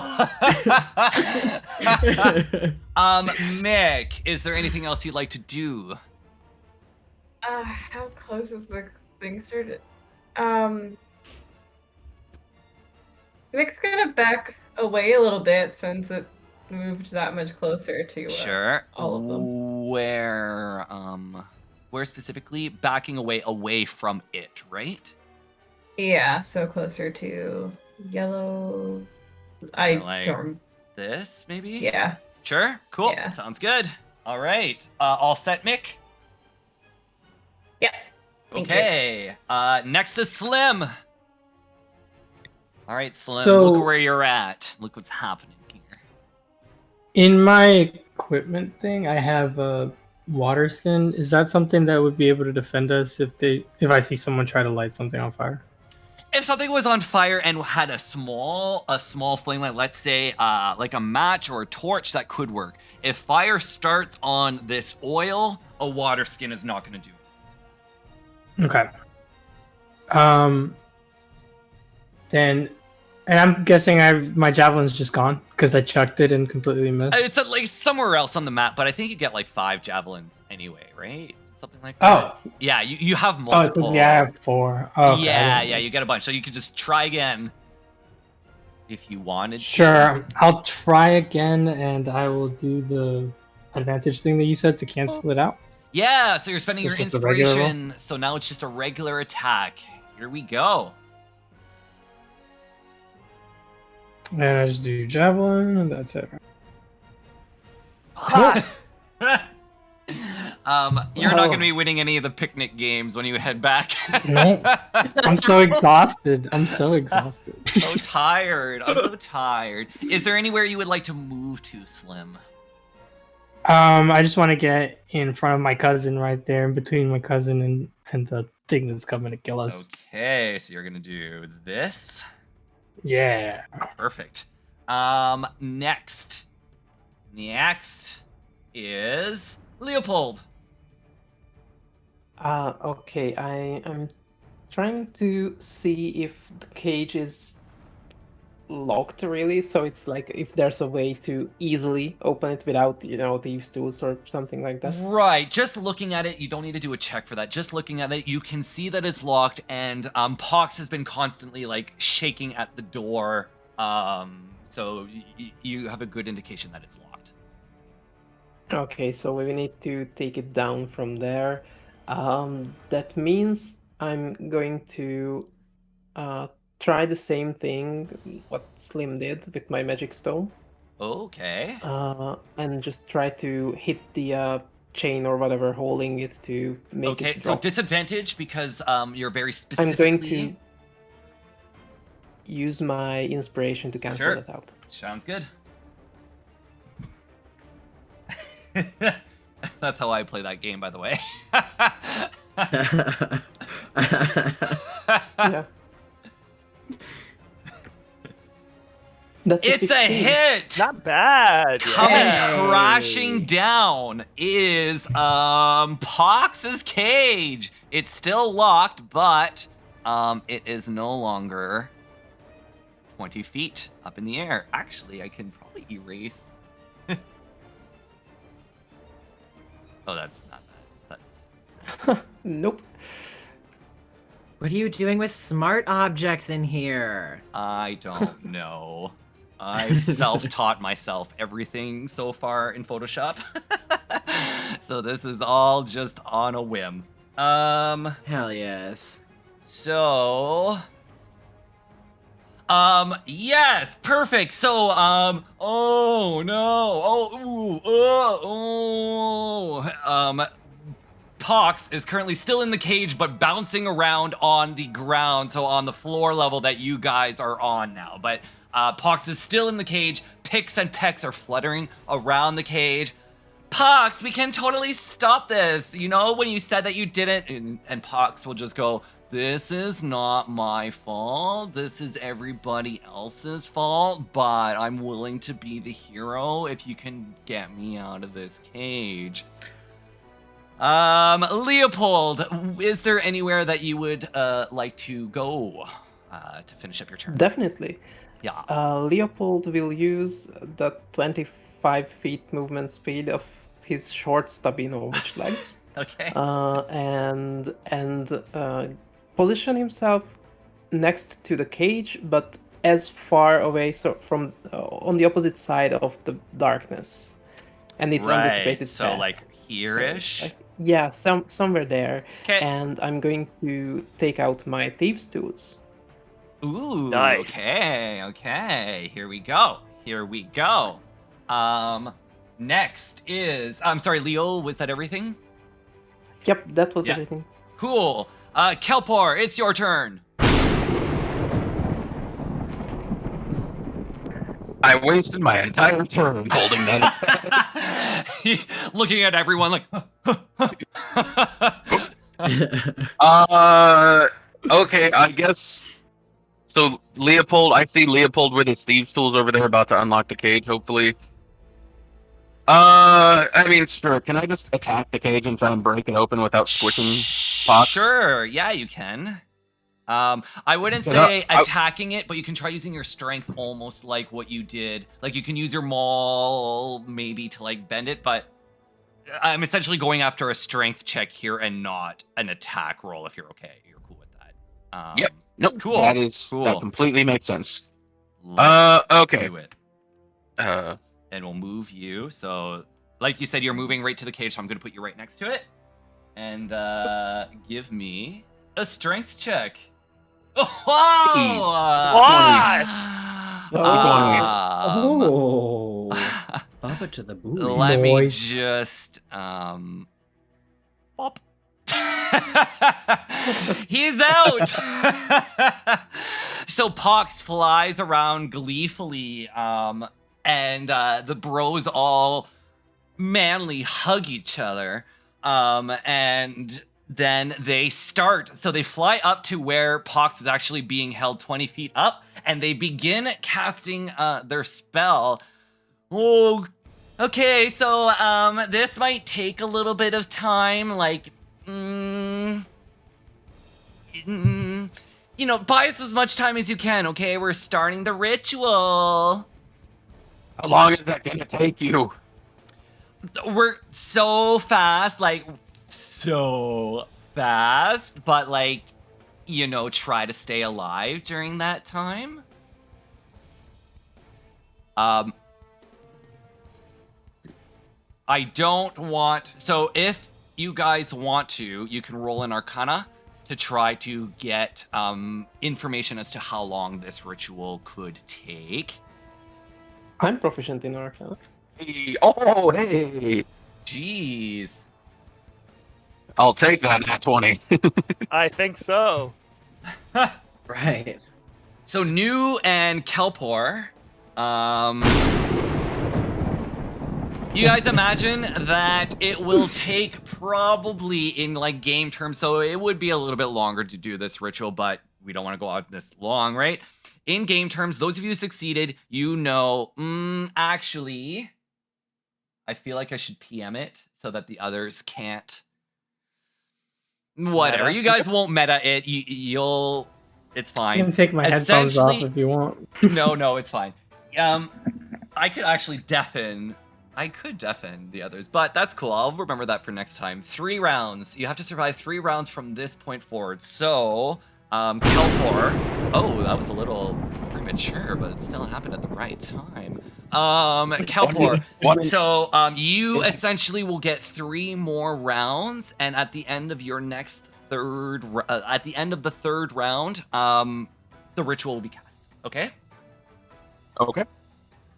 Then I will move back to being in between. Back where I was basically. Okay, sounds good. Let me move Just you there. Like Let me see, you were I can't here. react in this time since I You used were my yeah. here, right? So 5, 10, 15, 20, 25. Yeah, you can make it back. Okay, I'll take that then. Ah. Right here, essentially. Yeah, just because I'm trying to remain in the middle, and I'm just keeping an eye on everyone, just in case. And then that's my turn. Awesome. All right. Prochain is Svesi. Eldritch Blast on the darkness. Oh, it's a hit for 1. Oh wait, you might have more damage, right? Do you have more? Oh, sorry. Yeah, so I get an additional 3 from my charisma modifier, and then 2 cold damage as well. Okay. So it'd be 4 force, 2 cold. Hell yeah. 4 force, 2 cold. Okay. 2 cold. When you hit the darkness, you see that it shrinks just a little bit. Very little bit. I did my best. So little, like. I barely even felt that. It's not all about the size. What your mom said last night, darkness. Ooh, now that's a vicious mockery, but it also does not work. Probably doesn't have a mom. And I'm done. Svesi, would you like to move anywhere? You're staying right there? Yeah. Okay, cool. Next is New. New, your turn. It's me. Let me see the map again. Yeah.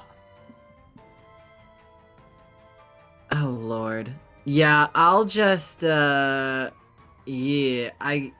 gonna run along the outside here, kind of, continuing ahead of where I think this. I'm basically anticipating this thing rolling around the outside, so I'm gonna kind of continue ahead of it that way. Sure. And as I do, I'm going to throw my hand forward and say, "Go get him, friends!" and cast Chill Touch. You're gonna take your full move to get away? Is that what you want? You kind of want around here-ish? That looking good? Yeah. Good. All right, the rest of you, then New is right next to this oil spurt.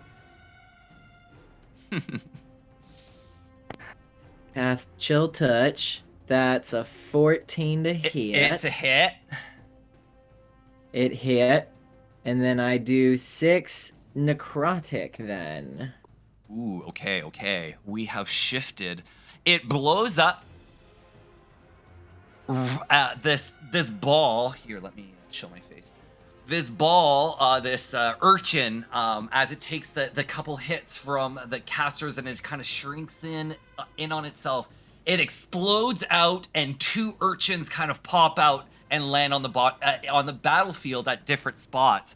So, no longer have this guy, but we've got this guy and this guy. Oh, geez. Well, fuck. Right on you guys. Jeez. I have a question about a lingering effect. Sure. So one of the effects of Chill Touch is that the target cannot regain hit points until my next turn. Mm-hmm. I'm assuming that this is these are 2 new separate monsters. That's right. So, Okay. Inspiration for this kind of monster is a slime monster, and when a slime splits, it becomes 2 new creatures and drops everything that was affecting it as a big creature, essentially. So, Gotcha. you blew it up. They've got this is like fresh 2 new littler guys. I don't know if I can make my soul or my my voiceover to sound lighter, but maybe I can. Let's see. Just talk in a higher tone. Pitch. You What can if I actually do in the this? editor. Okay, can this? You fools, you've only been turned me into 2 creatures now! So I turned up the pitch. I don't know if that did any difference for you guys. Okay, it's now their turn to go. So this guy is going to move right here. That. And this guy is going to move right here. Like that. New. I need you to give me a con save, please. Okay, I also have a reaction that I would like to employ. Yeah, let's do it. So whether that makes sense to do it now or after. Do it before. Do it before. Your Okay. reaction. So I'm gonna do Halo of Spores. Ew. Because this thing it looks like it's within 10 feet of me. Because it's like right on top of me. Cool. So yeah, let me find the thing. Halo of Spores. I deal 1d4, but with symbiotic, it is double damage dice. So is this gonna work in cast? No, it's not, because it's a class thing. So yeah, let me just do 2d4s here.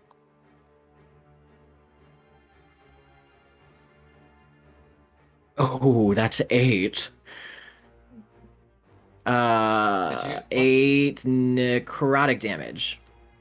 Nice. Ooh, I don't see it though. Where... Does that count your symbiotic thingy? Oh, I see. It's a reaction. It's 8 to this little one on the right, right? So I gotta make it even littler. Yeah. Okay, now you need to give me a con save. Yes. Just a little bit smaller than the other one. Ooh, nice. Wow. So as this thing rolls away from you and releases this concentrated gasoline, oil, acid kind of thing, you're left in it, but you're able to resist the damage so far. Mick, you are starting your turn in some acid, so I need you to give me a con save, please.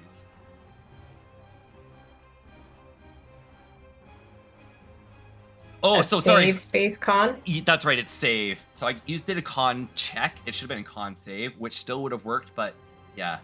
Sin, it would have been exclamation mark save con, which is fine. Oh, okay. Okay, you're taking... So you take 3 points of acid damage for starting your turn on the space, and well, not the end yet. We're not at the end part of your turn yet. What would you like to do? Mick would like to position himself so that the only thing within a 15-foot cube of him is the one of the oil thingies or darknesses, I guess. Okay, 15 feet. So it's like 3 across, beside, and back. Yeah, I think Leopold is too close and Slim is too close. So you won't be able to get anywhere that's not an acid. If you're willing to walk on acid, you'll be able to get places. It's up to you. So let me just show you. In terms of when I cast my spell, like... It's a cube centered on you, right? 15 feet? Yeah. So let's say I put you right here. There's still... The Leopold is still like within 3 characters of you. So that would be 15 feet. So that's the closest you could get there, which means Leopold would still be in the attack there. And if you tried to go after the other one and you went here where it's safe, Slim is within your 15 feet cube. So you can go on the acid on either one to get to make sure no allies are there. But you'd be an acid again. You know what? He will just not stand in acid and cast something else.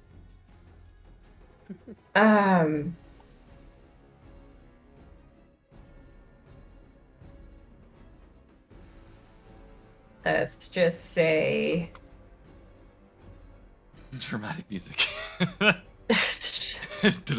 You've been hit by, you've been struck by some psychic damage. Ooh. And this is gonna be dissonant whispers. Okay, so this is actually a whiz save. Cast it. Yes.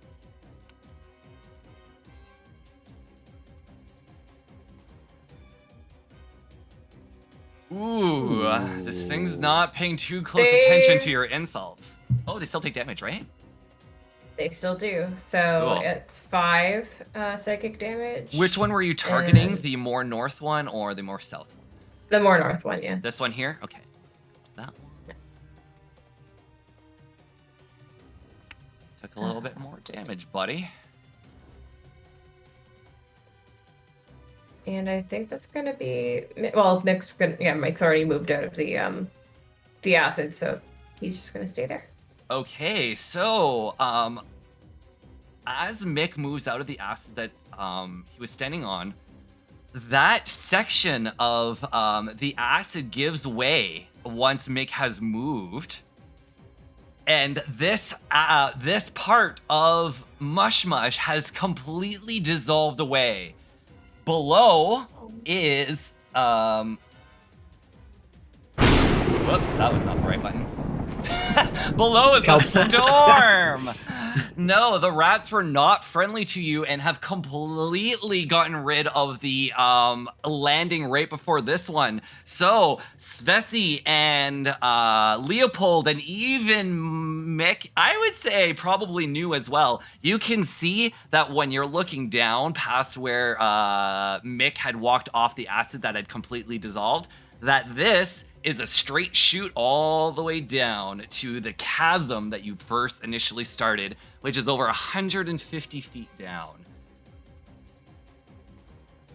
Okay, so next. Slim! Here goes Slim. Okay, so I still... The two-handed weapon thing? I can't do like a javelin and a boomerang, you said?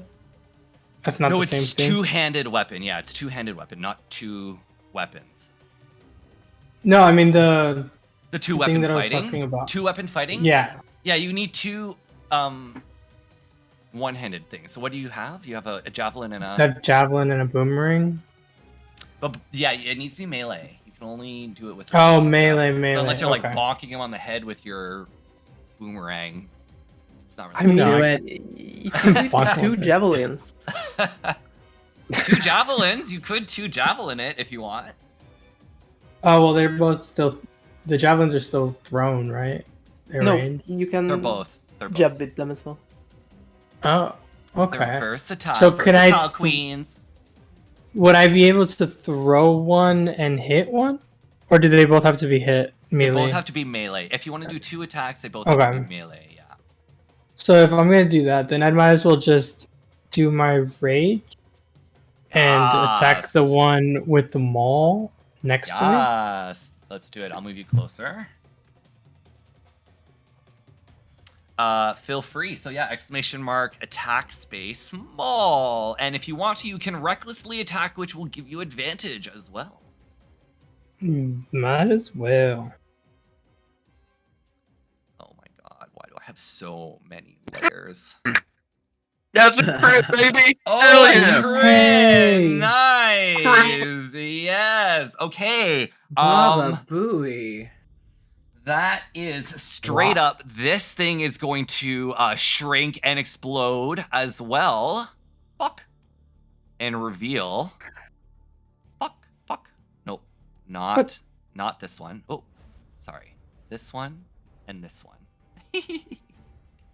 So it exploded. And once again, two littler darknesses have erupted to other parts of the battlefield. So I should also... This was definitely acidic. Okay. Anything else you'd like to do, Slim? No, I think that's good. Okay. Actually, I would like to move up closer to Mick in case that thing attacks. Okay, like that? Yeah. Perfect. Okay, we are looking at Leopold next. Okay, so from what happened previously, I kind of guessed that they would multiply, and that are they just moving alongside the wall? So far, yes, but there's no assurance that they're gonna keep doing Okay. So yeah. Can I see the map one more time? Sorry. Yeah, no worries. All right. I'm going to move to the very center where there's no oil. And Okay. Here. yep. Well, that's like perfect. center. There actually could be a No, couple no, no. centers, I guess. Yeah, like here like the center of the room. Yes. of the map. Okay, perfect. Right there. Yeah. And I'm going to try and attack the one down the south. So This the one, this small little one. guy. Perfect. Throwing Yeah, throwing my let's do it. third and final pebble so far. Yeah. And this is going to be once again a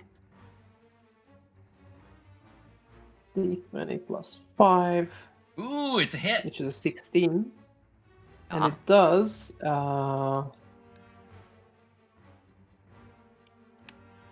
9 damage. 9. Bludgeoning. Ooh, it's tiny. You're blasting darkness off of it. Okay. Yes, sorry. Anything else you'd yeah. like to do? As a bonus action, I'm going to just create 3 more stones. 3 more stones. Perfect. Next we have Kelpor.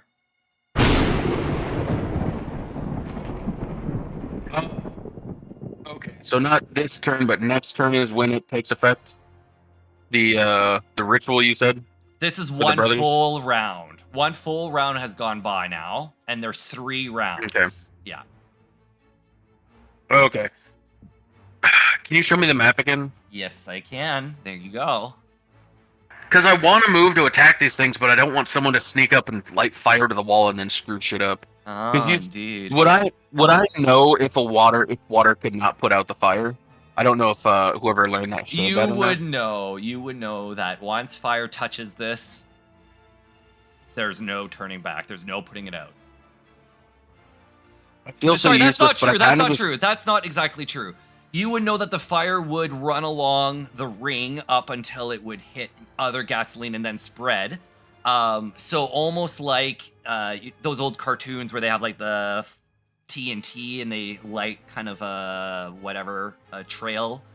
That's kind of how it would work. If someone were to have light up one, it'll start burning on the edges, and then you might be able to do something to that fire if you wanted to. But yeah, sorry, just want to be clear here. Okay, because I'm trying to see if I should just hold an attack again to see if anyone approaches this wall, but I feel like I'm just being useless at this point to the party. But maybe And you're would the they need- reason why nobody has gone to burn the things yet. That could be. So they would have to light fire to the wall, right? Not the stuff that the entities are leaving behind. They would have to light That's a pocket on the right. wall. That's right. Okay. All of the ignitions are these 6. Sorry, these 6 things is what the darkness kind of alluded to starting it all. That's where somebody would need to go to start a fire. Oh. Okay, cool. So I will approach the one to my right, Okay. and then I'm just gonna hold an attack with my maul. If anyone approaches that thing, I'm gonna swing at him, regardless of who it is. Are you gonna tell people that? Yeah, I'm just gonna. Yeah, I'll look at him. I'm sorry, but anyone comes close and I'm hitting you with this thing, I'm sorry, but not sorry, because I don't want to burn. I don't want to burn. Okay, Svesi, you're next.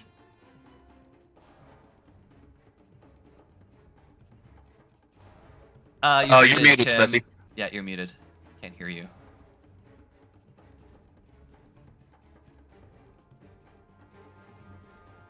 Sorry, I was eating. Probably just Eldritch Blast away at the smallest of the spheres. So the little guy at the bottom? That's the one. Okay, It's like the little guy. Kind of a waste, I guess. Well, you crit on him. completely blow it up, and it's gone. There was more damage too. Any splash damage? Maybe to Svesi will move to beside the blue, to left of blue, and to the top of pinky purple. Yes! Right here? A good cluster for an area of an effect attack. Yeah, perfect. That's what that's where DMs love he'll to be. see. We love it. Okay, New, you're Done. next. Oh, New, you need to give me a con save, please. Sure, and I'll do it right this time. Sure. Sure. You did not save, so you take a D8 acid damage. 5 What? acid damage. That's alright. Is it? I still have my temp I still have my temp HP. Ooh, yeah, that's alright. Okay, yeah. Okay, good. Roll around the acid and soak it up. A giant sponge. He's like a human towel. New. What you gonna do? Yeah, I'm what am I gonna do? I think I'm just gonna stick with Chill Touch here. Okay. On the biggin. Okay. I'll do a Chill Touch. Let's do it. He's going after that big water. Oh no. Not quite. Not quite. Not quite. Would you like to do anything else? I would love to do something else. I would love to get off of this shit. Where would you like to go? Towards the middle with everyone else, like as close to them as I can. Yeah. Something like this? Okay, But cool. it feels so nice being all, eroded. Before New actually approaches the group, they'll try to shake off as much of this, kind of shake their legs out. So more of the floor on Mush-Mush gives away moments after New steps off the acid. Whoop. Kind of like that. That looks fine. See what you did? See what you Imagine if they did the whole sponging thing. They would just the whole floor would be gone. Okay, so it's the I could just run darkness's around turn. the outer edge and bring this whole thing down. So this guy's gonna move in like this. Whoa! And That's a dick. this guy is going to move down like this. Okay, so let's get some. I'm gonna do a halo of spores on that one. So Yeah! This one here, yeah. Double damage, right? With your Mm-hmm. Fuck him up. Yeah. How do I do just a straight, because there's no halo of spores roll? Like just exclamation mark R space And D, then what I wanna whatever. Yeah, exactly. Okay. Hey, Nice. That's solid Ooh. that is nice damage. Yeah. Baba booey. for a This is reason. on the bigger guy, right? That actually explodes him. Get exploded. Now we've got this one. Aha! Perfect. So this one explodes and launches two little ones to the eastern and western side of the floor that you're currently fighting on of Mush-Mush. That would have been hilarious if it exploded and they landed on floor that had already fallen through. Okay, Like, wait, oh, it's not- let me just here. Actually, you know what? I'm just gonna do it. Yeah. What is it? Control Shift. Okay, we're happy with that. I'm gonna say, so I was thinking that, you probably would have poked that thing before it fully acidified where you're standing, but it's too late. So that's where the damage finally kind of went through to explode him. Mick, your turn. Mick is going to point at the one closest to him, and he's going to say, "Hey, you really suck, and nobody even likes you." Wow. Damn. Thought you were a bard, not a fire maid.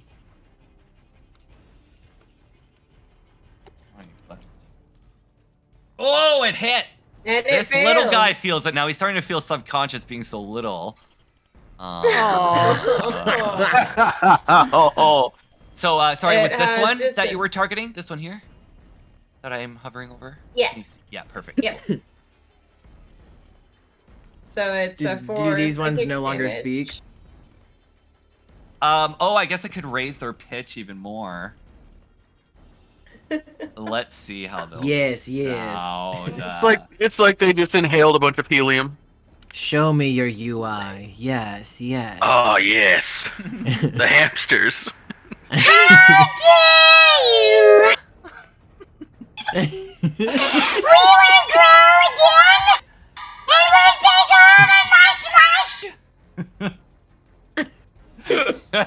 There you go. There you go. Are you happy? Thank you. Thank you. So terrifying and adorable at the same time. Oh, Mick, is there anything else you would like to do?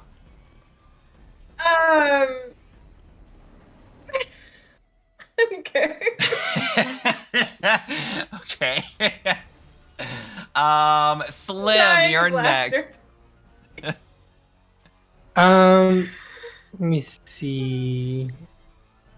So, if I know you said that I can't just like prematurely wet anything to prevent it or anything like that from catching fire. But if I'm suspicious of one person, can I just douse them with water and attempt to prevent them from lighting something on fire? So, if we were to think about the visuals of this, let's say me and you are hanging out at the mall, and I have a lighter in my pocket to light a joint, and you say, "No, I don't want you to light that joint," and you dump a bottle of water on me. That's probably not going to stop me from lighting my lighter anyway. Oh, I'm thinking like a torch or something. So Or a if you were match. to wet a torch, that torch would be more difficult to light. I do agree with that, but nobody is currently like holding a torch, being like, Holding a torch. So But if you get far, the- you've had no indication of who might be the one that would start the fire. I do have a But- suspicion. If You you have a like throw a suspicion. lighter in a washing machine, like it will not like the spark won't take until it's dried again. Like if you get the head of a lighter wet, it will True. not If you start. want to toss one of these characters into a washing machine, then I would say that character wouldn't be able to light anything for a little while. Slim, just take your water skin out, put some in your mouth, spray it Spit out it. your nose. Both the elephants put it in their trunks and just start spraying water. Sprinkler system built in. Yeah. Oh gosh. Am I able to do? Because like I'm sorry, I'm asking so many questions because I'm just trying to No, like that's figure fine. out what I Yeah. can do. Yeah. But could I ask another player and use the Ring of Truth or whatever to help me see if they're telling the truth or if I trust them or not? Roll me insight with advantage. Because the roll that Mick did, anybody could do that had they decided to. So feel free to do that. So what do I do? Check? Is it? Yeah, exclamation mark check space insight space ADV for advantage. Okay. You could have only really told that Leopold was a pretty bad liar and was not. He would have been a pretty bad liar if he was the one that was going to light something up. So you trust Leo. The others were all pretty good in masking how they feel. Okay. Can I see the map again so I can see who I'm checking the javelin at? Here you go. Look at this mess. I'll Look at this throw nonsense. At the one in the middle. This guy right here. Which one? I don't see your cursor. Oh, but I'm the sorry. One Right that's, here? Yeah, there, that one. Yeah. Are you moving to him to attack or you're javelining him? I'm just gonna throw the javelin. Okay, perfect. Do it.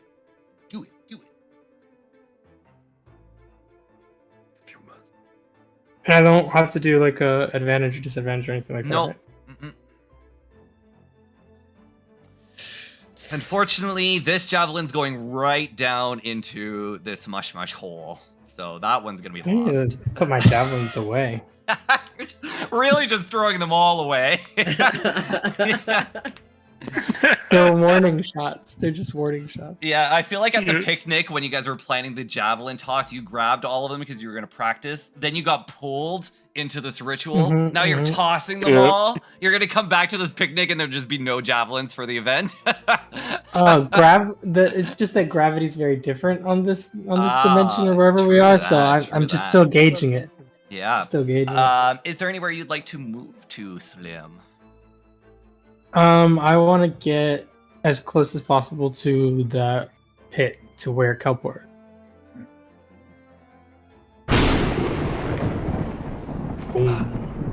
To like right here? Like closer to the wall than to the like this poison thing. Yeah. I will remind you that I did warn all of you that if you approach this thing, I will smack you. I did. I do remember that. Oh. I have to stick true to the roleplay. Yeah, I said if anyone approached this wall, I hit him. Yes. Okay, I'm giving you inspiration for this. Whoops. Hey. It still kind of works. Thunderous inspiration. So take your attack on Slim, and you'll get an inspiration point for trusting no one. Mm-hmm. Okay. Goddamn. Roll low, roll low. Ooh, so you do connect, and Slim, you take 6 points of damage. Do I still have the rage from earlier? You do, because you have attacked every turn. Your rage is still going, which means you take half damage. Well, at least there's that. Alright, so 3. Oh, that's not bad. Fletch wound. Unless Kelpor was attacking with a magic weapon, which I don't think he is. It looks like it's just regular. So. Yeah, it's just a maul. The only problem is he's the first person to approach me, and I told them not to. Yeah, and I still have divine. I still have 2 things of divine smite I can spend. Ooh. Yeah, how much do you believe it's Slim? Can I make a check in between that before I decide to do divine smite, or do I have to decide to do it now? No, I'm going to allow you to know or whatever. Like the way Slim reacted to you attacking kind of makes it feel like you're both on the same side here. So it seems like he maybe forgot or something. Yes. About my warning. 100%. Yeah. Mm-hmm. Classic Slim. Classic. I won't divide smite, but I'll just. Why did you approach me? I told you I was gonna hit you. Oh no, man, you're making me nervous. Everybody's nervous. There's too many people over there. Leo, it's your turn next. Oh, you need to give me a con save. Get you standing in some acid. Alright. Doesn't Leo have a Ooh. ring of like infinite amazing con saves now? No. So you take He just 3 gets plus points of 30. acid damage, Leo. Alright. 3 points of damage, fantastic. And I have a question. Yeah. Can I move to the other side of Calpor without standing in acid? Like this? Yes. You'd have to stop like right here, so you can't share anything here without not being an acid. There's no room. There's no room for you here. Oh. And can I... Wait, how much is that distance? Here? Yeah. It's about 20. So 1, 2, 3, 4, 15, 20 feet. Mm-hmm. I was trying to do, just so you understand what I'm trying to make here, to purposefully run through the acid on the right of Calpor, and then jump out of it, so that the floor falls away and that one thingy is either trapped or falling down. Like that. So you want to do this and then come back kind of this way. Yes. You would have to take 2 move actions to do that. I take a dash action. Yeah, perfect. Nice. So Smart, yeah. let me get some Very erase clever. going on here. And I guess I'm rolling another con save. Yes, you would have to. Yep, that's right. I feel like this is a scene from the Batman Begins. Mind your surroundings. There you go. You save, so you don't take any acid. So we got a big old hole right in the middle here. And then this also goes away. Just do that. Cool. Very cool.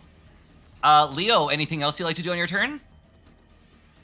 I'm going to try something if we get to a next turn. So I'm going to recast my magic stone, but now I'm taking one of my glowing pebbles and casting the spell on it.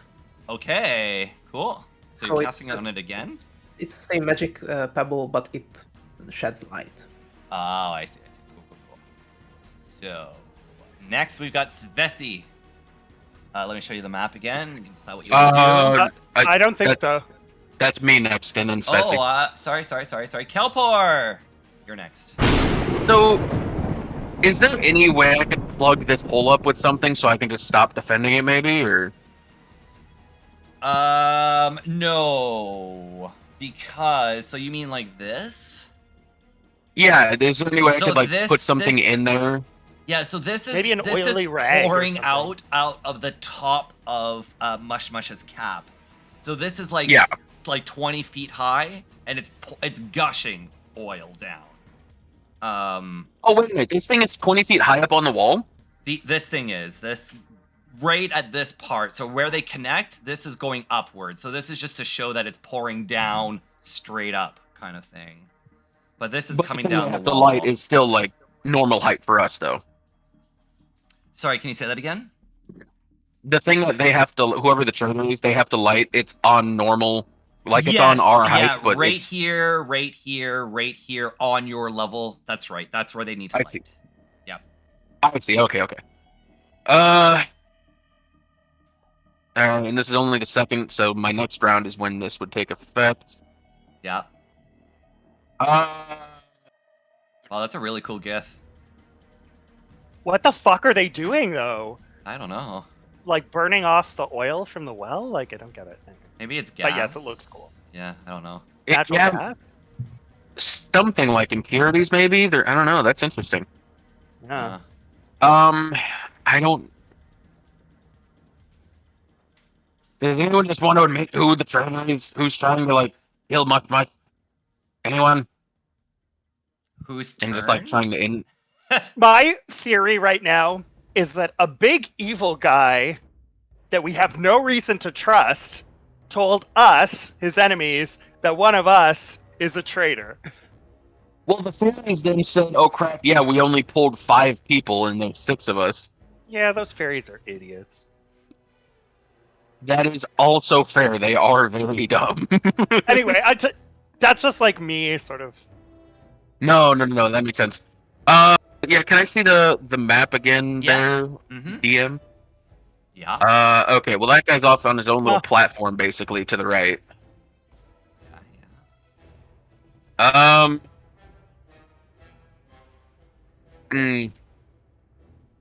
Alright, well, I hope I don't regret this, but fuck me, I guess. And I'll move towards the middle one who's not on his own little platform. Okay. And then I guess I'll just swing at him with my maul to try and... Actually, can I just push him over to, like, make him fall into the hole that he's right next to? You can do a push. You can do a push if you want to. That's a strength check. Is it a strength? Well, yeah, what do I need to do? Is it strength check, you said? I do believe so. It might be spiky, eh? Just so you're aware. Shove. Because weren't these the things that were...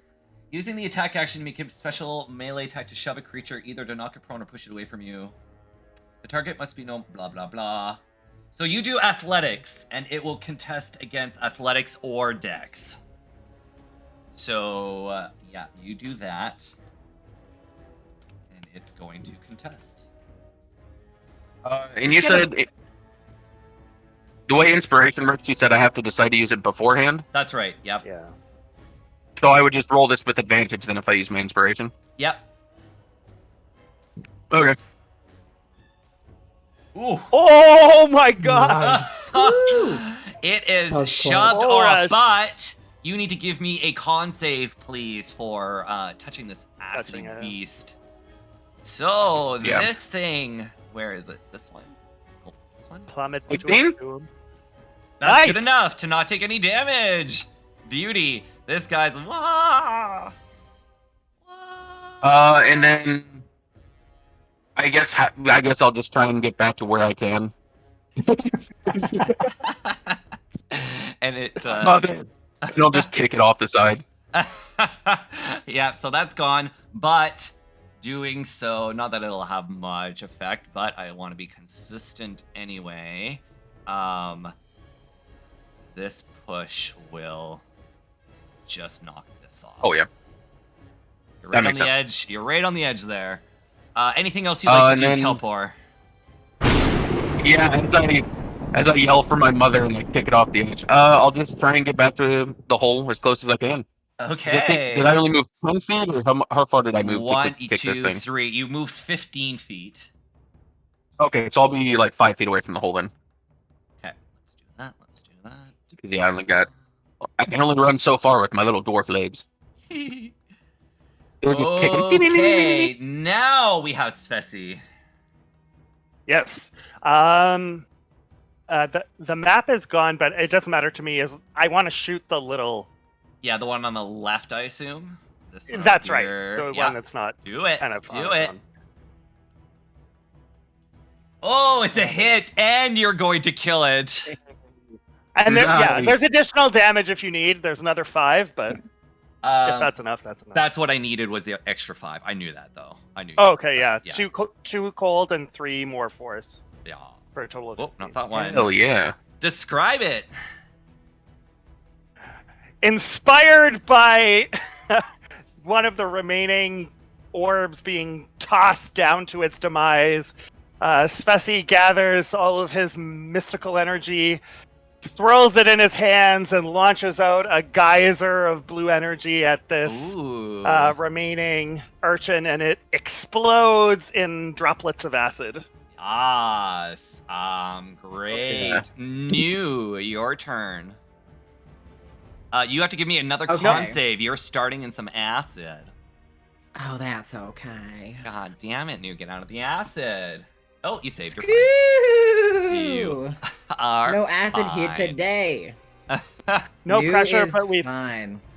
we've all killed an orb on our turn, so... We're all tripping acid? Is that what we're doing? What? So, I have half a mind to jump down that hole to follow. No! Oh god! Because in New's mind, it's like we have to kill them all, And they have the ring. So they'll just float That's- down. Oh my god, that's so true! So I kind of want New to just like run and jump through that hole, and then like as they're falling after this slime to cast Chill Touch, which I'm hoping you will allow to reach. Yes, you do. You can reach. So New jumps off, and the ring Your of poor feather cousin. falling triggers, and they start to descend more slowly than one might think. But you are within What a range legend. of the one that got tossed off if you want to cast your spell at it. Do we know how long the ring's featherfall works? You always fall But- at a speed of whatever, so you can jump Okay, off it's the not, sea like, and tower, limited by and as long rounds as you or don't take the whatever. ring off, you'll float down. Fine. Okay. 60 feet per round. And take no Oh. damage from falling. Oh yes, the Dumbo Can I- wings! So cute. So can I? Have I fallen after this thing closely enough to get an attack off on it? Yeah. Mm-hmm. A ranged Okay, attack, so a spell attack for sure. Yeah. Not a melee attack. So- yeah. Yeah. I'm gonna I'm gonna do Chill Touch. Cast Chill Touch. Can I do that with advantage? If you had an inspiration or someone wanted to inspire I think I have you. one left over, don't Nice. I? Yeah, I think so. The rats. Rats! Yeah, rat. Yeah, I haven't used that inspiration yet. So let's see how this does. Yeah! Oh, yeah, that's enough. Amazing. And you're going to like dissipate it in the air. Amazing.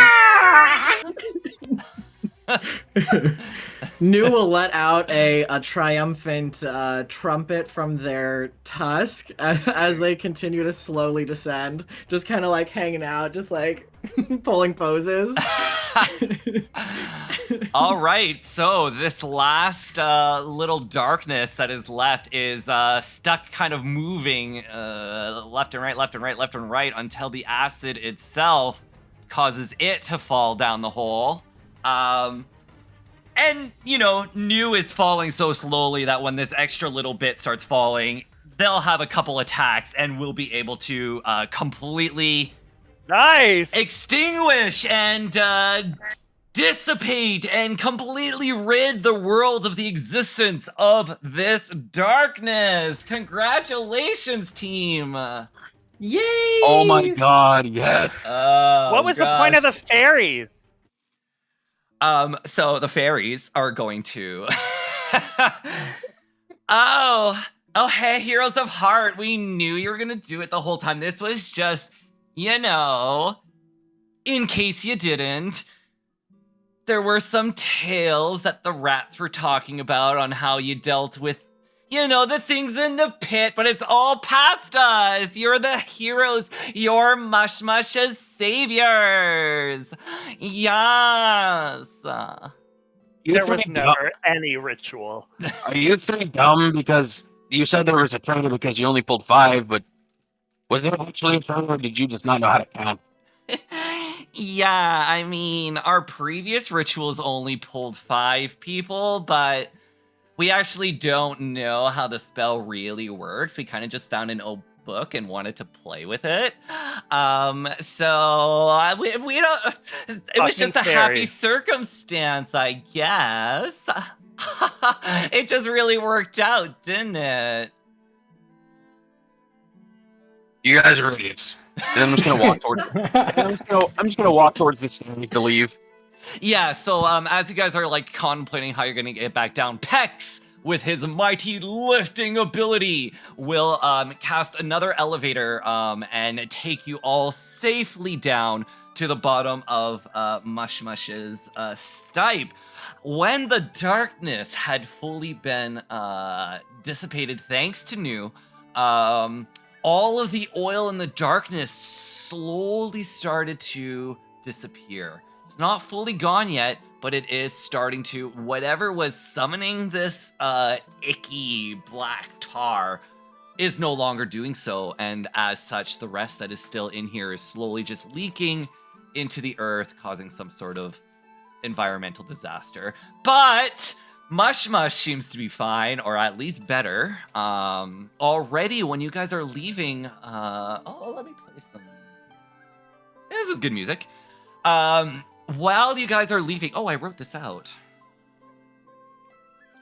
The heroes of heart are brought back to the inn, back to the ritual spot to be sent back to their homes and quests. When you reach the small mushroom hut that belongs to Gus, a low rumble turns your attention to the skyscraper-sized Mush-Mush. The giant mushroom reverberates and begins to glow. Soon, all mushroom and fungi folk in the meadow begin to glow with various colors and spores in a dazzling and mesmerizing display. It feels like ages before you were knocked out of your reverie, but it was only a couple hours ago, and here you are, so much further. And in this last kind of moment before you turn back to go to the ritual, you hear a heart rousing sound. This is what you hear. Out loud, by the way.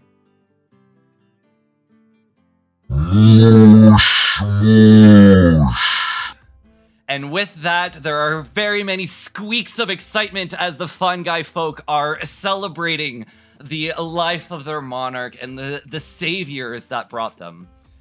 The fairies will each cast a spell on each of you. It's called the Boon of Planar Travel. So you guys totally earn this VVIP, and you guys can come back to Fungi Folkland whenever you want. You can meet all of the fairy celebrities. So this is a real boon. It's called Boon of Planar Travel. I don't know if you guys are gonna be tossing these characters, using these characters, or whatever. But if you want to, your character once per day can essentially teleport to Fungi Folkland, or once you're done that day, you can teleport back to where you're supposed to be, and you can use that boon to return home now. Do you have any final thoughts for your comrades in arms as Mush-Mush's saviors? You started off as strangers, and this is where you're at now. Oh, Mush-Mush is gone on the overlay. Not Mush-Mush, but the darkness. Any last RP for our characters? I'm gonna pat Gus, because Gus is still in my helmet this entire time. Okay. I'm just gonna pat Gus. I'm just gonna pat Gus and look at the phone. I'm not leaving. I'm staying. Wee! My town sucks. There's a weird clown running around called the Laugher, and some weird guy with a question mark called the Curiouser. He's an idiot. I don't like him. All I do is stand on tops and brood. But you know what? The Laugher. Kelpor, now that you're gonna be here, all of these weird villains are gonna start popping up in Fungi Folkland. They could use a defender. All right, thank you, Kelpor. One last for the road. I'll go around in order. Let's talk about what each of you are planning to do. Leo, back in the inn that started it off, back in the little hut, Gus's little hut. Even when they got the boon of planar travel, Leopold wasn't really paying attention. He packed away his stuff and just started furiously scribbling and muttering under his nose that is, well, I did not like this. I did not enjoy it at all. It's almost as bad a day when I was kicked out of the library. But now this will make a very, very interesting chapter in my biography. So I guess, thank you, but please don't kidnap me again anytime. Thanks. Okay, no promises. Bye. And then he just He'll disappear? activates his boon of planar travel and teleports home. Bye, Leo. Mick. Oh, sorry, you're muted, Mick. Yeah. Sorry. No worries. Mick is just going to play himself out as he heads back home. Before he does, he's going to have a quick conversation with the Very telepathically, just to say that he's very happy for them since he's been helped out of some rough patches by some other fungi folk in his lifetime, and yeah, so and you can like cut me off at any random, fine. Yeah, random okay, let's point, do it. Gus is listening. Yeah, let's do it. This is cute. This is cute. Heading on home to the land of my voice.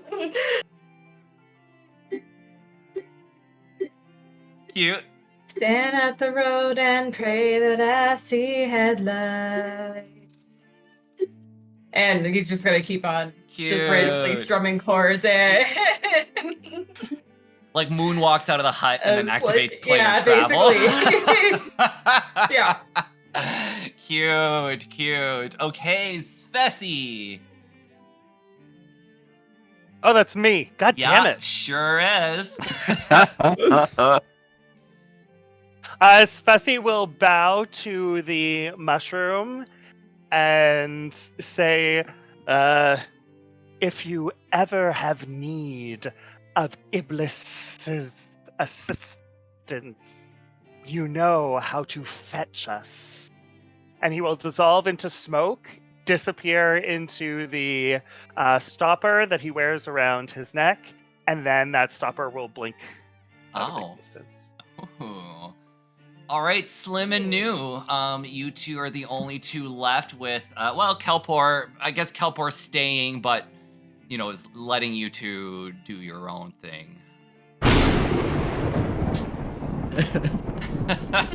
So I go over. Sound.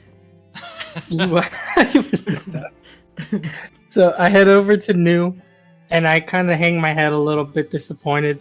But then I put my head up and I realized that this whole time I've been trying to protect you and save you, but you went away and you found yourself and you became stronger than even I was. And instead of me saving you, you ended up saving everybody, and I'm just proud of you. Aww. I'm gonna cry. Well, now no crying today. Come on. Crying is a free action, and I will take it if I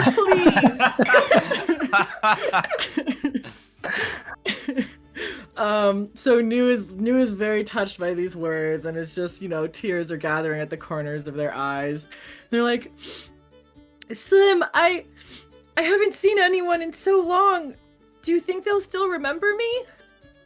I think that we might be able to get back in time for the talent show and be able to see everybody's moves. It'll be great. They're going to be super excited. I've got a really great talent.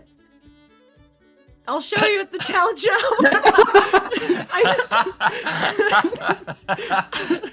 I only got one. Just one. It took me 130 years to perfect it, but boy, howdy, am I good at it. And with that, Slim and New activate their boons and teleport off to the Luxodon family reunion that Slim has just been waiting to attend this whole time. And that is a wrap on Rescue Monarch Mush-Mush. Thank you. What an amazing day. I had so much fun. I had so much fun. That was fantastic. Yeah, it's so much fun. Thanks, everybody. Thank you guys for your patience, by the way. Oh, no. We went into it with knowing that there was, yeah. So I want to just, the whole DM thing, tell you things that you may have missed or things that I had planned. You were all pretty good in figuring things out going in. However, I have one very important thing that you guys have done that has altered the final fight. And it's Brucey. The timeline. Hi, Brucey. So when you were dealing with Cheese Witherspoon, she will only accept 4 to 6 magic items. They will take 3 or less, but they warn you that Cheese will not be happy if you do so. If you decided that you were only going to give 3 or less, they didn't want to fight. They don't want to die. Cheese has much self-preservation. They would not have fought you at all. I still have their stats because you could have easily fought them. Cheese is the one that was working with the darkness. So when the darkness spoke of who Called for his ally. Yes, called for his ally. He was calling for Cheese, and I actually. So let me do this. This is how we ended here, but I also had a rat that was going to pop up on the outside, and she had a wand of fireballs on her, so she was going to be the one that was going to ignite the map, but because you guys pleased her and she doesn't care about the darkness, the rat people left. So Yeah, good stuff. Thing. Yeah, very cute, very cool. I was very happy with that potential twist on the end, depending on how you approach that challenge. I guess that was really it. Everything else you guys had figured out. We solved the rat puzzle. You solved the rat puzzle. Yeah. So And it's the kind of stairs funny puzzle. because all of your items are things that help me build this dungeon. So I was like, okay, Leopold's got this wand that can detect magic doors. So I'll put magic doors in like random spots so that when he does it, it'll actually like trigger. And when he triggered it and I was like, there were 16 doors, I was like, that might really kind of scare people in thinking that there's tons of rats, but That's what I thought. They Yeah. come from all directions. yeah, they can like, we come gotta from all negotiate. directions so that it's easy for them to get from one side of the mushroom to the other, but yeah. But so they had created the secret staircase down in the basement because that's where all of the heroes of heart go, and that's where all of their items would end up when they die to the fungi corpses. Yes. Anyway, all these reasons, but all in all, wow, what a great day. 6 hours, and I am 100% beat. So thank you to my players. Thank you so much. I had such an amazing day. I had so much fun planning all of this. A lot of stress, but very, very fun. And thank you to everyone who came in chat. If you hung around, if you chatted, if you were lurking, and of course, all of the gifted subs didn't reach the goal, but that's okay. It was still fun to get all of those sounds. It's still kind of incorporated into the game quite well. It was fun. I had fun. Hope you all had fun. Any last words? Thank you Any for of hosting. So much fun. Yeah. Yeah, that was a lot of fun. Thank you. Yay! I'm glad. Well, Especially we will having puzzles. keep chatting in the Discord, but it's pretty late for Attila, and it's also I'm starving. So thank you, everyone, and that's a wrap. Yeah, have a great weekend, Night. everybody. Thank you. You Stay too. safe.